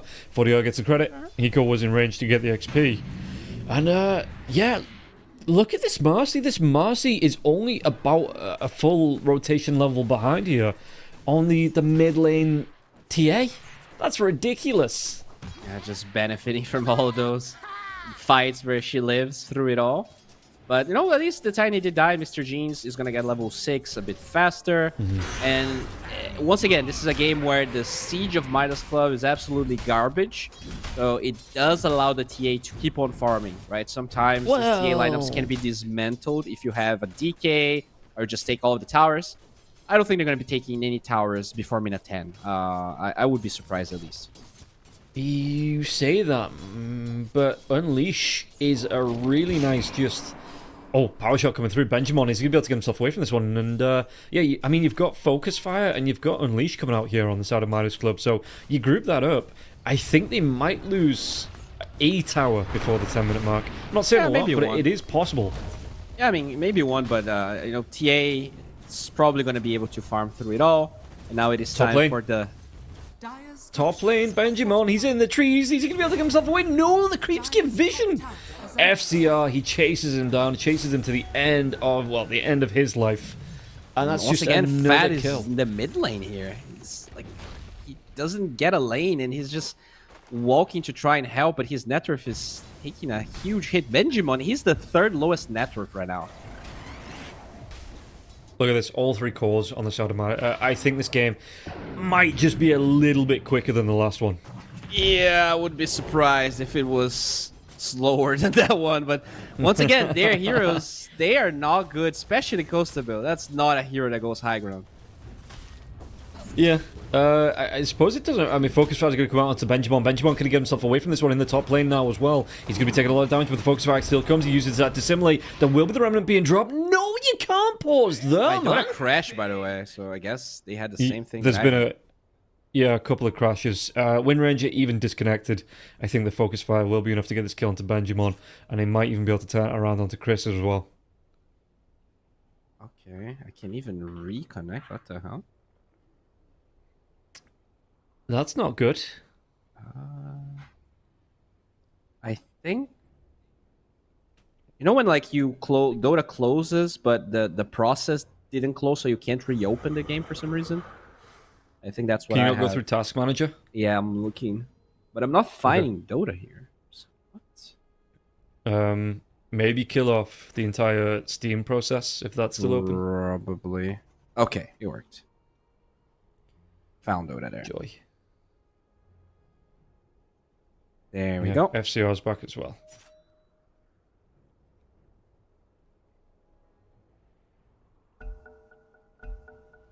Okay, here we go. And Benjamin, he is dead. Hiko's actually one that gets a kill now, but the rotation comes in from the Bite Rider. Power shot's going to be off the mark. Hiko, can he survive through this one? It's a lot of damage. He's going to be body blocked by the Enigma now as well. So it is going to be Chris that picks that one up after Benjamin goes down. And, I mean, Wiz is still around. He's only level 4, going to go for the TP, and he interrupts here. No, even Jeans rotates up for this one. So the Tiny's getting a free lane in mid. Oh, this is just not going well for the side of Demonios. Yeah, I mean, they're trying. I mean, I really commend them trying to bring in the numbers, because that is something you don't see very often in the South American teams, or even tier 2 teams. But they are just paying way too big of a price for those rotations. Yeah, you can see cost of heal. Most melee heroes scared of the Timbersaw. He is just like, bring it on. I will ruin his lane. In fact, I think he pretty much has ruined his lane. Yeah, I mean, he's going for the straight up full pure build. So no OT, 3 points purity, 3 points. There we go. Yeah, and Wish will get it with the Malefice and the Eidolons there just to clean up this Timbersaw. Damn. Okay, so Midas definitely ramping up the pace here. I mean, at the end of the day, those 3 kills were so costly, and we just see the ripple effects of that. FCR just diving tier 1 tower minute 8. He is absolutely everywhere here at the minute, FCR. I mean, the Marcy, he might be able to get another kill actually. There's no focus fire, but is there going to be a jump onto him? FCR is closing the gap. Where's that Shackle? Power shot comes through. Doesn't actually connect onto the Void Spirit now as well. The jump comes out from Hiko. He's going to be able to get that drag back. Remnant comes through. It was that Dispose. No. He's going to be able to get himself away from this one. Or is he? This Marcy, he is stupid fast. And now Icarus dive away, but the power shot, it still doesn't connect. That's the second power shot in a row that is going to miss Benjamin. Going to be taking a lot of harass. Doesn't have any way out of this. All this spells on cooldown. Only level 5. The win range is level 7. And Hiko is going to be able to get the TP away from Mr. Jeans as well.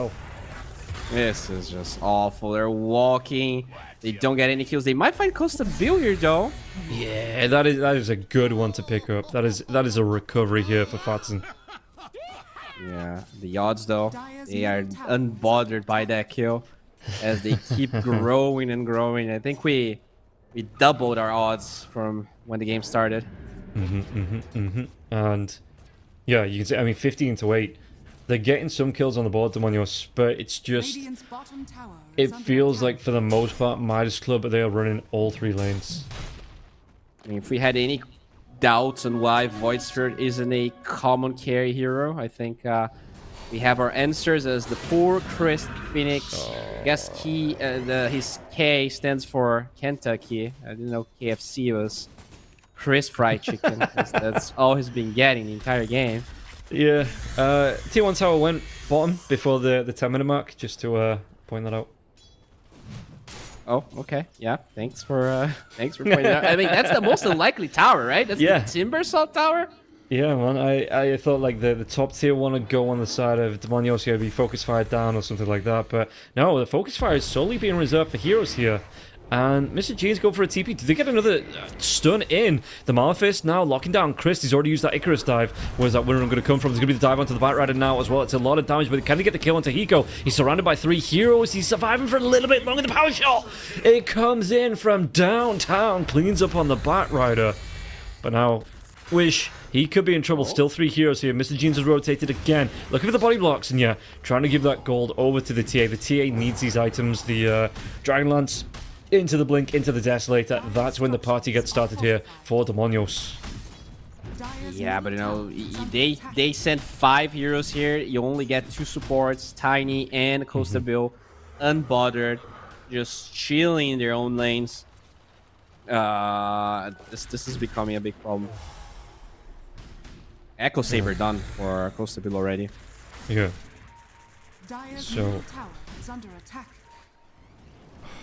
Sacrifice's got to be careful. What's the Bite Rider do? Okay, he's just farming out into the jungle. Yeah, no, I'm just watching on the map. Is the Blink up for the Tiny? If he shows here, there's going to be the Blink. They're going to be able to get the kill. he tried to farm out the Ancients. He was hanging around with like a sixth of his full health, and yeah, just immediately the jump in, the blink to jump in from Eco, and they clean up that Timber Saw, no problems whatsoever. Oh yeah.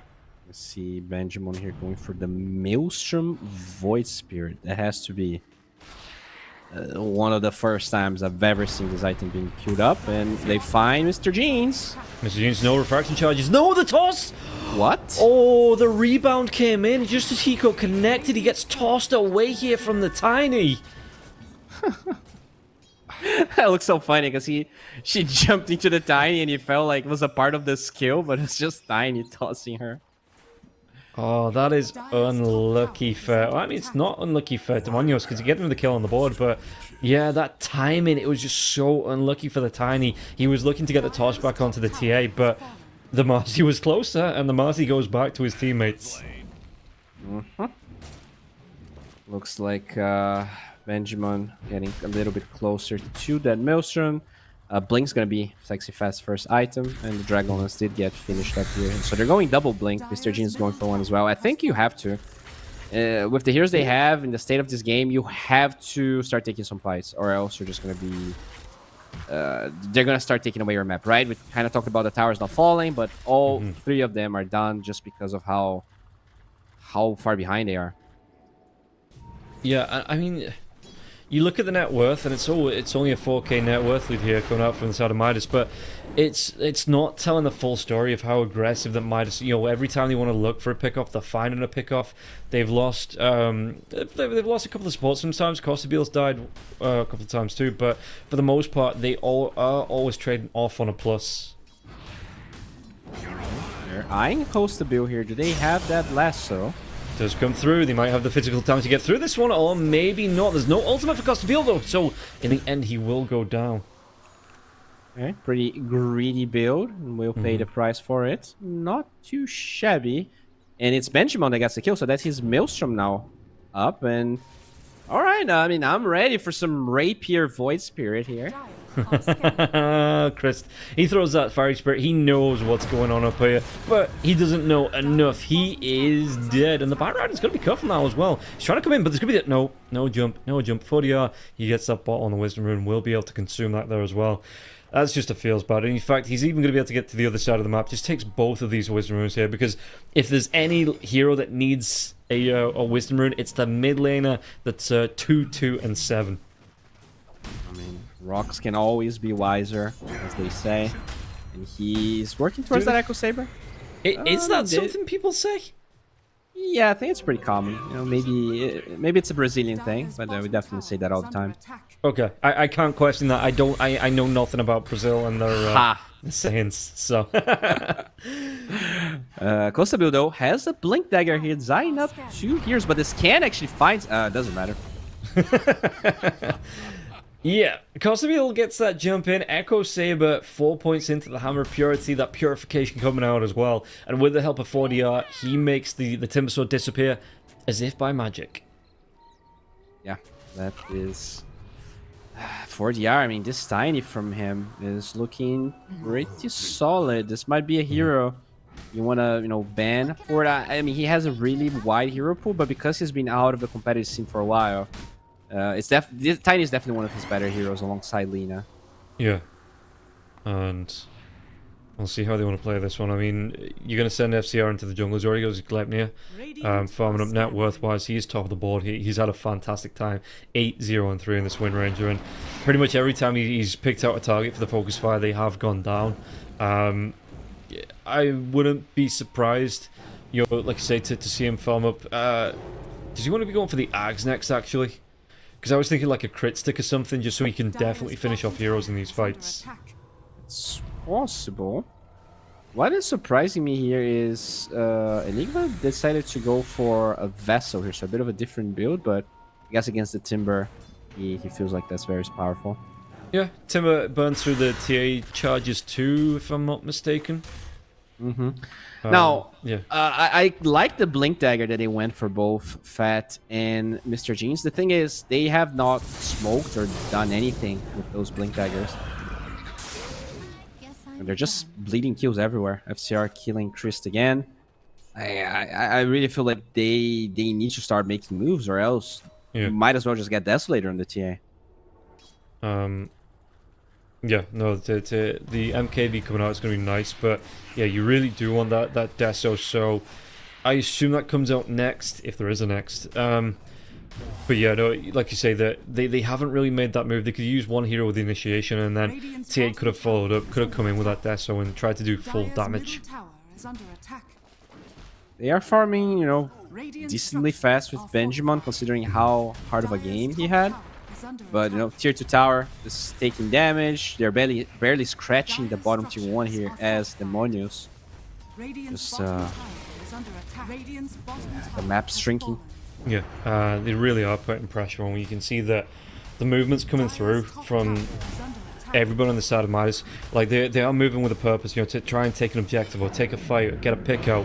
And it is just sending Demonio scrambling a little bit, it seems like. So I don't know if this MKB is going to be enough to get a recovery out, but it should be nice for the TA at least, to help get some fight capability back in their side. No double growth bow here. Both Sexy Fat and Mr. Jeans getting one. Oh. Range heroes rejoice. But they do lose a tier 2 tower here, and I wonder what time Midas are going to be looking towards the Roshan pit, whether it's going to be like another pick, or if they just feel comfortable going for it in the next couple of minutes. I think they can. I think they can go whenever they want. They have complete control of this game. The initiation on the side of Demonios is really bad. It's literally a Blink Lasso, but there's no follow-up. Yeah. They seem to be going towards the bottom side, though. Oh, what is this? Versus... Might be able to make a move. The smoke comes out. The Enigma's close as well. Won't be breaking the smoke here. He's smoked up himself. Takes down that watch. I wonder if this cues something up. And it looks like... I think Demonios think that he might be in the Roche pit, so they're going to come through the 28. Yeah. TA is trying to follow up, but yeah, they're not there. Yeah. Curious. Is this the harpoon for the Omni Knight? This is going to be a really good time, and if it is, it's going to be coming out 18, 19 minutes in here for the Omni Knight. He is looking stacked. Blink Harpoon Shard even gets the Pupil's Gift, so that's going to be some extra mana. This year definitely struggles in that department. Yeah. I mean, the gold advantage is actually kind of decreasing here, surprisingly. Yeah, maybe until... Oh, okay, the Timber Sword's going to be able to get the jump away with the Timber Chain. Cool. Well, TA not going to be as lucky. Gets killed off Fordio with a great jump in initiation, and it was just more than enough. Oh, the Timber Sword. Oh, but no! He gets the blink away. He didn't take damage, so he was able to get that blink out here. Sexy Fat away from Costabile, and Costabile, he's a little bit sad that he wasn't able to throw the light of God, or whichever God is in the Dota world, onto the Timber Sword here. But yeah, for the most part, has a Kaya in his backpack for a while now that he's just... Okay, he just backpacked it, because it's been there for like 30 minutes. He will live here and TP away. And it feels like it might be a Roche time here. The Queen Gates being picked by FCR. I mean, Bite is... What's he going? Going to go towards the force. I've got that Blink Dagger. He might be looking for... if they can find FCR on the Wind Ranger, because I mean the Void Spirit's close. Okay, never mind. Void Spirit's running the exact opposite way. So they're smoking now. 3 heroes. They have the Wind Ranger on the bottom side. Oh, Aomine. Yeah, and Bat Rider, unfortunately, no way away from that. The Gleipnir into the lockdown from the shackles. It was more than enough for the kill. The jump forward now as well. Not going to be able to get on top of Benjamin, but this drag back could be able to get the Hammer of Purity. The damage, is it going to be enough? It isn't. He gets himself away just barely. Can they break this egg though? The break, yep, taking it down. 40R. He did get a last hit onto it. And I thought that was going to break there. It was going to explode there for a second. And he was going to be able to get that Icarus dive away. But just at the last second, with Midas Club coming back, they were able to break that one. Yeah, that Echo Saber from the Tiny helping a lot. They're going to steal the Wisdom Rune with FCR as well. Just so many things. And now they steal the Tormentor to rub salt in the wound. Yeah, FCR's got to be careful though. Scan comes out, Wish is going to be able to get his shard. And FCR stays alive. So 3 cheers all around for the side of Midas Club. I mean, Midas, they are super chill. Like, okay. Yeah. They get another kill here, but they're going to be able to take down 40. That's a lot of gold to give over to Sexy Fat. And let's see what they're going to do with it. Yeah, I mean, I said chill because, you know, they're not forcing this Roshan. They're not forcing any towers. It really feels like they have no hurry whatsoever. And, you know, that's pretty refreshing. I feel like SA teams in general are very, you know, to their benefit and sometimes their demise. They're just too anxious. And it's pretty refreshing seeing a team. You know, it's a bit boring if you are from South America because you just want kills all the time. But they are like, no cares in the world. They rarely make mistakes, and they're just like slowly suffocating. It's literally the same playstyle from game 1. Yeah, it's something that I think able to jump in. Was that lockdown lasso? Oh, they might be able to get the kill to Wish. Wish, he's got the sustain though. He could drop that midnight pulse. Do they have the heals? They don't, but there is going to be some immediate revenge coming through. As 40 gets himself right on top of the Batrider, gets that kill, and now they're going to try and chase down onto the Timbersaw. But look at this, Mr. Jeans, he's in this. Gleipnir is going to lock down onto the Timbersaw. Timbersaw is going to try and do what he can, but the Focus Fire does come through, and the Focus Fire is going to absolutely rip through the Timbersaw. If this was a pub, you would think TA was griefing, but she just cannot. She doesn't have MKB. She's very close. So I think if she had it, maybe you can like 2-shot Eco. I'm sorry, FCR. But not the case here. Speaking of FCR, he finds Benjamin. Does he find an angle for the shackle though? It doesn't look like it. So just going to try and go for the chase down here. A lot of damage onto Benjamin. Benjamin is going to try and trade it back. The shackles. This time it does latch. Was that power shot coming through? Can they get a kill? It's going to be the damage coming through. The right back into the Gleipnir. It doesn't matter. He is gone. He actually had a second Gleipnir use there. I think Voice Spirit was really close from getting the second Astro Step, but really good Gleipnir usage. And this could be Roche now, right? 2 heroes dead. You have Widge here. He's going to heal you. And yeah, they're straight into the Roshan pit. With no way here, it looks like, for Demonios to be able to stop this. MKB now up for Mr. Jeans, but is it too late? Because it's definitely too late for Roche, but is it too late for them to try to win this game as this Marcy has a BKB already? I think this Marcy could solo to the TA possibly. Yeah, and when was it? It was a couple of days ago. We saw the Marcy solo Sven. It was a position 5 moment Costaville. He's going to be dragged up onto the cliff. He should go down here. Doesn't have that Aegis though. It is on the Wind Ranger, so that's not going to be a wasted Aegis. But yeah, I think it was last time we cast that we saw them a position 5 Marcy rip through a position 1 Sven, and there was just nothing the Sven could do about it. I think I do remember that. I just confused if it's SA or SCA. It was SA because it was only a couple of days ago. Okay, but that is a super fat Marcy going for that basher, as you said. And Mr. Jeans, you gotta be careful here. Yeah, he will be able to get out. No diving from 40R here either. FCR just looking to push out the lane. With this Aegis, again, I wouldn't be surprised if they just use it to clean up the tier 2 towers. Maybe even enough time in it to pressure at least 1 tier 3 as well. Mr. Jeans going for a Hurricane Pike. We see the Tiny with the Kanda already, so RDR is approaching that time in the game where he was solo killing, you know, the highest net worth here on the enemy team with 1 combo. Timbersaw going to be able to get the TP away, no interrupt, but there is going to be a jump in, back lines. They get the kill onto the Batrider to start this one off, and the Timbersaw, he's going to be locked down. Did they get the kill? They do. FCR is going to be doing enough damage, and now they dive in into the disposed Suplex City population TA there, as Mr. Jeans will be killed off. Benjamin does get the kill onto Hiko at least. The Cosmile takes down Chris, and it's just... yeah, that didn't go the way... I mean, none of this game has gone the way that Demonios has wanted. And it's just, again, look at this, the Wind Ranger now might have the timing to push down this tier 3 tower in the top lane. Yeah, I mean, they have 4 buybacks, but do you really want to buy back for a Wind Ranger? That's not even ulting. He's waiting for the glyph to be used, so super chill. As this Wind Ranger stop, everyone else is in a different place. So, yeah, I mean, Midas. Very cautious. Benjamin dove right into 40R. He lost his courier from that as well. I'm not sure if he didn't see him because of the nighttime vision, but yeah, just walks straight into Tiny. And Tiny just blows up half of his health just on that candle alone. Yeah, he has to be very careful here. He is scaling once again with this weird carry pick, but the question is, will it suffice? Bill with that Orchid, he can kill anyone, but the Void Spirit has a Venta. Everyone else will die. I guess there's a news on Sexy Fed as well. Yeah, Omni, he wants that BKB next as well. He does need the protection, it feels like. Oh my god, Chris is dead. Look at this! Oh, he doesn't even need to look at the kill because it's going to be finished off by the Orchid, and now the lockdown onto the Marcy. The Marcy that pops that BKB. Oh boy. Gonna try and turn around onto Fat, and Fat's going to be disposed back now as well. And again, he's just shot. This is a position 5 Marcy.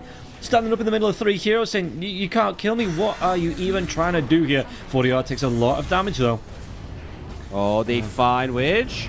Yeah, okay, they're going to be able to finally get the kill onto Hiko. 5v5 now, look at this. Yule Scepter comes out from that Timber Sword. Timber Sword still takes a lot of damage though. Wants to dive on top of Kosubi, but the Black Hole is going to stop him in his tracks. He get another 3 out of this. Is it going to be 4? The chase down Wind Ranger, he's getting low. Still has that Aegis, so even if it pops, he can carry on going after a few seconds.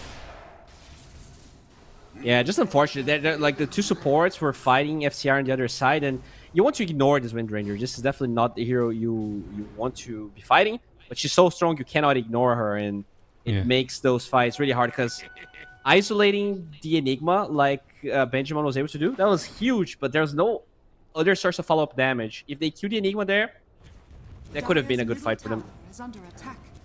Yeah, and we'll see what FC Dive comes in. He might just... I mean, the Sage has only got 30 seconds left, so yeah, FCR is going to commit. In fact, he might even get the kill to Christy. He's going to get the kill before he goes down. Holy crap. This Wind Ranger is just absolutely bonkers at the minute. 15-0 and 7. Wind Ranger is just running this game ragged. Yeah, it really is. This is one of the best Wind Ranger performances I've seen in a long time. I've seen a lot of carry Wind Rangers not really doing so well, not getting a good start, but FCR showing that this hero is indeed worthy of lots of bans. Looks like you're going for Lincolns now. And yeah, they're even going to be able to get a jump onto it. Is that another dead Bat Rider? It is. And it just feels like at this point, Midas Club might just be playing with her food a little bit. Yeah, you know that meme, like, make it stop, it's already dead. I feel like this is what I'm watching. Like, they have no intentions of finishing this game early, and they're just beating demonios down. Like, yeah, no, come on, guys.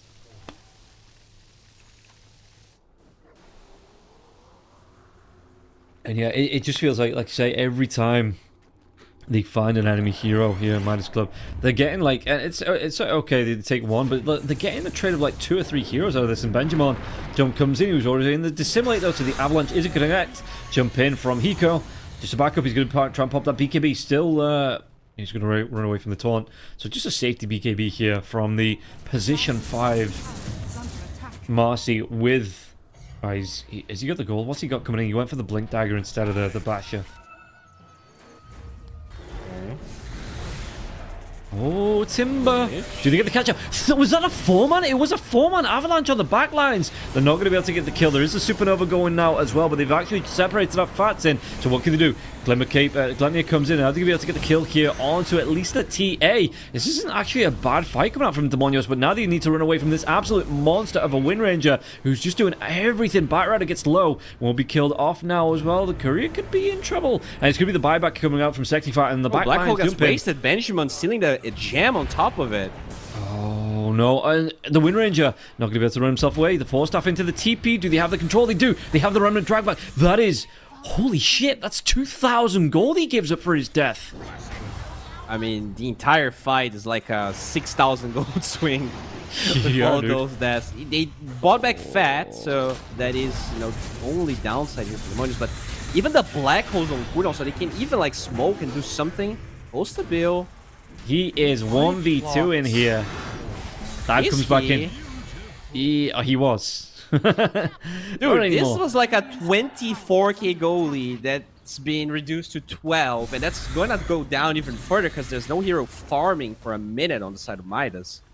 Damn, that is just one. Yeah, that is a great one. And again, okay, maybe they weren't playing with the food. Maybe they Radiant's top you know, tower they is couldn't under find those openings to get the push onto the high ground. You know what? I think production is just making this is all. I think we are actually in a show right now. This is a reality TV show, and we're gonna be casting a series that never ends. So the prank is that we're here casting forever. But, Radiant's top tower is Phoenix under dies forever as well. 13 deaths. I mean, I'm having fun with it. The game probably couldn't go on forever because I'd just starve to death, but for a little while longer at least. You know, let's just get to one. That's the thing. Like they stop the game once it gets to 1 hour, which is when the fun should begin. So hopefully we can go to those tier 5s. It's been a while since I've casted it. I would love to see the buffed version of the how's it even called, the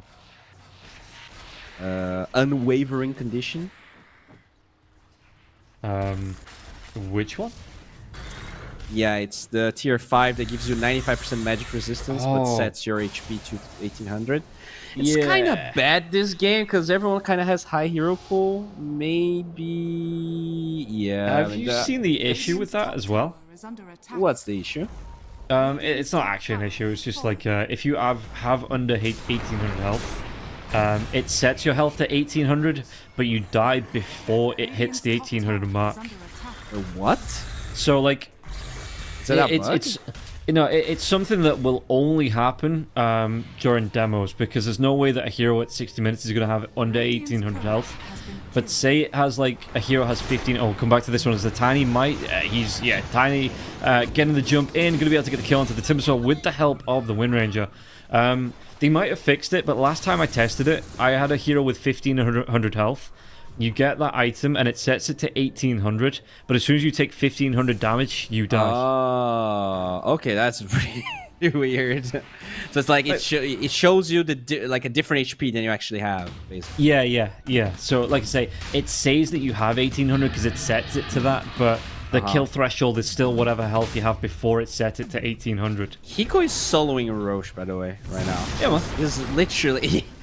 he dealt half Roche's HP, but it doesn't matter because he just killed Benjamin. This game is crazy. It's a little bit clowny. It's just a little bit clowny. Radiant's middle tower is under Okay, in fact, the Wind Ranger is probably going to be able to go into the pit and finish the job. Bash is getting pretty close here for Hiko. The Blink Dagger is going to be Wade's next item of choice. Does the Phoenix even have anything? It has a Shivas, actually. That's not bad. Yeah, it is pretty good. Banners out on the Wind Ranger. Just nobody cares, but after we passed over to Hiko. And now the Phoenix is dead. So, yay. Another 40-hour show here, just killing all these supports, jungling the entire time. Well, 4 and 12, not very different from game 1. This build that he's got is absolutely ridiculous, man. It is actually gross. Well, the 4-star forward, look at this. Gets the... What? Just FCR just 4-staffs. I know he has the Aegis, but he just 4-staffs himself into the middle of 3 heroes on the enemy high ground where his team can't catch up, and he's just like, I'll deal with it. I don't care. Look at he's actually attacking with no focus fire, and it looks so fast. But yeah, now it is time to test this high ground defense here of Demonius. It is not as good as it was game number 1, but you know, still a bad rider with lasso, so you have to be careful. Like I say, he has this Aegis for 4 minutes. I'd be surprised if the next pickoff, you know, they didn't try and force something out with FCR, try and push into the base. And but it does feel a little bit risky for the rest of the team if they get caught out. That could be another big swing fight. By the way, I'm not sure if you were watching. Did you see that when Omni has Repel on, he takes literally 0 damage from the Tormentor? Like, he solos Roche with Tormentor without taking any damage. I didn't see that, no. That is maybe something that needs to be looked at. Yeah, and they're gonna smoke here because they know people were around this area. But Kostabil, very quick on his feet, was able to dodge that move. The Marcy, how far was she? She's about 400, 500 gold from getting the full basher out as well. Radiant's Well, this is going on. The smoke rotation from the side of Demonios. They might just lose their tier 3 tower here. FCR is ready to push in double catapult wave as well. So just looking to see where it's going to go. And yeah, he can come up, power shot the wave. In fact, he's not even going to power shot the wave. He's going to go for the right clicks on the towers. And yeah, like you say, even without the focus fire, that is some right click. It's just some fast right click animations coming out from the Wind Ranger. We'll get that tier 3 tower, and as per usual, no rush whatsoever here. Midas just slowly but surely choking the Demonios one at a time. Yeah, Byrider hasn't even come back to help defend us yet. He does have a TP. He's looking for his Ag Scepter though, so he's bought out the point booster. He needs that double drag. Yeah, he's looking for the double dragon. And I don't know if that's going to be enough, my dude, because you've got the protection coming out from the Costabile. You know, you've got that Guardian Angel to come through. You've got Wish that can jump in with a Black Hole. You've got 40R that's going to be able to follow up. Depending on who gets caught out, there is always a way, it seems like, just to protect the lassoed teammates. I mean, you look at it, Benjamin is level 24. He's super strong. If he gets his 25, the crit, he's going to be doing a lot of damage. Even trying to... Oh, okay. You got to be so careful here, Benjamin. Yeah, I mean, you say at level 24, it's not bad, but he's gold. He's thousands of gold behind anyone on the side of Midas Club. Yeah, I mean, they are Midas, though, right? So they make money. Cannot be better than them at that, so... At least he has the levels going for him, but as I said, it is not looking good. Looks like Rider. Yule Scepter comes up in there, trying to protect himself. Purification going to be able to get the kill here on the Omni Knight. He just made that. Oh no. He might have gone a little bit too far. He does. He drops the gem now as well. He goes into 4 heroes. Costabile is going to have to go for the BKB TP. No bashes to stop him, so he will be away.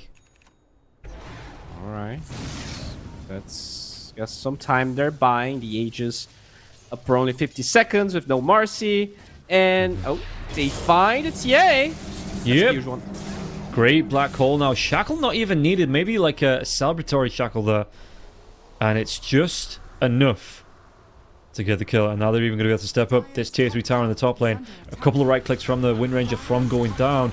And now moving through. Oh no, the Phoenix! But the Yule Scepter comes out. Is he still dead? There is going to be the Egg coming through, but the Echo Saber here for 40R. 40R. The lasso, he's going to be locked down. But again, the Wind Ranger going to be able to come in. The right click's coming through. It does break. And they're going to have to get the kill into 40R. 40R is low. He is gone. Jump comes through. What can he do? Costabile now as well. It's going to be FCR with some protection. Costabile has that Guardian Angel if he needs it. He's really silenced up. No BKB down for 32 seconds. And now they go on to the Enigma. So again, another good jump. And no way. They find the Wind Ranger. That's going to be Aegis being reclaimed now as well. They get a full 5-man wipe from the Tiny just going a little bit too far into the base. Yeah, I didn't watch exactly what happened, but the Black Hole got cancelled. I'm not sure what happened, so even though they were jumping the back lines, I expected them to have Black Hole ready, but it was on cooldown. Maybe the egg canceled it as it was cast, I'm not sure. But overall, I guess the big mistake there was... Like, you could have just hit the towers, right? They didn't expect the buybacks to be available for Demonios, and... That's very SA. Like, you're patient for 40 minutes. The one time you go ham, like you make this one mistake, you get punished really hard for the buybacks. And, you know, we're back at 12k, and at 40 minutes, how much does it even matter? I couldn't say. This is all they need to do, right? The hold the base, the target priority pickoff. If they can get this, I mean, I think the thing. Oh, excuse me, I'm losing my voice. Still have a series, my dude. Just yeah, I know. I still have a third series to come after this. Make sure you save some voice for the next series. The Yule Scepter coming out from onto the Tiny that stopped them getting that Phoenix kill. That turned the entire fight around. Yeah, he didn't BKB. He was a bit greedy there, and really clutch play from Chris. Has been dying a lot. It's definitely not a fun game for him, but that was a really clutch play right there. Yeah, I don't even think it was his Yules. I think it was Sexy Fat's Yules. Oh, okay. Either that or the Bat Rider, because the Phoenix doesn't have one. But yeah, the Yules came out onto the Tiny. That just meant that Krish could get off that Supernova, because he didn't die to the Tiny Burst. True. So, looks like we are now at 9k here. The win probability is still, 77% on the side of Midas. Has been the entire game. But this is one of the lowest if we don't count like the first 5 minutes of the game. So we're definitely looking at the highest chance for Demonios to win this game pretty much in its entirety. And yeah, like say, another good fight. I mean, Roshan potentially up in 30 seconds as well, so another good fight. They could be able to close it out and start to maybe take some racks away from the side of Midas Club, but it feels like Midas Club, outside of the base fights, they are the ones that are in control of this. By the way, there's an Eggs now on Aomine, so if he gets a clutch Lasso hero into 2 heroes, this could be huge. It could cancel the Black Hole. Yeah. They're gonna smoke on smoke. Honestly, I feel like this is really good for Demonios. If they get the right jump with these Eggs... Oh no, they find the TA. Tiny this time, he's going to be able to get the BKB away. Jeans, he gets Lasso onto BKB of his own. The Lasso, yeah, it's going to be onto 2 big cores now as well. BKB comes out from Omni Knight, the chase down. They're going to be able to take down the TA, surely. The Supernova, it does pop, but I don't think anyone was caught in the blast. And now the jump in from the Marcy. He's got his own BKB going. The bashes as well coming through. Hiko, he is doing damage now. What can he do onto this one? Because Kosovil's going to get really down low. Do they still have the Black Hole? They do, but the silence is out on the Enigma, so he's not going to get it off before he dies. The balance around, Hiko was going to be able to do the focus fire again onto Fazin. In fact, I don't think it's the focus fire. It's just right-click damage. And now FCR, the chase down, he gets a little bit more damage, but he's going to control still 2 heroes. He is going to be 2 versus 1. What can he do on this one, FCR? Going to have that win run coming out once again, but the magic damage, it might be too much here. And Benjamin, he's got that. He's going to have the reveal coming through with a gem. So they get another 5-man wipe. It costs them 3. But Midas Club get wiped. Yeah, I mean, they smoked. The Enigma needed 200 gold to finish his BKB. And that was a fight he never got to cast it because the eggs on Void Spirit was perfectly used by Benjamin. I'm honestly very impressed with his build because I thought he was going to lack damage. His right clicks are so fast. Like, it's honestly crazy how much this hero can scale. We just never get to see it. I feel like, you either win with Void Spirit very early or you lose very early. I never... It's been a while since I've seen, this, at least this year, a Void Spirit get disarmed. Oh yeah, I mean, he jumps into the top of the net worth table now as well, so he's not going to be too far off the disperser. Roshan, 44 seconds. If you can defend this Roshan pit, I mean, respawn ties, that you might actually force the buyback out from the Wind Ranger if they know that this Roshan's going on. Yeah, I mean, it's going to spawn pretty much with the Wind Ranger. But just the fact that they have the waves pushed up, this is going to create a lot of pressure here for Midas to decide if they want to even attempt. I feel like they still probably feel like they're stronger. And they do have the BKB on Enigma now, so much harder. The only cancel is now that Lasso. And the thing is, it's going to be a nighttime... Well, it's going to be a daytime Roshan respawn, but he's immediately going to move to the nighttime position. And... there's nowhere for Midas to get... if Demonios start this, there's no easy way for Midas to get there. The easiest way would be to TP to their own Twin Gate and come through, but there's going to be vision here from Demonios, and they could just be picked off as they come through the Twin Gate. Yeah, those TA traps with the silence is definitely a tough endeavor. And the Phoenix is actually really close to a refresher. Only 500 gold away here for Chris. Level 25 on the Batrider with that eggs. Very clutch eggs, by the way. That was how they were able to even get that egg to pop. If he gets another... I honestly feel like the teamfight superiority is on the side of Demonios now. This eggs really changes how these fights are going to be taken. And we're going to see the big man move through into the pit. Yeah, he respawns here, so... Sexy Fight moves himself in. He's going to have the help of the TA now as well. And they're going to so quick on this cleanup here. There's no way that Midas can get here in time, even if they knew what was going on. Yeah, they tried to go mid to push them away from the Roche pit, but they were way too late. As they draw the line, it already falls. So that's eggs. Free eggs for Sexy Fat. He's going to get a cheese, Aegis on the TA. and they still want to take a fight regardless. I guess they are showing the Phoenix bottom, so they feel like they're going to have the numbers advantage. Oh, jumping on the Wind Ranger. Look at how quickly his health disappears now. The Avalanche was that Shackle lockdown, but do they have enough damage? Black Hole, they do. They take him down. He has a buyback available. They're going to be able to get themselves on top of Timbersaw now as well. And Timbersaw, he is going to be the next one to fall, surely. And it's going to be the drag back coming out from the Wind Ranger. Blink away from the Batrider. The Batrider in the trees. He's going to be able to get that TP away. Timbersaw at least has no buyback. That was a great pick for Midas Club, even after the Aegis gets taken away from them from Demonios.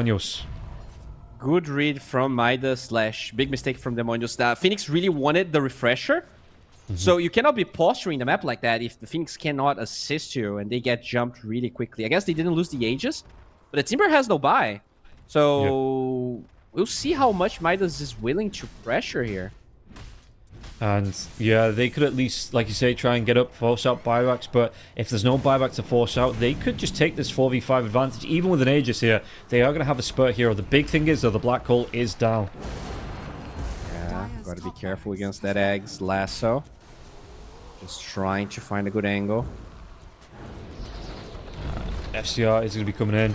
Focus Fair and Dad, he just wants to take down this Rax, no questions, and make sure they do get it, even with a Focus Fire, because Focus Fire, what is it, level 3, level 8, it's like the 30-second cooldown, so that's no big deal to make sure you get the full lane of Rax. You really want to hold on this buyback here for the Void Spirit. They have one glyph, but they're really going to make them work for it here, and I think you have to get this buyback or else. Okay, they are a bit scared. So, next Focus Fire comes in. Lasso, though, there's Lincoln's. It's not... Oh, he's going to be able to get the drag back, but the BKB starts to come out. They're going to be able to break the seg. Surely they do, and now the force half away. But does FCR survive through this one? He's got that BKB going. He won't go down. And now they're trying to get everybody out of this one. They've got themselves the Mega Creeps. And they even got a couple of kills there as well. They're great couple of pickoffs in Midas Club. I mean, Demonios, they tried for the hold. They broke that Lincoln Sphere into the lasso. It just wasn't enough follow-up there. And Midas Club, they take that advantage. They take the Mega Creeps. And they're probably going to be happy with that, even if they don't have this Aegis. I think that was way too greedy from Demonios. You have Aegis, you have Cheese, you have buyback on the Void Spirit. You give away your barracks, you're never going to find a better time to fight now. Because they don't need to do anything as Midas. They just wait your Aegis out. They're going to... Like, they've been chilling the entire game. So I think it was definitely a mistake to hold the Void Spirit buyback. Like, sure, he might have it still, but you know what? At what cost? And Wind Ranger is going to consume the Ags and get a full crit. In fact, he's going to go straight for the Daedalus, so he's going to be buying out here. No buyback is going to be available to him if he sends his courier to the secret shop. Or is he just going to hold on now for a little bit? He's even got the Ancient Guardian, so he's going to have that plus 50 bonus damage as he looks to come in and break this base. They do have BKB in 10 seconds, so Black Hole is ready, but Wage still needs 7 seconds here on the BKB. This is very methodical here for Midas. Just FCR hitting the towers. And yeah, you can see that he feels comfortable. He's got that Lincoln's. He's going to be able to get him. He's feeling okay with the BKB. Moving through. Focus Fire down on the towers. Will be able... In fact, it's still not even Focus Fire. It's just right-clicked. And now the Focus Fire comes out into the Timbersaw. The Timbersaw, he jumps way too far. That's going to reset the cooldown here for the Wind Range on that Focus Fire now as well. So it's going to be 4 seconds away. What can they do? The jump up into the other damage coming through. He's going to be bounced up and down like a beach ball, but he still goes down, that Batrider. 2 heroes dead. Even with the Aegis, they're just going to call GG. And Demonios still haven't picked up a win here in Group B. Yeah, they initiate with the Timber, and surely he has the Vise, but you have Aegis on the TA. I think it would be better to try initiate, bait her life in, and try to fight around, because that Timber had no buyback. They were under a lot of pressure. I think Midas played really well. Kind of hard to blame Demonios when I think Midas, in general, had a really good game. 1 or 2 hiccups here and there, but that's kind of unavoidable when you have this long of a game. Yeah, and that is going to be it for the second series. Bowie, thank you for joining me. We're going to be swapping out. It's going to be Otomo taking over. So, Bowie, thank you very much. It is always a pleasure. But for now, we are going to jump into a break, and we're back with the third and final series right after this.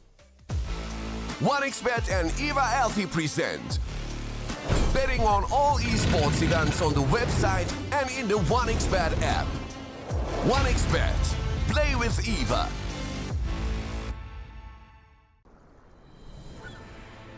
What if Kunka knew that he could not only play Dota but also place bets? Better the best black hole.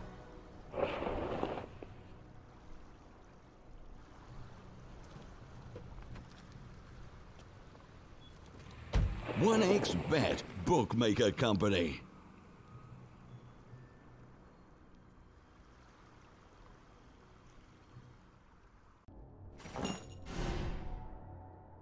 Chances of breaking items in a tournament match are non-existent.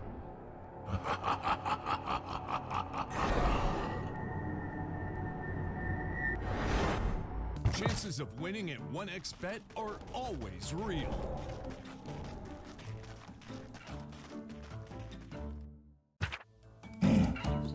Join with me.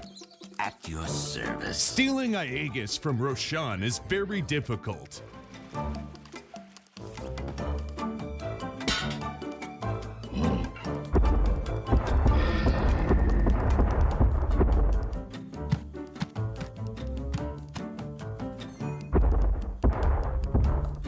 Winning at 1xBet is super easy.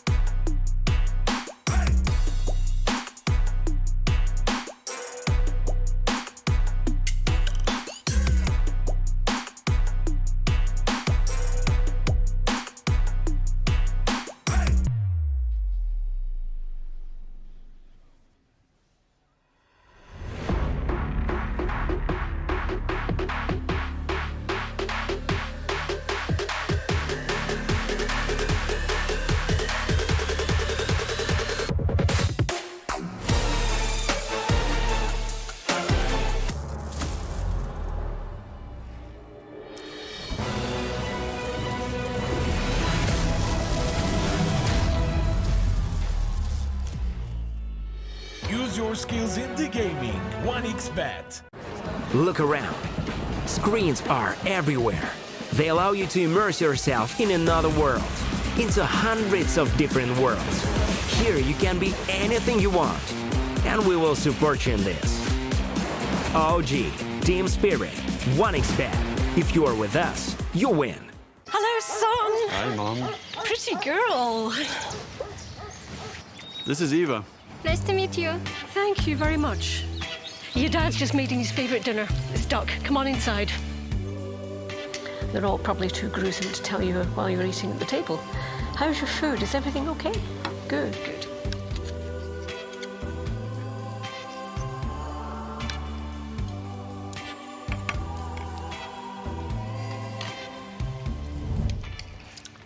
You seem to know each other. Yeah.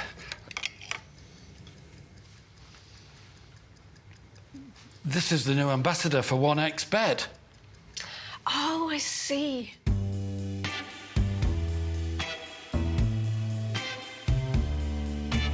Everyone felt good when Eva Elfie became the new ambassador of 1xBet.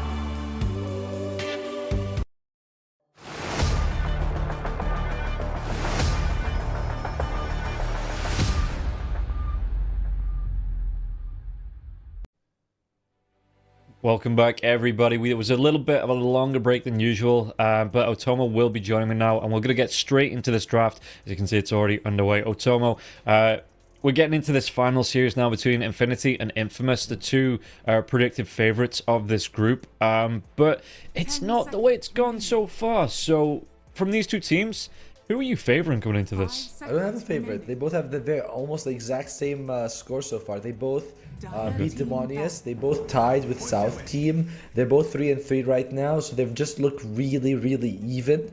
They are the big names, you know, Infamous, Infinity. We've seen them in the TPC last year a lot, but right now I just can't look at them and be like, oh, this team's better. You know, they both look very, very even on paper. They are different though in that, for example, Infamous is very outlandish with their drafts. They picked mid Mirana, support Centaur, carry Omni Knight, I believe, which you just saw in the previous game, so maybe it's more of a South America special, but they're definitely the more outlandish team that I expect something different from them. And you can see that Centaur actually gets banned against them. Yeah. And we're just running through all the bans. It's going to be the Bat Rider, Primal Beast, as well as the Timber Sword, Grimstroke, and the Crystal Maiden being taken out from... They're both Inf teams. But yeah, taken out from Infamous. And Infinity, they take out the Centaur, they take out the Enchantress, Dawnbreaker, as well as the Vengeful Spirit and the Queen of Pain. And yeah, picking up the Pangolier, as well as the Hoodwink here, either side. So we are well in the way of the draft. And yeah, I'm surprised that the Pango was a first pick here coming out for Infinity. Yeah, I mean, I guess they just feel like that's something that they really want. We do know that one thing Infinity really likes to go with is the Crystal Maiden. They picked Crystal Maiden about, I think, 4 out of the last 5 games, and they've won with all of it. You usually pick CM plus like Ursa, CM plus Bloodseeker, like someone with a decent laning phase, and they always get really, or have a really strong safe lane. So I like the Infamous respects that. You might think, oh, it's CM, how much can you do? But like, shutting down any player is good. You know, so well, not shutting him down, but you removing a strong hero is always a good thing to do, even if it's a support. Yeah, we did see it in the first series, I want to say. It's been a long day. Yeah, we saw it in the first series, and it did get... I mean, the Crystal Maiden got shut down itself, you know, because it was a block pick, actually, because... Right, I need to find the two teams. Yeah, so it was Acatsuki likes to play the Crystal Maiden, and South picked it up in the first game as a block pick, and it just did not go well. In fact, I think Excel God died like 16, 17 times in that first game on the Crystal Maiden. Alright, so Infamous, they decide to counter the Pango, well, not counter, but they take the Ember Spirit. This is here that both of these teams contest quite a lot. I expected Ember, Centaur, and Nature's Prophet to be heavily contested, and there comes the Mirana, which again... could be a core Mirana because Infamous has done that before. So it was a mid Mirana, so I'm not sure how you could fit that with the Ember because I don't think, like... Well, so far today... Yeah, see, so far today I've seen 2 carry Embers, so it's not out of the realm of possibility that we get a third. but it's still a good setup. You've got the Searing Chains and the Bushwhack to connect with that arrow. Yeah. So there is some good setup there from the Mirana. So core or support should be able to get a couple of pickoffs at least. Yeah, and I think she does okay against the Pango mid. Although, Infinity, they did remove some of the best Pango counter in the lane phase, which is the Queen of Pain. I'm feeling like Viper could be a decent pick, honestly, for Infinity. You can just make sure he goes in the same lane as the Ember based on the draft, and you're like, I put Viper there, he's gonna suffer. Yeah, and what? So you think like maybe shift the so matching the lanes, maybe shift that Pangolier out to an off lane if it is gonna be the mid Ember Spirit. I mean, yeah, you can give it to Hyde and be like, I'm sorry, I don't know how to pronounce Infamous's mid lane because it's like S1REANM. Is that Siren? Bowie said it's Siren M. Siren M. Okay. So the one is an I. Yeah, I had the exact same problem. Yeah, no. I was because I was thinking, that doesn't look like, but then I'm like, is it like an L? Siren? L or T or yeah. It's like pick your own name. Infinity, they do have the Abaddon here. You were talking about the Bushwhack, the long range arrows. Abaddon's a great counter to that. He does. It's also like we don't know, is he going to be a support or a core? We generally see the Abaddon only as a core, so I'm not feeling like he's a support, but there's always that little bit of flexes because that's where the hero usually came from. Yeah. I was gonna say the chance. Just saying that the chance it could be that full. And running it with, like, say, that Pango in the off lane could be a little bit tricky for them, but they do pick up the Muerta. Okay. And I only usually see the Muerta 4s at the minute, so this might actually be the position 1 Abaddon. Yeah, they're both keeping it flexible, right? Like we usually see core core Abba support Muerta, but it's like could be flipped out in the last second depending on the matchup that they get. But yeah, I kind of like Abaddon. I do feel like this hero will need a buff very soon just because his static growth is so trashy that it's just not enough. And they actually nerfed him. I was surprised when he got nerfed. You where you open a patch and you're like, all right, I expect to see my favorite hero buffed, and you're like, he's nerfed? What? He's barely playable. Oh, I know that feeling. Yeah, that's how I felt with Abaddon. I was like, okay, I expect some decent stat buffs, and he's like, no, his ultimate got increased with 10-second cooldown every level. You're like, okay, that's cool. Yeah. With 7.35, 7.34, whichever it was, where they nerfed Heart, and then they nerfed Necrophos on top, and then they went back and nerfed Necrophos again. It's like, what are you doing to him, dude? You've already killed him off because the Heart build is dead. He's useless again, and you kick him while he's down. Yeah, that's the best time to kick them because they can't fight back, you know. I think that the Heart nerf was like at the beginning 7.35 because that's when we were moving from the Blade Mail Heart meta. That's that poor guy. Infamous, they decide to take out the Bloodseeker. You know, it's weird. They pick up the Bloodseeker just as my brother says, when do you want to go donate blood? And I'm like, whoa, you know, it's all connected right now. That's the Well, there's the sign. Yeah, it's pointing you in the right direction. So they have played, Infamous has played a bunch of Bloodseeker. They usually, that's Entity that plays it. Infinity that plays it. So Bloodseeker plus maybe Hoodwink. I mean, Infamous, it's kind of like their carry pick, their mid pick. Is Mirana going to go off? I generally feel like Mirana off is not going to work out. So this does feel like it's going to be Pamploni, on the Mirana, and we're going to be seeing an off laner come out from Infamous. Yeah, you sound like you need those noodles that I've just had to clear out your nose. Yeah. I've been sick. You just hate spicy food. We're all. It's a very interesting stream. Let's just go with that. Yeah. Go on. I was gonna say if you see us start muting the mics, you'll be at the camera. You'll be like, it's because we got the sniffles. Yes, we do. Yeah. Not from each other though. That's very important to add. No. Yeah, those noodles, man. They are great, but they just blew my entire face off. But you know, and here's the thing: my wife is always like, "Why do you eat such spicy food if it's hot?" Because you ever eat it, and you have the bottle of water next to you, and after you finish, you're like, "Let me get the glass of milk." Yeah. And you're like, "But it tastes good. What am I supposed to do? I like it." So yeah, Infamous, they do get a offlaner banned out, which is the Mars. They're still like the Tide Hunter if they want to go for the Magnus as well. But I'm feeling like Infamous needs an offlaner. And Infinity, they banned out the Sven, which makes me think that it's Abba off, right? And that you're looking for something like to fill that void. I still strongly feel like Viper is a good pick for Infinity because you're up against 2 melee cores at least. Like say you could shift that Abba into the 1. Yeah. put the Pango off here, and like I say, you just jam that Viper in, or you get the Viper in the drafts at least, and then you can sort out the lanes once you find out what Infamous's lineup is, what their final pick's going to be.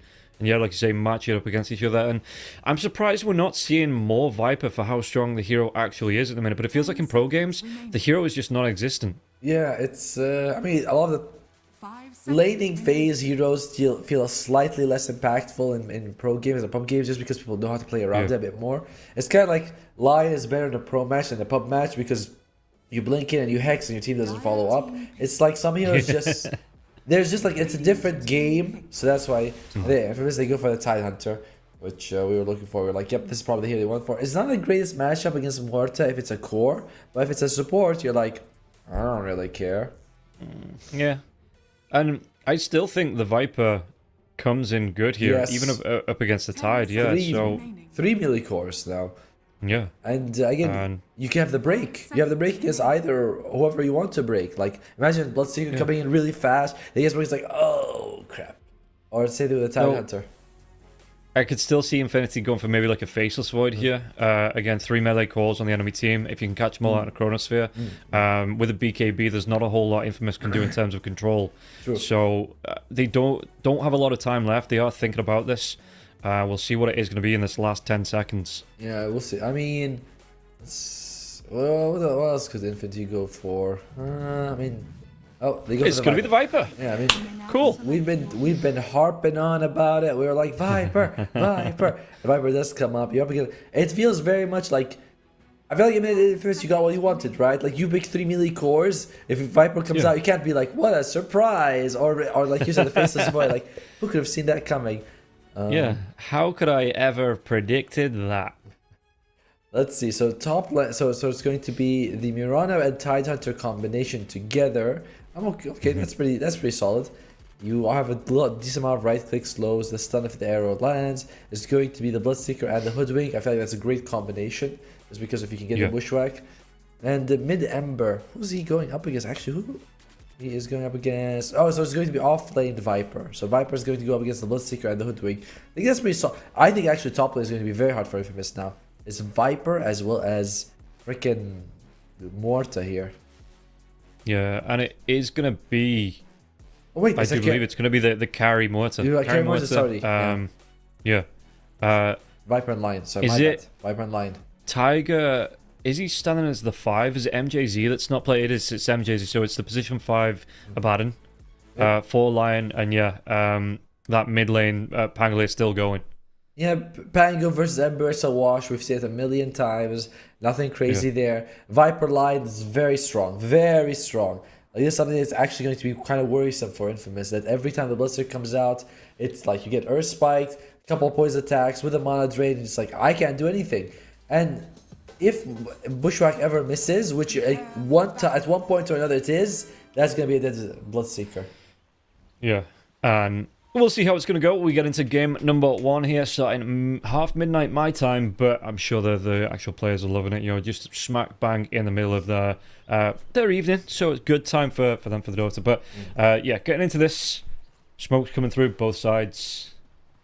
No aggression coming out. Mirana's going to try and rotate around, maybe look to try and get a ward down or something, but not going to be a massive commitment. It doesn't look like yet from the side of Infamous. I think in both lanes the offlaner is going to have a good time, because Tidehunter and Mirana, I don't think you're getting a lot of kills on Morta Abaddon, but I also don't think your Morta Abaddon are going to be actually threatening you. You know, Kraken Shell as well as Anchor Smash is enough to keep the Abaddon away. Mirana can just jump at any point, so I think Infamous should do well there. But overall, I favor Infinity's draft in the laning phase. I don't know if I favor them to win the game, and that's a very awkward situation to be in.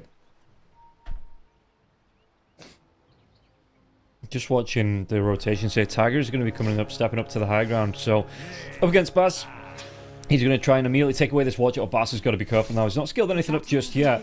No plug grenade thrown out to slow out on Bass now as well. So it's gonna be a 3-for-1 actually onto the bounties, and Hyde's gonna be the one that picks one up, thanks to the Earth Spike coming out from Genek and being able to interrupt that steal on the bounty run. So Infinity is 1.5 and Infamous is 2.43, but not a massive difference between the two teams in terms of odds. I like how you talk to us slowly. You know what I mean? That's for my benefit. Yes. Yeah. By the way, it's from what I know, it's pronounced Renek, like with a H sound, not Genek? Yeah, Renek. Genek? Yeah. Okay. So that's what I've been told by production. So maybe hopefully they're right, and we both don't say it's wrong. But yeah, bottom lane, I think Hyde's generally gonna have an okay time. Might need a couple of levels though before he's left to himself. As top lane, sorry, Avloni, they get a kill on Oscar. Very important. We've been saying that this lane is critical for Infamous because it's so as difficult as it's gonna be a difficult lane for sure. Yeah. Lion, the forces the Furry Fire out of Bastion now as well. There is going to be the Blood Right coming out, and Kajua going to try and chase on. But Henek? I'll get it eventually. Henek. Like Henek? Yeah. Like a rolling R? I don't know. Does it have an R? I don't think it has an R. It's more like a, like a GH, like Ghana, the country. Okay, here's the thing. I'm Arabic, and our language has a lot of grunting sounds, but English is all too timid for that. Like, oh no. Oh mate, you should hear some Scouse. That is proper grunting. I might one day, very soon, but in the meantime, I could talk in a fully Scouse accent, and no one would be able to understand this broadcast anymore. I'd be speaking perfectly fine English, and it would be incomprehensible to 9% of the people listening. I've heard that I don't know if you've ever seen Mind Your Language, but there's an episode where they bring this Scottish chauffeur to learn English. They're like, because he's speaking in a way that no one can understand him. Yeah, I've heard. Right, okay. I've heard it quite a few times. But in terms of lane phase, mid lane 8 and 3 to the 7-5, so very even there, as sort of expected. The bottom lane is going really well for the Mortar right now. She is absolutely crushing this Tidehunter, and I think a lot of that is because he was zoned out in the first couple of creep waves because they killed Oscar. So it's like, good for you, but also screw you. Oh, the bushwhack into the Blood Right. Acorn shot comes out now as well. This line's going to get pretty darn low, not in kill range though. And yeah, no, like you say, it does put Hyde on the bit of the back foot now as well. And in fact, he's going to be trapped out with the call of just the calling on the bottom lane, slowing him down. Dead shot, pushing him right back in. And this is the thing, right, that the Tidehunter's going to suffer because this anchor smash, it's 100% not going to be effective against Wits, because Wits, you can't get in range for it. It'll always just push you away with a dead shot if you try and get on top of him and use it. He doesn't even have it. He decides to go for Gush and Kraken Shell just because he's like, I'm not going to be close enough. Another problem is that Anchor Smash, you tend to spam it, so it's really, really good at giving Magic Stick charges. And that can actually cause you to have a lot of trouble. You can see Magic Wand already on Muerta, Magic Stick on the Abaddon, both like 5-6 charges each. Why? Because, he doesn't even have Anchor Smash, by the way, but if he had it, you can imagine it's going to be full. Oh, top lane though. Kajua, he is going to be taking some harass. The Earth Spike, no follow-up onto that because just the poison attacks. For the slow, level 2 on the poison attacks now, and even after that kill going the way of Infamous, I keep having to check the top bar to see which inf I'm talking about. Yes. But yeah, even though the first one went the way of Infamous, Oscar, he's well on the road to recovery, catch up on these last hits. In fact, even getting more denies up against the Bloodseeker here in the top lane, and Wits in the bottom lane, he's just going to be able to pull these creeps right back in towards his tower, but not underneath it. So keeping this creep momentum going in his favor. We said this from the start. Infinity, their draft has strong lanes, like very solid lanes. I don't think bottom lane would go this well for them, to be frank with you. But Hyde, still be Rob. He's getting there. I mean, the 2-point Kraken is actually really mitigating almost all the damage he's taking. By the way, he has that bracer there as well. Go on. I was going to ask, I know that melee heroes come with natural damage block, and I'm wondering, does that work with Kraken? I don't imagine it does, because that's never had. Yeah, it does, right? They just get a built-in, was it like a built-in stout shield? Yeah, 16 damage, basically. Yeah. And it does stack with the Kraken shell. Wow, really? That does. I'm glad. It's interesting when you are teaching me this, and it's like, oh, that's not how it's supposed to be based on our roles. Oh, that's a dead connect. Speaking about the rolls on the top, there is going to be a lot of damage coming through, and Kajua is going to be able to take down. Go on, say it for me.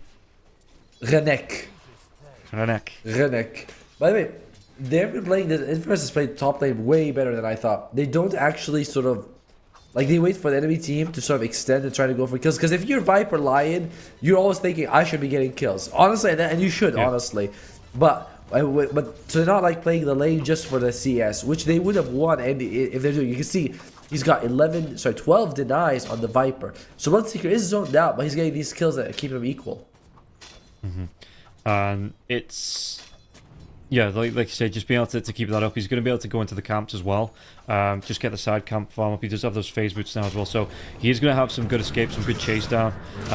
Mid lane onto Siren. Siren's going to be taking some harass coming through.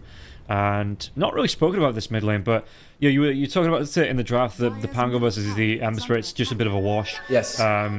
Are you looking for some early rotations from either supports to try and get an advantage in this mid lane? I think it's basically too late now. They both hit level 6. They both have their ultimates. Very hard to kill. And plus, the stuns are hard to land, right? Like Lion, you kind of like pretty close range to get the stuns. Arrow, you can see it coming. Same thing with the bush. Like, there's a lot of ways. I think both teams are really good recognizing that ganking mid is not worth it. You know, I'm not ganking freaking sniper. It looks like there's going to be a bit of a jumper now. The Starstorm comes out onto Wits. He takes some damage from this, but he's still having a really good time farming, man. He's just, he's getting through it.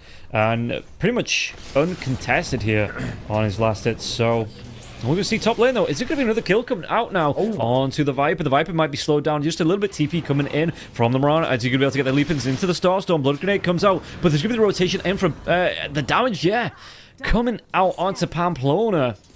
TP's in to help his teammates get a kill, and he's the one that ends up going down here. Ember Spirit couldn't get the rotation in time.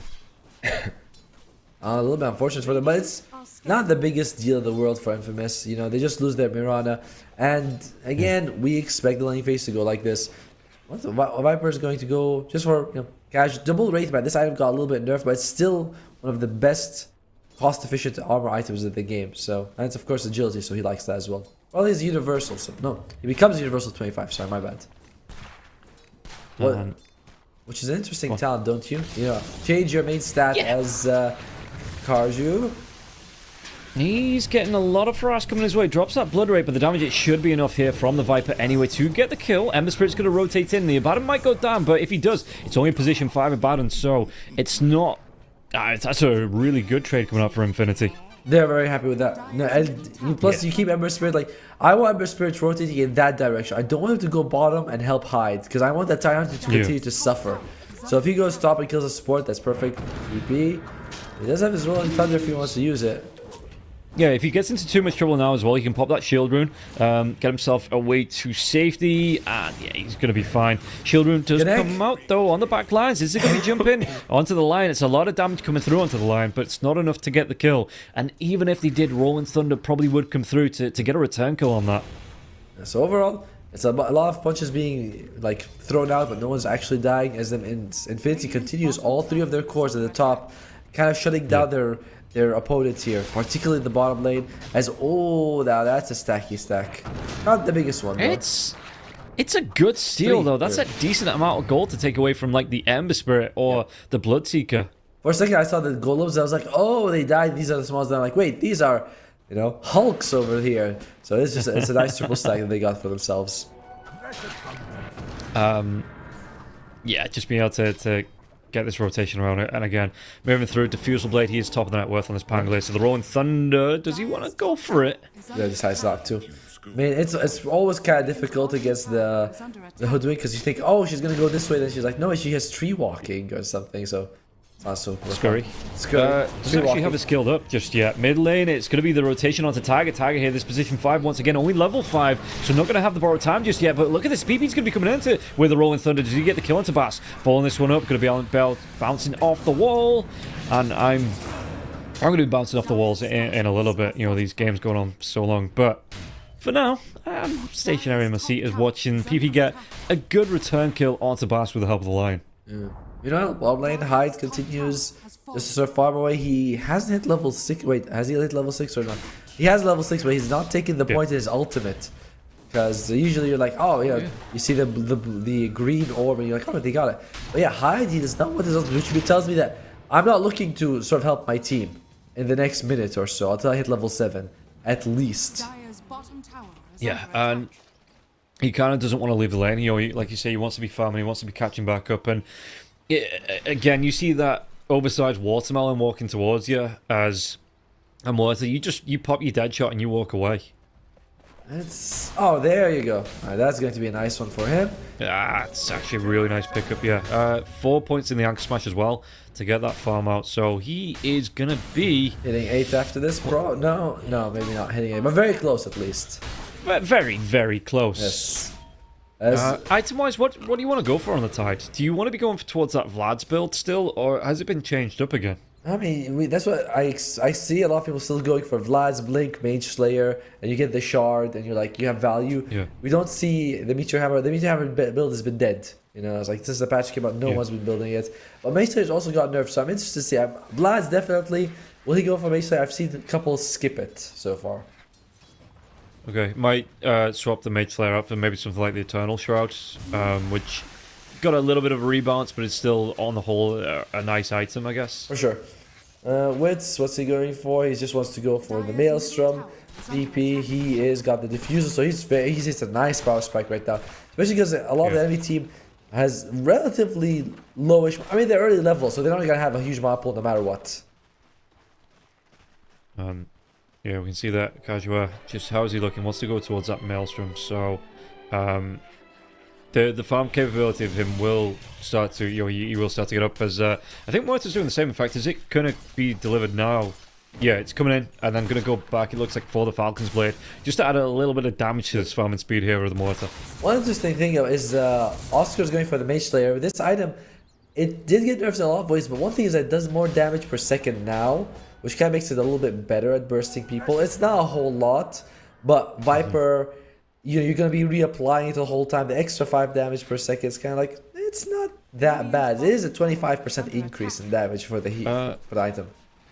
He's changed his mind, though. Well, for now, he's changed his mind. He's got that Orchid queued up. Better.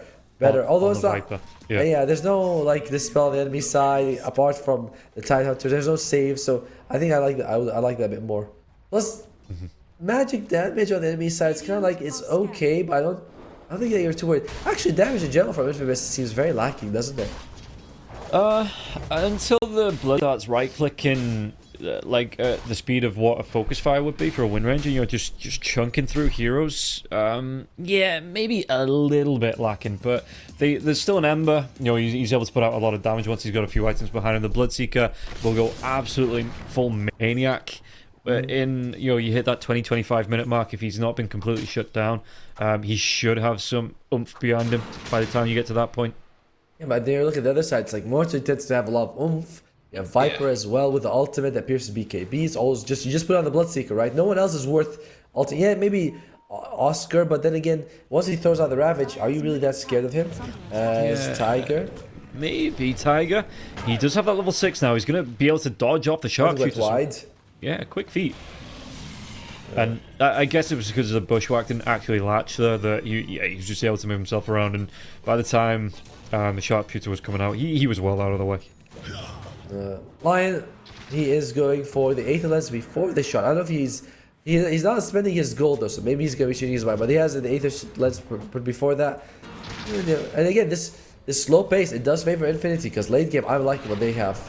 Yeah, Arrow is going to be off the mark. Doesn't latch after the Bushwhack now as well. Double Earth Spike. That's going to be a really nice one here. As the Swashbuckle comes in, PP gets himself towards the Invis Rune. Does he want to come back into this one? Has that Rolling Thunder? Borrowed Time's going to be popped. No follow-up damage. So he's not going to be healed up to whole on this Abaddon.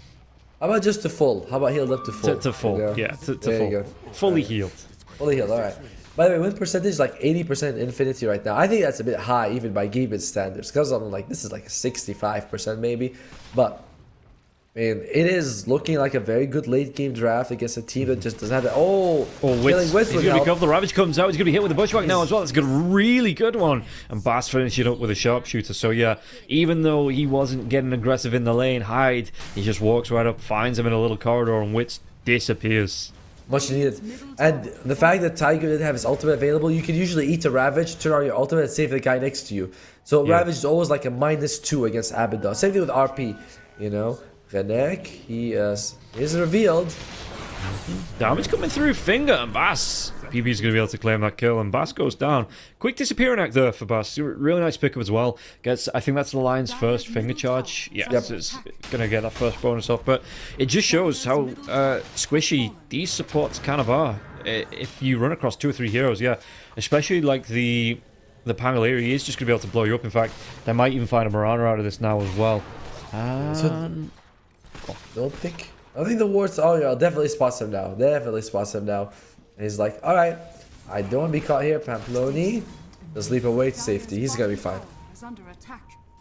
Moonlight Shadow does come through. Bass is back up. I wonder if they're going to try and go on Wits here. They are grouping up onto this one. They might be able to get the jump. Blood Right comes through. Wits, he's going to drop the calling now as well. But the damage, is he going to be able to get onto this one? He is not just yet. Arrow will miss. And Wits, well, he held the Pierce the Veil just yet, but he might be able to get it off now. Yeah, going to be able to do the damage. And Tiny just disappears. Tiny? You mean Tide? Tide, sorry, it has been like 4 Tinies in a row, so I've got Tiny on the mind here. Bass, he's going to be the next one to fall. It begins with TI, it's close enough. Yep, Inf, you know, I can't tell them apart, you know, they're the same team basically. That's 3 letters, 50% more, as the Karjwa, he gets zoned out. And again, this is a problem, because I don't think Infamous is ever going to look at this and be like, we have a good time to fight. If you get pickoffs, that's good, but your team is a good pickoff team, to be fair. And Ganek is going to be losing his life for that. Sleight of Fist just finishes off the job. He's got the shard coming on him as well. What exactly is Ember Spirit building, by the way? We haven't seen it for a bit here. Sanjkaya. Oh, that's okay. Different. Yeah, I know it's not like the Maelstrom or the Mage Slayer. It's fine, but again, it does not help your damage problems, which I think are just going to keep getting worse and worse. We see the Viper Strike comes out now. That with the Sats, that's such a good combo. Viper Strike, nice. the poison attacks with the Orchid as well. Yeesh, you don't stand a chance. But Baz was clever enough to go back for the Observer Ward. He's like, I might as well get the D Ward off if I'm gonna die anyway. And he's like, that is impressive. Losing when you're about to die, a lot of players were like hands off keyboard. Let me, you know, tab out. Was like, no, this is the right thing to do. Is you always maximize even your own death. How's it looking here? It's looking pretty grim, buddy. It ain't looking good. It ain't great, mate. It ain't great, mate, at all. Yeah, Heidi should be able to push down onto this tier 1 tower. It's a... I mean, he has the rest of his team close, but while this is going on, Infinity, they're in the Roach Pit. So, by the way, you know... They're gonna get the Roach. By the way, it's like we said, right? The Vlad's into the Blink Dagger, into the Anchor. He's skipping Mage Slayer because again, this item just not as good as it used to be. Although I think Mage Slayer is actually better for Infamous than it is for Infinity. You know what I mean? Like you would kind of want it. Mortar, you can do a lot of her damage. Pangos, a lot of his is magical. Viper, Lion, like there's a lot of spell damage coming out on the other side. Yeah, and maybe they send Bass back to build it on the Hoodwink after he's got... I know he's going 4-staff Angler, so he's going full support items here on the Hoodwink. Never a good feeling when you pick Hoodwink and you go full support, you know? It's like, you want to do damage. Which, I guess you do with the Sharpshooter. You know, it's... he still has damage built in, but I get what you mean. You want that Mage Slayer, or you want the Rod of Atos into the Gleipnir. You want that extra setup for your team. So having to go 4-staff Glimmer Cape just feels gross on a Hoodwink. It does. And it's like, and also, well, I mean, you want more damage, right? Oh, here we go. Ravage. Damage coming out onto the Pangolier now as well. Pango, what's he going to be able to do onto this? He's going to be able to do nothing. There's a good couple of kills come out there for Infamous. Best start they could get, right? The most squishy hero they support, as well as they get the Rupture on the Bloodseeker. It's the one thing that PP can't actually deal with right now until he gets like a Lotus Orb or Linkosphere on himself, or from his allies at least. And he does have the Linkers available. They just were able to bypass it. I think they used Gush to do that. Yeah. Give me a second. My game just crashed out for the second time tonight. Oh, that's fine. That's fine. I mean, we have the VX call going. I have the Ops, yeah. And the Ops is doing a perfectly fine, absolutely amazing job as he catches the kill here onto Hyde and even watches this tier 2 tower go down. Oh, dear. And Abaddon, he's finished the Paviche. And now he's going to go for the Solar Crest after. Well, not that physical damage is the biggest issue, but it's also the only damage you have to be worried about, right? Because like Bloodseeker right clicks, so you itemize against it because magic is not a big deal. Like this, look at the odds, heavily in Infinity's favor. And Rob, if you want to put money on this, what do you do? Do you explain it to me?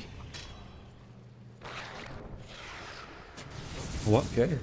I said if you wanted to put money on this game, what would you have to do? You have to get a credit. What are you asking me? My brain is broke. It's 10 to 1 in the morning, mate. Go to 1xbet and. Okay. Are we doing that? Okay, I was. That was what I was setting you up for, but clearly it was my fault. Yeah, I was getting the game back on, and I was like, just trying to look at the odds and like say it's because the odds showed the odds, so I was like, okay, Rob is gonna catch it, but I'm like, I underestimated something for sure. Yeah, and PP, he's going towards that Blink Dagger now as well. He has that Lincoln Sphere up actually for the Pangolier. So how do you break this before the Rupture comes out? Gush is way off the mark. Yeah. I don't think there's anything else other than Gush, right? Like, nothing from the Ember, nothing from the Mirana. Hoodwink, I guess if you can get the Acorn shot, but it's like mostly gonna be. That's how they got last time. It was Gush into Rupture. Does Searing Chains not break it? Break Lincolns? Yeah. I'm pretty sure it doesn't because like an AoE spell. I'm nearly 100% sure. No, that's right. Because I don't know myself. I don't know the interaction with it. Whether so that wasn't me. Genuinely asking. I don't know the interaction. So I was asking if you knew. Oh no, I know. Sometimes someone asks you something and you're like, I'm 100% it works this way. But since you asked, I'm starting to reevaluate my thinking on the matter. But no, it's like an AoE spell. It's basically the same as like the Leshrac Pulse Nova. As get the Tormentor, the shard on the Abaddon. Honestly, one of the crappier shards on supports. Great on core, but like whatever on the support Abaddon. Yeah, it ain't the best. It sucks. Yeah, especially because you're using the Philosopher's Stone, so you have another minus 30 damage there as well.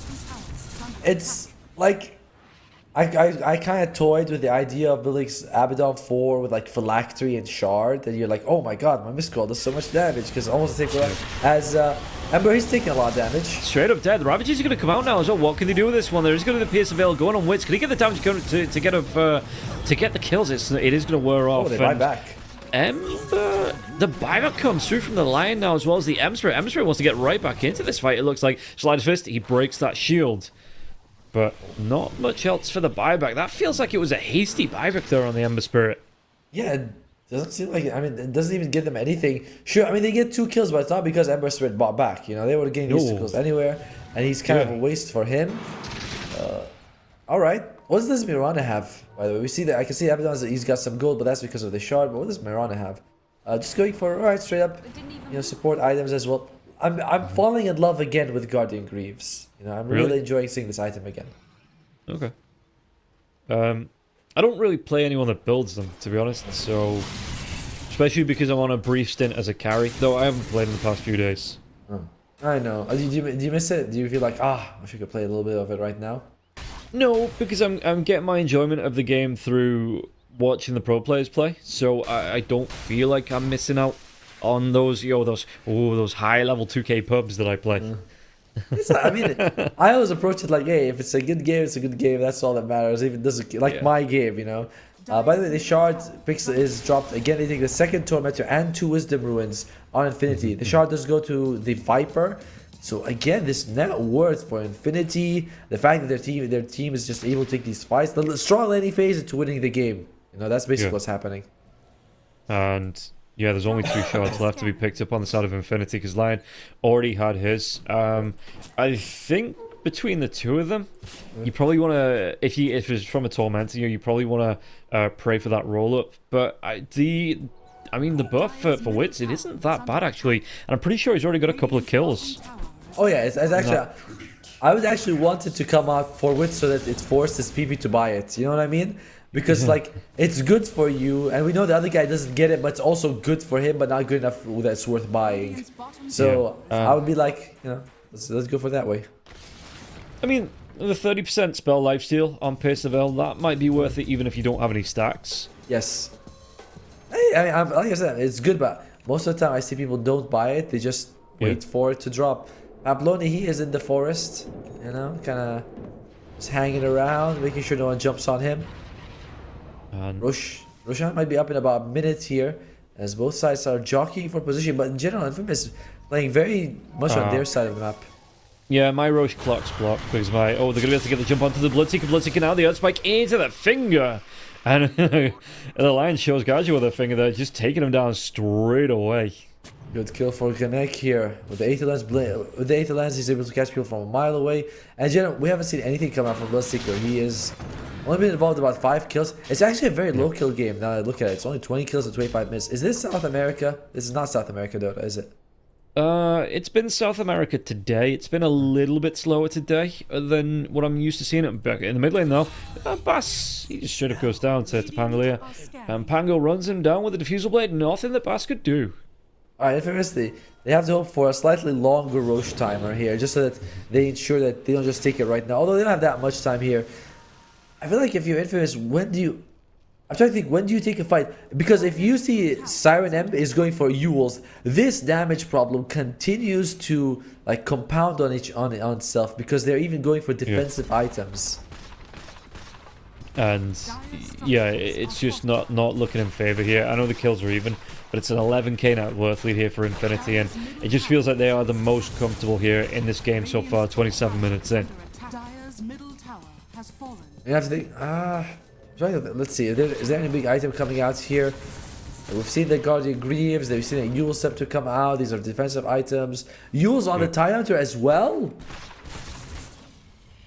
Glimmer on Bass, like I know these are all good items, there's nothing wrong with them, it's just each of these items does not give you damage, none of them do.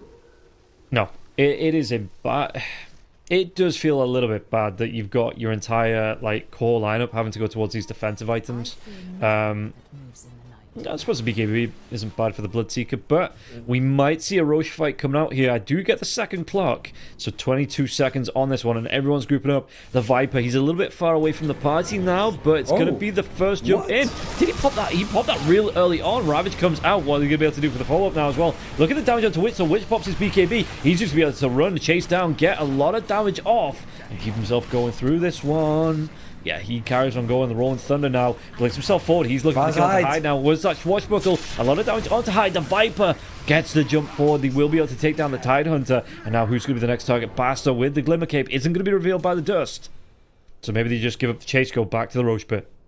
But that was an actually solid initiation by Infamous. They caught Witz, but guess what? He turns on BKB, turns on his ultimate. Abaddon comes and heals him up. Because I was thinking, man, Witz could die here. This could be a comeback. But nope, nothing of that sort happens. And why? Because they just don't have damage on Infamous. They actually zoned out Tiger for a little bit. So... I mean, they forced out Tiger's ultimate immediately at the start of that fight, right? And like I say, they just didn't have a follow-up after it on anyone else. Exactly. Like there's just... And the win percentage, by the way, it's like 95% for Infinity. Again, that feels very accurate. Let's take her... The Aghanim Scepter will help in doing some of that AoE damage. It does give you that Blood Mist, I believe it's called. But it's a drop in the bucket compared to what you're dealing with. Yeah. Abaddon, what's he going for? He's already got the Solar, and now he wants to go for the Vlad, just to give his team a bit of extra lifesteal as well. And I don't know, did he buy the shard or did he get... I think Witz actually bought the shard at the end. He does have the Pierce the Veil shard. Yeah, he just bought it because he didn't have it in that last fight. So he's just had that flown into him. And Oscar gets the kill on Tabas to start up the push. They have this Aegis, and Witz Muerta is one of the best tower takers just from pure right click in the game thanks to that gunslinger. Yeah, he's got the range for it as well with the Grove Bow and the Hurricane Pike. What's his attack range? It is a lot. It's a lot. We're not even going to quantify it. It is that much. As Witz stepping up. Arrow is barely going to miss, but it will miss here. So Witz taking down that tier 3 tower, and look at this. He's just going to be able to go onto the racks. And again, with the gunslinger coming out, he's going to make quick work of these buildings. By the way, he's also got Solar Crest, and he's got the shield ready. He's got the BKB, the Aegis. The Infamous, they're looking at this, they're like, We're still 2,000 gold away from the Ags on Bloodseeker, but he just doesn't care. This is such a strong timing for Infinity. 30 minutes in, it's a 21k net worth lead here for Infinity, and they're not stopping just yet. They've got themselves the Aegis still. There's no tier 2 towers standing, so Wits, he's got his teammates behind him. He wants to carry on going. And if you want to make $1 bajillion, what do you need to do, Rob? Probably don't bet on Infinity because it's only even odds. There you go. Yeah, that's unless you've got $500 million, you're not going to get $1 billion from betting on Infinity.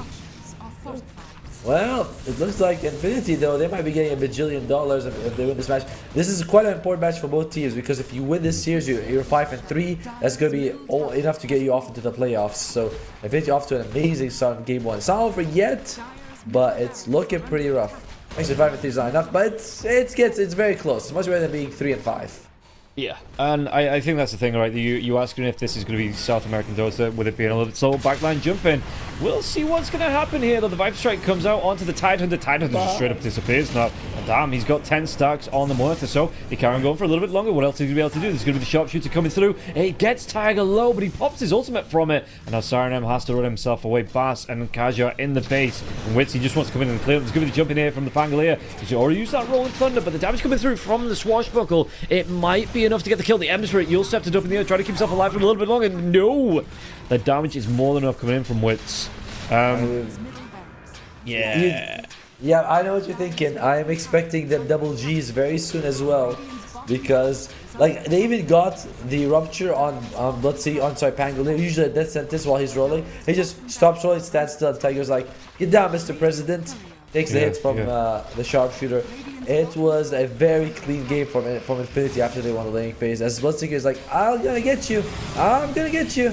Yeah, he's trying to do his best, like I say, healing himself up here as well, but the right click's coming through. He is going to be hexed up. The damage from the Viper, he should get the kill. He will. Oscar, Ravage will connect here. What damage can he do? And the Mortar's not even bothered by this. Mortar's still hitting the tier 4s, and Hyde, yeah, GG's will come through from Pamplona. And just to finish the job, Infinity, they get Wits to pop his ultimate, get that last stack, and get the kills. The GG's will be called. At first, they had a decent start when they went for the Viper first blood. You know, that was really good for them. Unfortunately, that start really cost Hyde the laning phase. It's kind of weird, right? Like, you get your first blood and you think, oh, we're doing well, but it's like, Hyde really could never recover from that. He was 2,000 gold behind Morta by like the 12-minute mark, which is just terrible to see. And yeah, like you say, you said, you know, a bit slower on the South American Dota, but I think it is because these, like we're running into the last 2 days. In fact, this is the last series of the second to last day, and then everyone has one more series in the groups tomorrow. So everybody wants to play it perfectly. You know, you want to be good roaming out with these 2-0s. You don't want to be making mistakes. So maybe the teams are just playing it a little bit slower. And Infinity take game number 1. Can they close it out in game number 2? Well, the only way to find out is going to be after this break. So we'll see you in about 10 minutes. 1xBet and Eva Alfie present betting on all esports events on the website and in the 1xBet app. 1xBet. Play with Eva.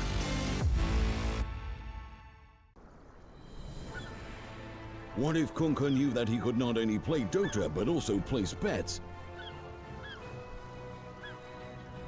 Better the best black hole.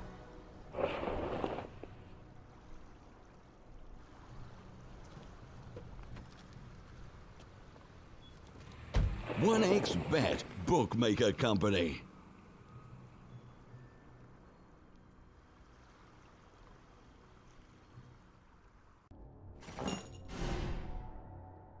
Chances of breaking items in a tournament match are non-existent.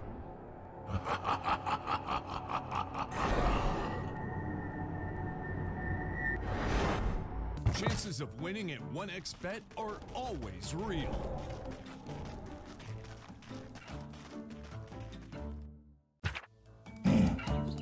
Join with me. At your service. Stealing Aegis from Roshan is very difficult.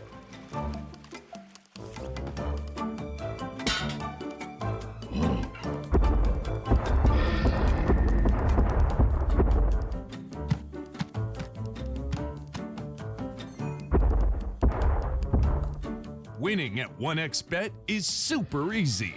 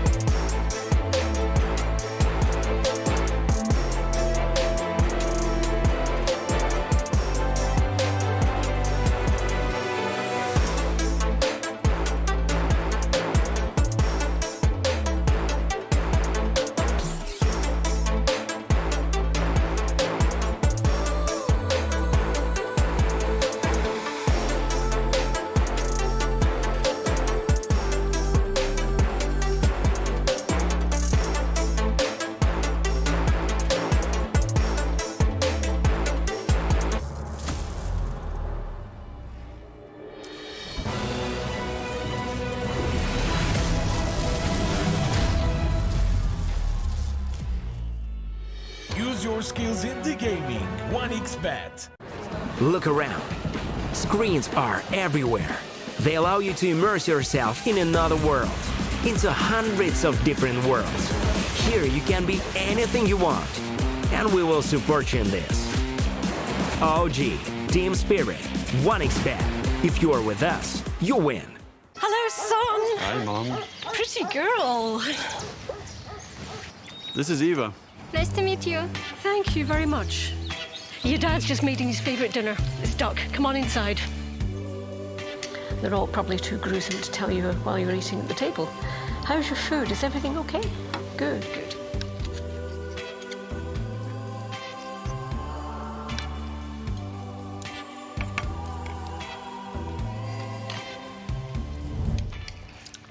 You seem to know each other.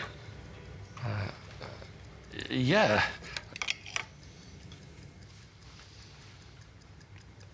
This is the new ambassador for 1xBet. Oh, I see.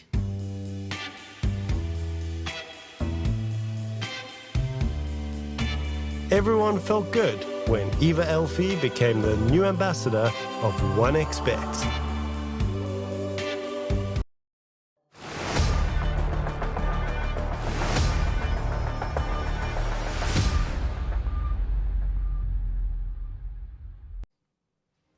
Welcome back in, everybody, to the final game of the day. It is going to be Infinity versus Infamous, Infamous versus Infinity, and it's going to be me and Otomo taking you through it. So, Otomo, that last game, it was in favor of Infinity. Yeah. I forget which inf it was. Yeah, but yeah, in favor of Infinity.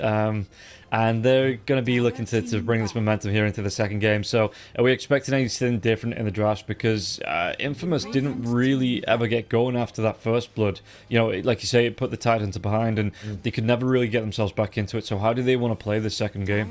I think it has to be a change of mentality or a change of the draft. But either way, you have to have more. You have to draft more damage. You know, it's like when we look at the draft, and not only is it Ember Tide, which do damage, but it's like not really heavy sustain. And then you have Hoodwink, who does damage, but goes Glimmer Force Staff. So it's like you look at the team, you're like, you guys don't have much damage. You're all going defensive item.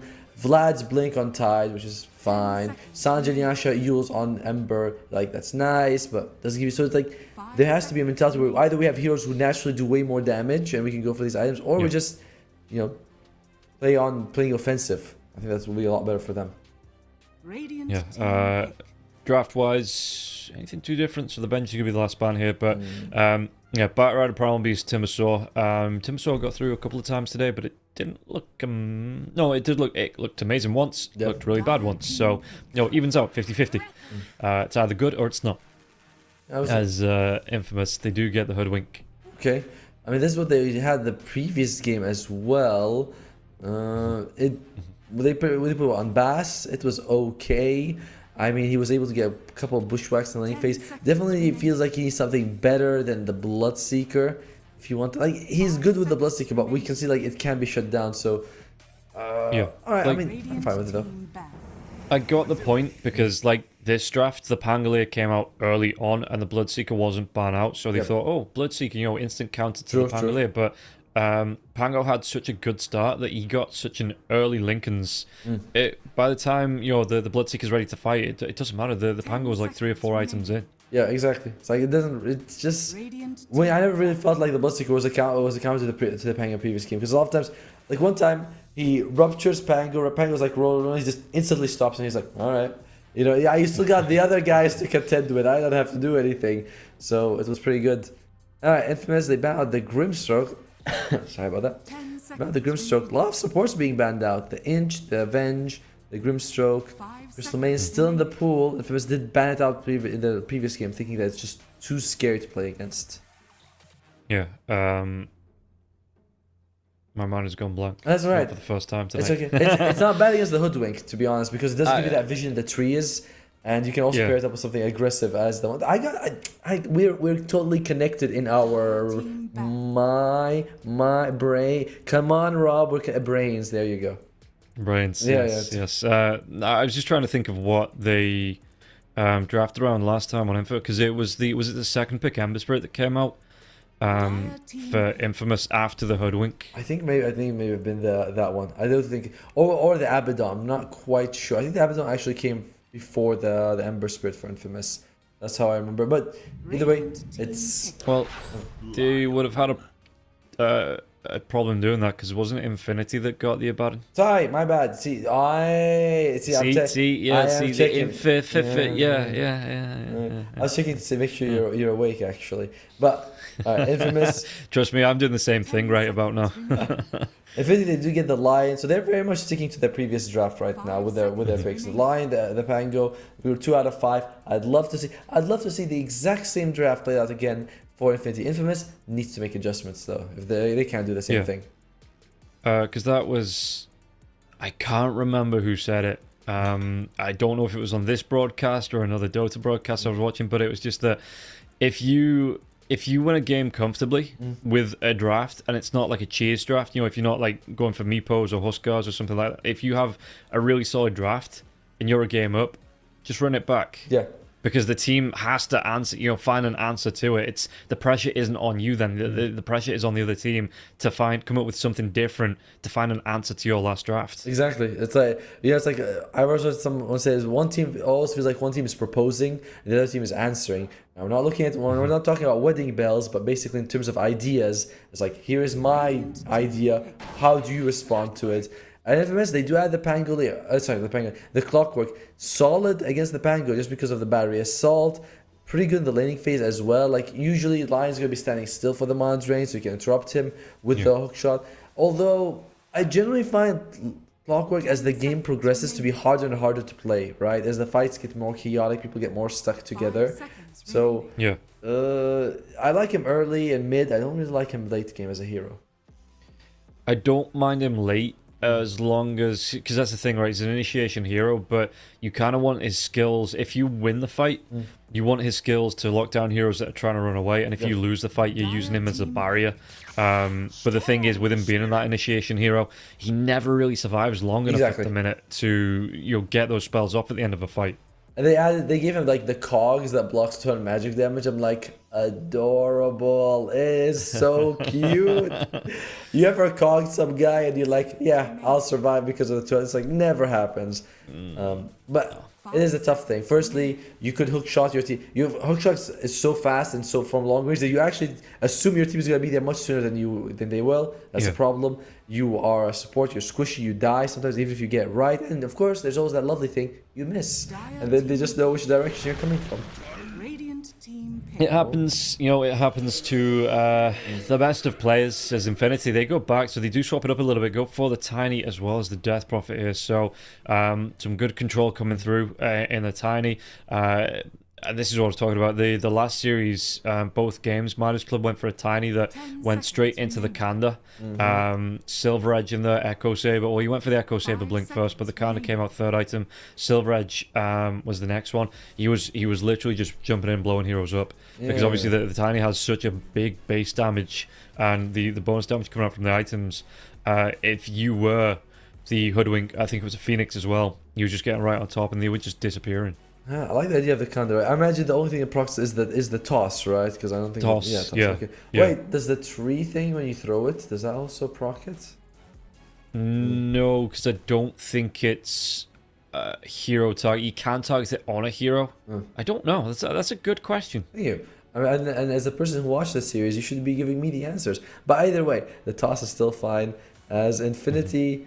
With the Death Prophet Pango, you actually have this option of putting them whichever lane you want, right? These are both cores. One could be mid, one could be off, however you want. However, I don't think either matchup is particularly amazing for both. Like if you put Pango versus Storm or Luna, it's like Death Prophet versus Storm or Luna. I think Death Prophet might prefer the Storm over the Luna, but even then, it's kind of like, I don't know. Well. What do you have opinions? I'm just thinking if it's gonna be, because every match it's been like the core Tiny, so I assume this one's gonna be like the position 4. Okay. If you have that Death Prophet Tiny lane, just the toss back with the Spirit Siphon, it will make a mess of the Luna. I'm but feeling then that's you've very- got the clockwork that is going to Yeah. be sitting in front, you're offering that Yeah. protection.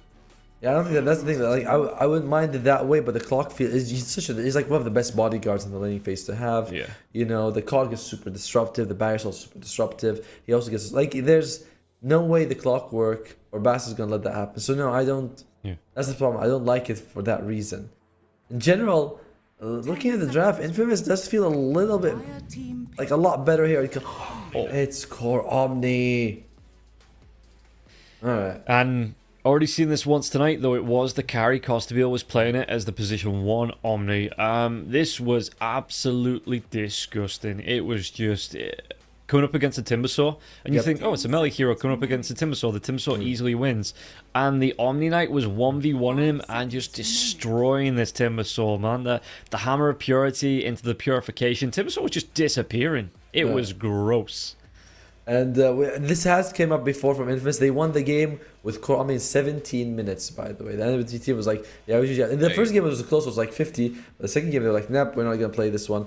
So I don't know his item build. I just saw double bracers into Echo Saber, which I feel like is standard with like the phase boots. So nothing crazy there. But Infinity, you know, I was going to say if they might want something like the Slark, because it's a good matchup against the Luna. But he is low health and like Hammer of Purity and Purification. It's, yeah, I don't think that would be something a little bit better. A tiny bit. Hey, remember, if you get his Ags, you can get the Dispel. It's actually really good against the Omni Knight.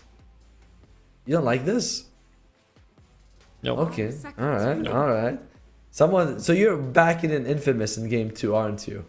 I genuinely think Troll is the worst hero in the game. Of course you do. Of course you do.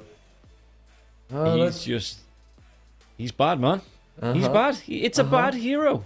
All right. Oh, he's a bad hero. He doesn't. No, I'll be honest. I don't like his ultimate at all. I think his ultimate is the thing that screws him up because every time you see it, you're like, okay. But yeah, Wits in general doesn't play a whole lot of Troll in his pub games. Oscar doesn't play a whole lot of Death Prophet. So more like there's some not familiarity. Like Pango is PP's most played hero. Tiny is the next most played hero. So you're like, okay, I can expect them to have a really good game.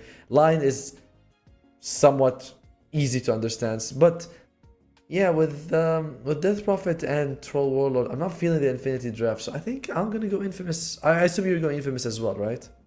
Yeah, I think if Infinity win this, it's not because of the Troll, it's in spite of the Troll. To be honest, it's just, and this is it's personal bias, and again, this comes along from pub matches where you just watch players pick up this Troll Warlord, and they are absolute, like, straight up garbage. And I know the pros have a better handle on it, but man, this hero just it fucking sucks.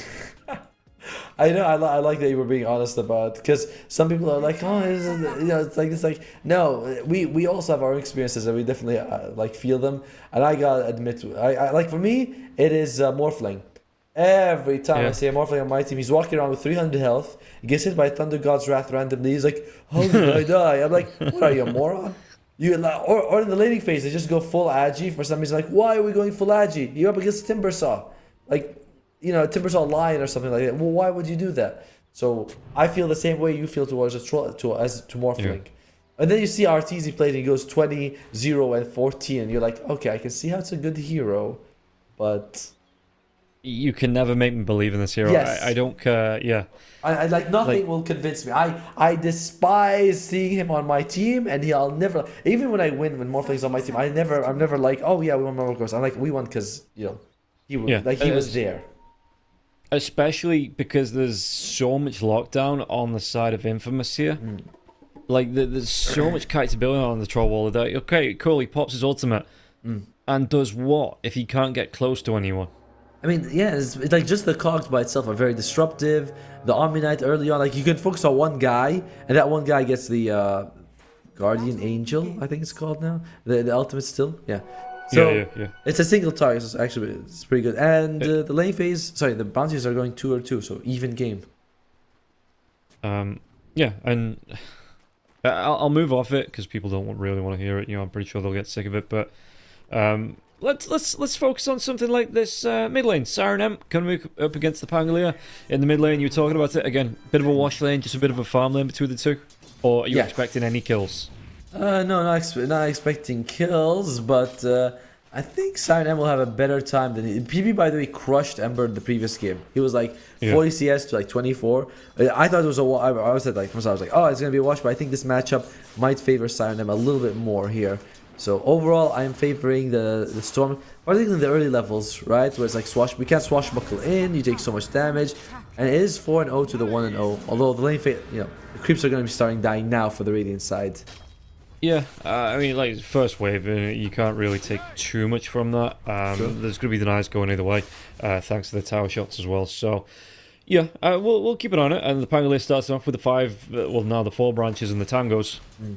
So, just a standard build, it looks like, for the Pangolier. Meanwhile, in the bottom lane, how is the Luna looking? She is getting some harass, and top lane, gonna be the Missed first it. blood. In fact, chase down, okay, which will be able to get the kill onto Hyde, but that was only because Hyde got the first blood onto Tiger. Well, I mean, if the top lane definitely feels like it go either way, but the Lion and the Omni and the Bushwhack have a lot of damage together, and Lion is very fragile. I don't think the Troll will be falling off too much, but yeah, when you get like points in Purification, Hammer Purity, so much damage.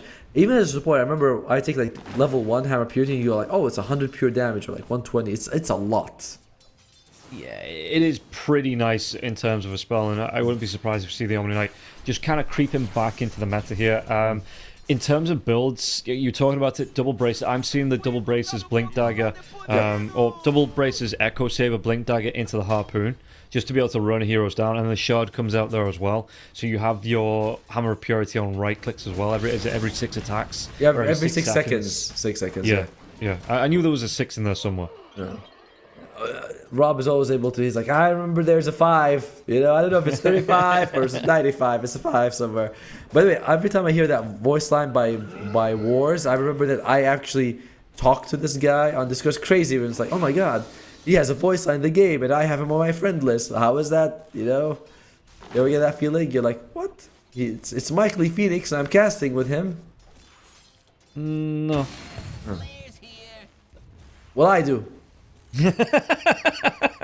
Yeah, no, it's to be fair, like we were just in our own little group. Like we've got a tight knit community casting thing going on, so you don't have to feel like it's a celebrity or anything like that. It's just your friendly neighborhood Mike LaPhoenix that you're casting with. Yeah, he's a very friendly guy. You know what's not friendly? What's happening to Infamous's laning phase? Because yeah, Siren M crushing it in the mid lane. I say crushing it, but he's having a much better time than the previous game. He is winning. Like we said, PP won this convincingly last time. But the side lanes, yeah, they have a kill on the Omni Knight. I believe it was first blood, so it helps a lot. But he's still half the CS of the Troll. Yeah. Oh, the Bushwhack doesn't connect there as well to Tiger. Tiger was just able to outfoot it and Hyde might be run down here. The Earth Spike into the mana drain. Hyde should throw out that Purification, though. It's a lot of damage back. Pamplona turn it around onto Tiger here. And yeah, Tiger has to run himself away. Pamplona looking for that. Maybe he's not going to go for the wraparound to try and get the kill onto the Lion, but it was just enough to pull the aggression from the Troll on the Omni Knight, and yeah, just refocus it there, because if Hyde had run towards the Lion, they may have got the kill up against him instead of, just backing it away from that. But again, that's hindsight, that he was just kind of in a little bit of a rush to get away from losing his life to the Troll Warlord. It's fine as well. I do like though that Wits, he was like chasing Pamploni. He sees that the Centaur's low health. He's like chucks one axe and goes back. And I'm like, wow, that is like they're very very efficient with their with the way they use gold. By the clockwork, he's low clocky. He's I mean, the Tiny's taking a lot of damage here. Bass gonna chase him down. Fairy Fire has been used, but Bass still gets the kill. Spirit Siphon, but if he goes down here, he's gonna be happy as Larry. The amount of time he's wasting on Oscar now is off the right click. It's still not enough. He gets to the right direction. Crypt Swarm, nope, doesn't even hit him. He was so close with the Crypt Swarm. The cast on range on it was just too short here. Top lane, they might be able to get the kill into Hyde. Hyde, are they gonna be able to run him down here? Tiger and Impurity comes through, but yeah. Troll will be able to rip through this the Omni Knight, and Pamplona, he's going to be in just as much trouble. Dear God, 3 kills coming out from Infinity all across the map here. I was looking at Clockwork and I was like, I was going to ask you, would you suicide in this situation? Might have been better if he did, because he does end up dying in the end anyway. Yeah. I think he gives Gnek the experience for that, so not the best. Yeah, it's one of them. Though. You get the reset either way. The suicide probably would have been nice into the tower or to the neutral, something like that. But yeah, for the most part, I don't think it makes too much of a difference. I don't think I could ever suicide to the enemy tower. You know, because I know that the gold gets split up anyway. It's not a whole lot of gold, but it does. I'm dying to neutrals. Longer death timer, but at least my enemies get nothing. Oh, the snipe! Damn, he got it from the river, from like near close to the mid lane. He takes down that lion with the rocket flare. Okay, Bass has got moves. He does. That's a big deal, by the way. I think that's it's level 1 rocket flare. What's the damage now? Is it 80 or it was like 80 damage at level 1? So it's not a lot. Yeah, he still gets it. Very impressive.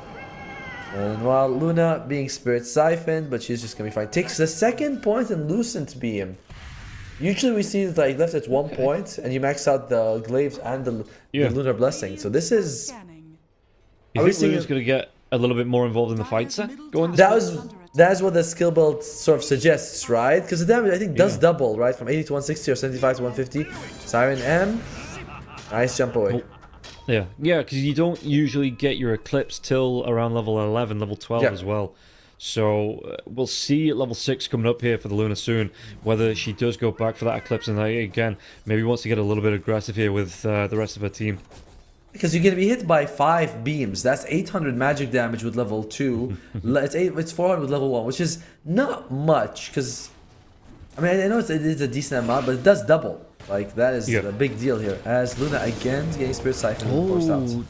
Didn't get the steal, doing a little bit of damage here with the battery assault, but Bass, he will go down in the end. Couldn't get the kill onto the tiny. No, he doesn't. He had a blood grenade, but decided it wasn't going to be worth his time. And this is what you see with time, by the way. He's got +2 stats, but he's got 1,000 health, 1,100 at level 4. Yeah, jump in mid lane. They might be able to get the kill onto PP now as well with the drop back onto the Vortex. Pamplona, what are they able to do? The Bushwhack, it doesn't actually come out on this no mana rune. Hey, yeah, he's having all of his mana. He's going to be hexed up now as well. It might be a little bit of a step too far here for the Storms, where he gets caught out, killed off. Great rotation in from the Tiger just to make sure to secure that kill. And Infinity, they're coming back with these laning, and like, what was sort of the best lane for Infamous, they kind of gave away that free kill. Not free kill, but not what you want from the Storm Spirit here, who's going to be really responsible for making the temple. Purification comes out, tossed right back into Wit's open arms here, but Hyde's slowdown coming through. Bass trying to do what he can. The blood grenade, he might still be alive here. The cogs do get dropped. Hammer attack, Hammer of Purity comes in, and so does the Storm Spirit, and it looks like it's going to be a whole lot of damage onto the Tiny. Does he go down? He does. You know, there's a lot of things you can say about Clockwork for his weakness. Oh dear, Siren, he's going to be fine. The cogs come down, trying to push away as PP's TP comes in, and Tiger, he's not going to go down just yet. Anyone with the backline snipes, looking at you, Bass, but he doesn't have that rocket flare again, only level 1 onto that, and it wouldn't be enough damage to take down Tiger this time. A bit of a kind of pointless rotation by PP. He does keep his team alive, but they don't get anything in return. You can see all of them taking a good amount of damage, particularly Bass as well as Hyde. Bass wants more. That's greedy, though. That's very greedy. Yeah. He should have, I mean, he could have waited until he's a bit further from the creeps, because so much of that damage was sort of absorbed by the creeps anyway. So the barrier assault becomes very ineffective. Oh, the Bushwhack though! Oh, Pamplona gets it in the end. Thanks to that ward that's down. They're going to know there's a ward down now in that, the jungle. But yeah, no, that was just a really good jump in. I was watching Observer, and that's why we didn't catch that kill. Pamploni. He is going to make it out. Well done. I think he was able to use Scurry next to those trees. Like, I don't know what trees he was able to, but he was able to just run away from that. Let's see for the Scurry just then. Because in the previous game, you were like, does he even have Scurry early levels? Usually you see them go for like 1 point just for the extra movement speed, because it's a decent amount, so it's 20%. I was surprised. I was like, man, he's moving fast. Yeah, he was away there. Kajua did go for the 4 points into Lunar Blessing, so no points into the Eclipse just yet. So I guess, just having that extra harass here on the Lucent Beam. And top lane. Alright, is he going to be able to run himself away from this one? He does get netted. But, Wits, he pretty much used his entire kit here to try and get on top of Hyde, and Hyde was still pretty healthy. Top lane, looks like they're sort of gathering together. Do the odds really feel like they're that much in favor of Infinity? I'm surprised by that. Big jump. Yeah, I'm not too sure here. They're going to be able to get the jump onto the Tiger, and that's going to be a really nice kill coming through. But the teammates have responded. The cogs go down here, and no way to stop that Storm Spirit from TPing out. So Bassi might be the sacrificial lamb to help his teammates get out, but he's pulled so much. Well, they've all pulled so much aggro here to this top part of the map, so much focus that Kajua, you've got to be careful about the Twin Gate now coming right back onto this Luna, because she is alone, and that's going to be the Death Prophet coming through. I mean, she's alone, but she's also like lowest in terms of net worth. Not really. Okay, barely now ahead of Siren, but in general, just the Infinity cores feeling a lot more stable where they are. But it's not as bad as the previous game. You have damage from all of your cores. You don't have to like super get worried about it. Oh dear. You have to get worried about this Luna dying though. There's going to be the Avalanche coming in. The Rolling Thunder connects now as well. That toss up into the air, and yeah, Luna's gone. Well, well, Rob, I don't know what to tell you, man. I don't know what to tell you here. Infamous, the Witchblade is going to go for Siren M. That's going to help them with their damage. Like, they have damage. So that's always nice to see. And you have the Clockwork, so hook shot into a Storm and you get kills.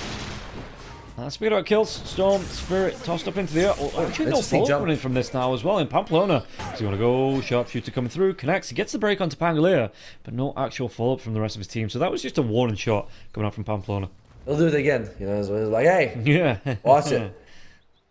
Yeah, I was going to say one thing I do like about Clockwork, and this is kind of silly, but he is such a fun hero to play. You know, like he is absolutely, you have homing missiles going around the map, your hookshot's amazing, you can use Cox to make plays, as they're going for Genek, but Genek was very tanky. Very tanky. It ain't going to be very fun for Bass here. He gets caught out, X'd up, sees the Serenity are down, but he will fall in the end here. At least Siren gets out, gets that Invis rune here as well, so he gets something from that. Yeah, I mean, your support for Invis rune? Okay, we'll see. If he can get a kill on the course, worth it, as they're up with the aggression on Infinity.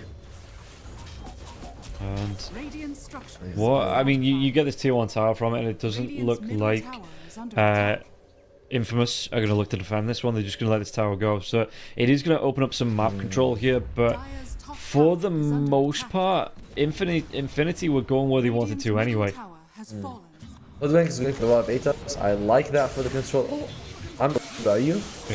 Yeah, I am. And they're going to be able to get the kill onto the troll. Surely now. He held that point for his ultimate. It will be about most of the way through. The finger comes out now as well. But sure, yeah, they get the kill with the hammer priority after it. Hyde will pick it up. Backlines. It's going to be a lot of mana for Siren M. Siren M doesn't actually have any mana left for the TP here either. He's got those 1 charges coming up in the next few seconds. Hyde will fall. Purification, though, it keeps him alive a little bit longer, but in the end, he will go down. Storm Spirit will be able to get that TP away. If you had just lost Bass, you'd been happy. But now it kind of comes as an even trade. You kill the Troll, who's the most farmed hero on the enemy side, but you have to throw away your Omni Knight, who's the most farmed hero on your side. So it's a bit of a wash for sure. Yeah. Kajua, he is catching up, but still 1,000 gold. Troll also just finished his Battle Fury, so now he's gonna be accelerating. He's farming really fast. He's having a good game. He is. I admit that in this particular instance, the Troll doesn't completely suck. Of course, you know, these biases that you have. I'm trying to see, let's see, what do we have? Omni Knight, he is going to go for the Echo Saber, has the Double Bracer, Soul Ring, as well as Phase Boots. So nothing crazy there. Bass. Go on. It looks like it's, yeah, the Echo Saber to come out. I wonder if he goes back for the Blink after, or whether he goes in Shard and Halberd off this.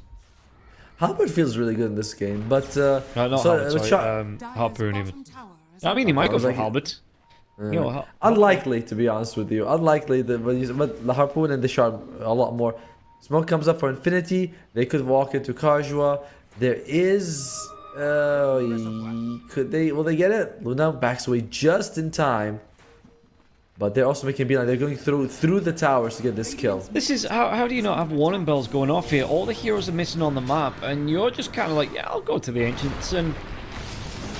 I'm tired. I'm getting cranky. You know, I'm an old man. You are, but you know, you committed the cardinal sin of a caster flaming or criticizing. Oh, poor Bass. Like criticizing a pro. That is, you know, that we behead people for less than that around here. Okay, damn. But yeah, no, just looking at it, that all the heroes are missing off the map. You have no knowledge of where they are, and you're not sticking close to any teammates there either. True. It's just risky, dude. And it is risky. He dies, so obviously showing it was a big risk. I mean, you always assume that they're going for someone else, right? You're like, please eat the other guy, leave me alone, you know. But unfortunately, they always want. If you're the carry, they always want you. You are the guy they want. So it's more like the sports are like, please catch the carry, not me. Yeah, and that's kind of the thing, right? At this point in the game, especially with a hero like a Luna, you're only going to be in one of two places, which is your triangle into the Ancients to the left, or to the farm corridor on the very bottom of the map.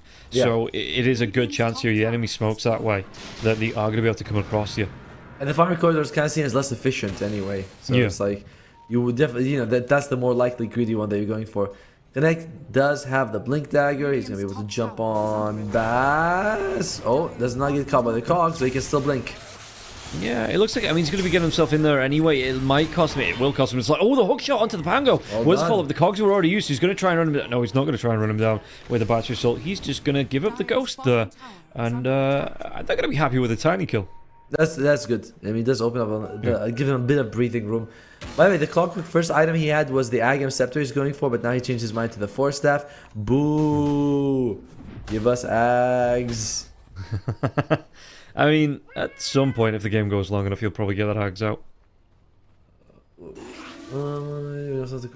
Oh, it says he can become. It used to be that he stuns himself, but he actually just gets slowed now after he overclocks. That's different.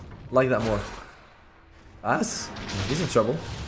Yeah, it's finger time. He gets himself killed off, and I think they're trying to fight into this one though, showing up. They're just maybe just going to leave Hyde to die here. You can see that they've already moved away on the Luna, even with the Guardian Angel being available to him. Earthspike comes through. He's going to be bounced around. The Eclipse does come through, though. They might try and turn this one around. They've got the backline jump on Tiger. What can he do? Because he's going to be a Magic Moon while that Mana Drain comes out. They do get the kill onto Hyde, just Sharpshooter. It takes down Tiger, so it looks like it was a bit of hunting coming up from Pamplona. Good bushwhack onto the Pangolier. He's got that regen rune, though, if he can get away. Econ shot. And the whole time, what's Troll Warlord doing, by the way? What's it just farming? I think he's involved. He's been actually involved in 6 kills for his team, so it's not bad. 4, 1, and 2. I think a couple of them were from the laning phase, but he's got the Yasha, he's got the talent for Berserker speed movement. As Bass did again. Dear Lord, Bass. Bass is having an atrocious series. I mean, I'm not flaming him because I like keeping my head, but holy moly. And, oh, Storm, he's going to be Soundstorm. He has all the mana in the world, can't use it, though. No way to get himself away from that. He's actually going to be going for the carry, it looks like, after the Witchblade. So no BKB, no Yule Scepter, nothing like that to try and get these silences purged.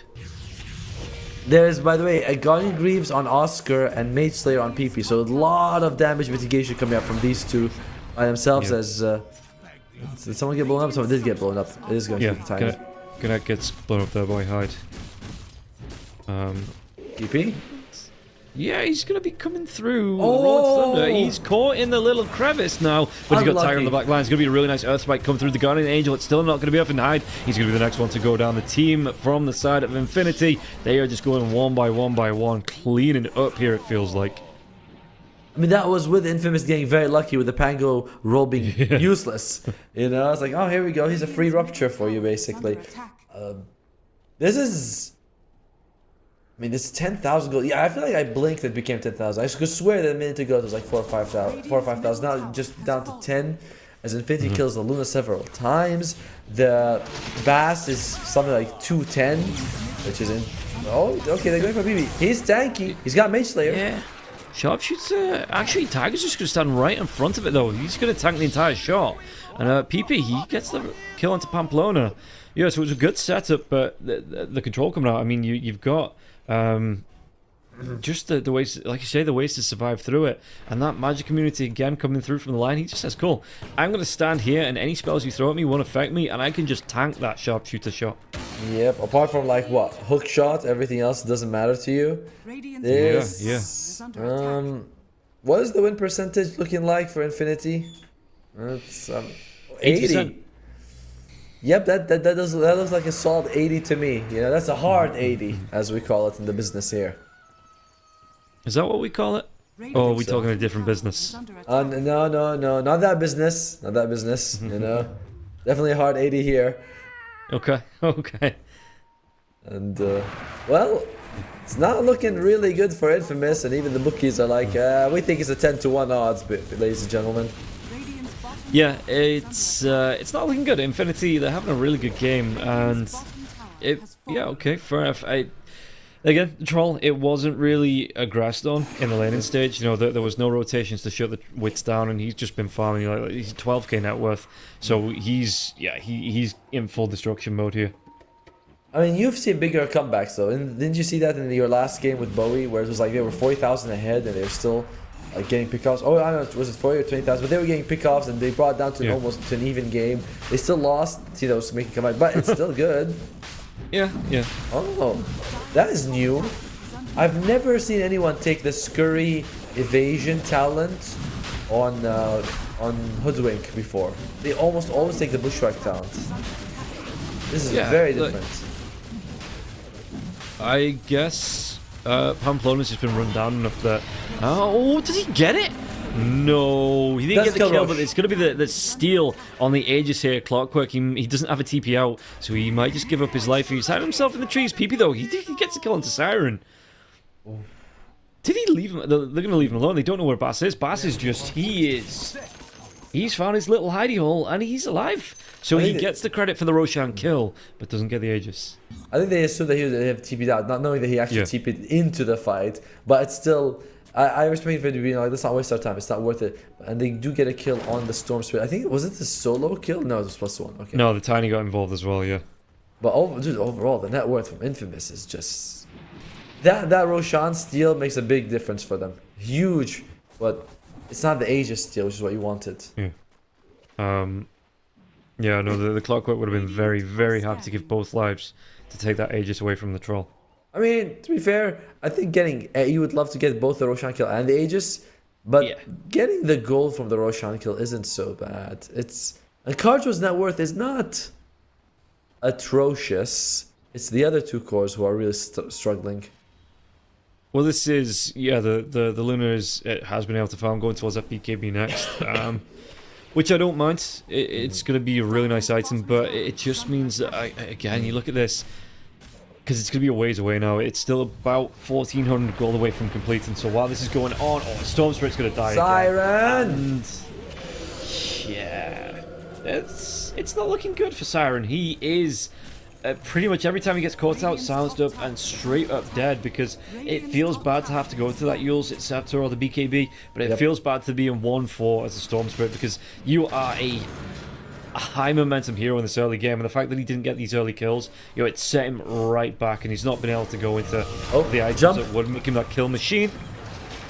Do they get the kill onto the Tiny? They do. Hyde's going to be picking up with the finger. Comes through. Bass is just going to straight up disappear, and in fact, they might just dive these tier 3s. You're going to have the Ferber coming through for the Troll Warlord, so he's going to rip through this tier 3 fairly damn quickly, and it feels like Infamous, they can't even get towards their own tier 3 to protect it. Double hammers coming out there from the Omni, although one of them was on a creep. I feel like trading 1-for-1 if you're Infinity is not really good for you. Like Tiny jumping in to get a kill, exposing the ward, it's like for Bass who's been feeding the whole game anyway. I think that was really worth it for them, especially because if the enemy buys back with a dead hero and you die anyway, it's 5 versus 4. So these are actually risky plays that they just did for Infinity. Yeah, I suppose that they don't mind because they've got this Aegis onto the Troll Warlord, so they don't mind diving in and taking a building and maybe trying to take a trade like that they can then back away. Because Troll, does he have it? No, he's not completed on his BKB. I thought he had that finished up. No, I mean in general, like when you look at a game and you think like something working out does not mean it's the right decision to make. I get that. But just in this instance, it did work out. As Pamplona, he's going to be taken away. Therefore, it was the right move, Yes. Hoodwink he's got the ATOS, but wants to go for Maelstrom Bass. There you go. Wants to make sure he faces the right direction. Gets the Force Staff off. And there's no Pamploni for 25 seconds. But Luna, is she going to be here fighting? She has the BKB ready, right? Yeah, that has just been finished up. That's good because Troll World has the Agam Scepter, so he can dispel everything from the army, like both the shields. And he's dispelling that tower, sorry, that barracks right now. It looks like he wants to dispel the entire base here. Jump comes in. Oh, the toss back onto Hyde. He cannot do anything though. Just straight up taken down by Wits and absolutely destroyed. He's got buyback. He's got buyback, and I feel like you would really like it if he uses it. But okay, the glyph comes out. Therefore, I don't know if Infinity's gonna back out though. You know, with you have 30 seconds with no Omni Knight. You want to do as much as damage as you can. As Siren, he's chilling, kinda. Oh, lovely! The exorcism is out. Congratulations, Infamous. Yeah, this Infinity. It looks like this isn't going to end with anything apart from Mega Cubes. 30 seconds left on the Aegis. So if you can maybe time a troll kill, right? But yeah, no, they're going to fully wipe the space here, and I don't think anything stops them before that. I like. I don't know if it's good, if they did it on purpose, but Oscar using his exorcism at that time is very nice because it's still going to be on by the time like Aegis expires, or at least very close to it. But it's such a strong timing, you know. Oh, I hear a hook shot. Catches someone. They're going to try and go to Tiger now, but Tiger's got that mana drain going, so it's still going to be Clockwork trying to run himself away from this one. A lot of damage coming through, and now Tiger, well, the right clicks, it's going to be doing enough damage bouncing around Luna. He's going to be the buyback from Bass now as well, get himself back into this one. Siren, he picks up a kill, but then he will go down. He's got a buyback available if he wants to use it, and I think everybody has to use it here, because this is going to be Butch and Sundance time. It is last chance saloon coming out for Infamous. Infinity, they might just be able to clean it up here. They take down 2, they take down 3, 4, 5, and only 3 heroes might remain from Infamous if the Omni Knight buys back. I don't know. I think that's maybe, is that the discussion? Looks like they're just giving away the Raxas here. As Baz, he blinks in. Oh, sorry, first stabs himself in, but no one's there with him. And yeah, the Omni Knight's not even buying back onto this one. It looks like they might just Bass going to be taken down. That's a dieback there on the Clockwork. I think we're going to see the double Gs. Yeah, I mean, the writing was on the wall for a while now. Really unfortunate for Infamous because the lane phase was not bad. They actually, you look at the win percentage, they had 66, 67%. They're doing pretty well for themselves, but just... What's PP dropping on the floor there? I am the mantles and intelligence. Oh, come on, PP, you're better than that. Is he though? Is he? I think apparently not. You know, I think we need another item like that. We should be an item. There should be an item that's like 1,000 gold. That's really expensive, and that tells the enemy team you suck. You know, it's like that would be. I know, because it's like that's what they're doing anyway. So it's like, isn't that what the sprays were for? But no, we want something that'll be like gameplay oriented. But in the end, Infinity, they take this serious. They're 5-3, so they have a really solid chance of making it off to the playoffs. Especially because Group B is not as one side as Group A was. You know, where we were like, the top 3 were all 8-2. The other one was like 4-6, 2-8, 0-10. Here's like 6-2, 6-2, 5-3. So we are. It's very close. Even South teams only 4-4. So anyone can really make it on the last day. But Infinity looks really strong. Love the laning phase that they were able to do, and just the recovery from PP both games of the Pango. I'm surprised they gave him Pango's second game in a row. Yeah, no, that was a surprise to me that it did so well in that first game that I don't know why they let it through. I mean, I suppose it was heroes that they wanted to ban out first, but yeah, no, in that that last game, I would have immediately taken the Pango. Like, not even first phase, just first hero ban out. It did so much work between these 2 games, and yeah, Infinity, they're going to be able to get themselves, what was it, 5-3 and climb up that table. I mean, Infamous, I don't know what was up with them, but Bass in both games looked pretty bad. You know, especially in this game with the Clockwork, where it feels like he was just always being the one caught out. He is about more than a third of his team's whole deaths. That is acceptable for position 5 if you're having impact, but he just wasn't. And we saw Storm Spirit as well. We were thinking, my god, he's doing really well in the laning phase. He just never scales.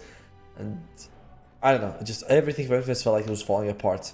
Like you mentioned, you were also flaming the hell out of the player when he was caught in the smoke. Yeah, that's another one. You can't really afford to do that too often.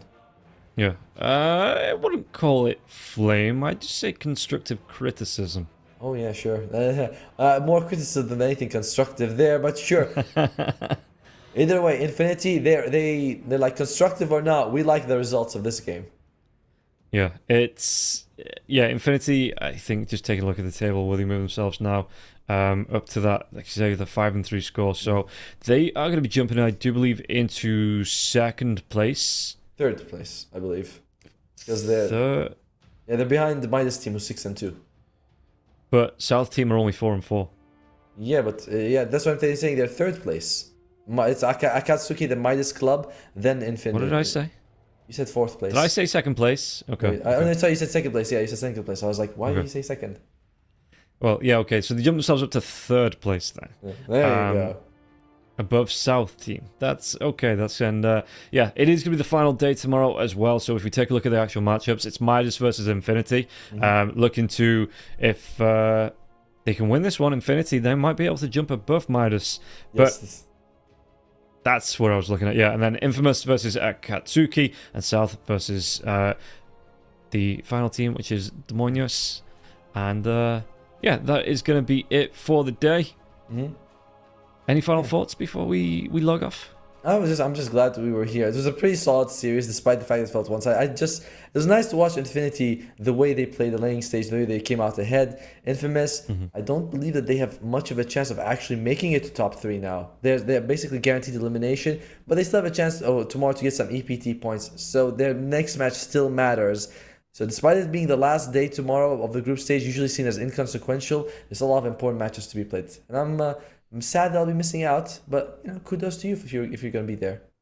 Oh yes, I'm going to be going all night once again. I'm going to be going through all 3 series. It's going to be me and Bowie and then me and Hurry to take you home on this final day of Group B to see where everybody lands. But for now, I think that is going to be calling it a night for me, coming up to 2 o'clock. Well, we just hit 2 o'clock in the morning. So I'm going to go get some sleep, and I will see you in about... What are you talking about? 16 hours? 17, 18, maybe about 18 hours for the final day of Group B. We will see you then. Bye.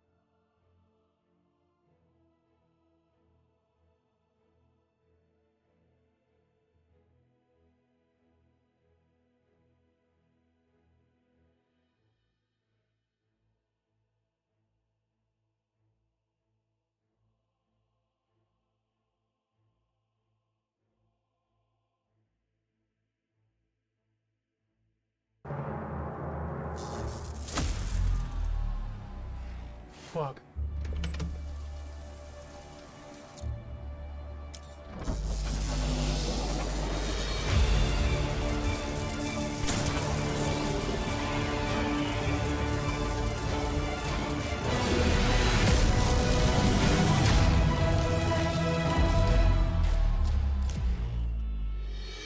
your skills into gaming. 1xBet.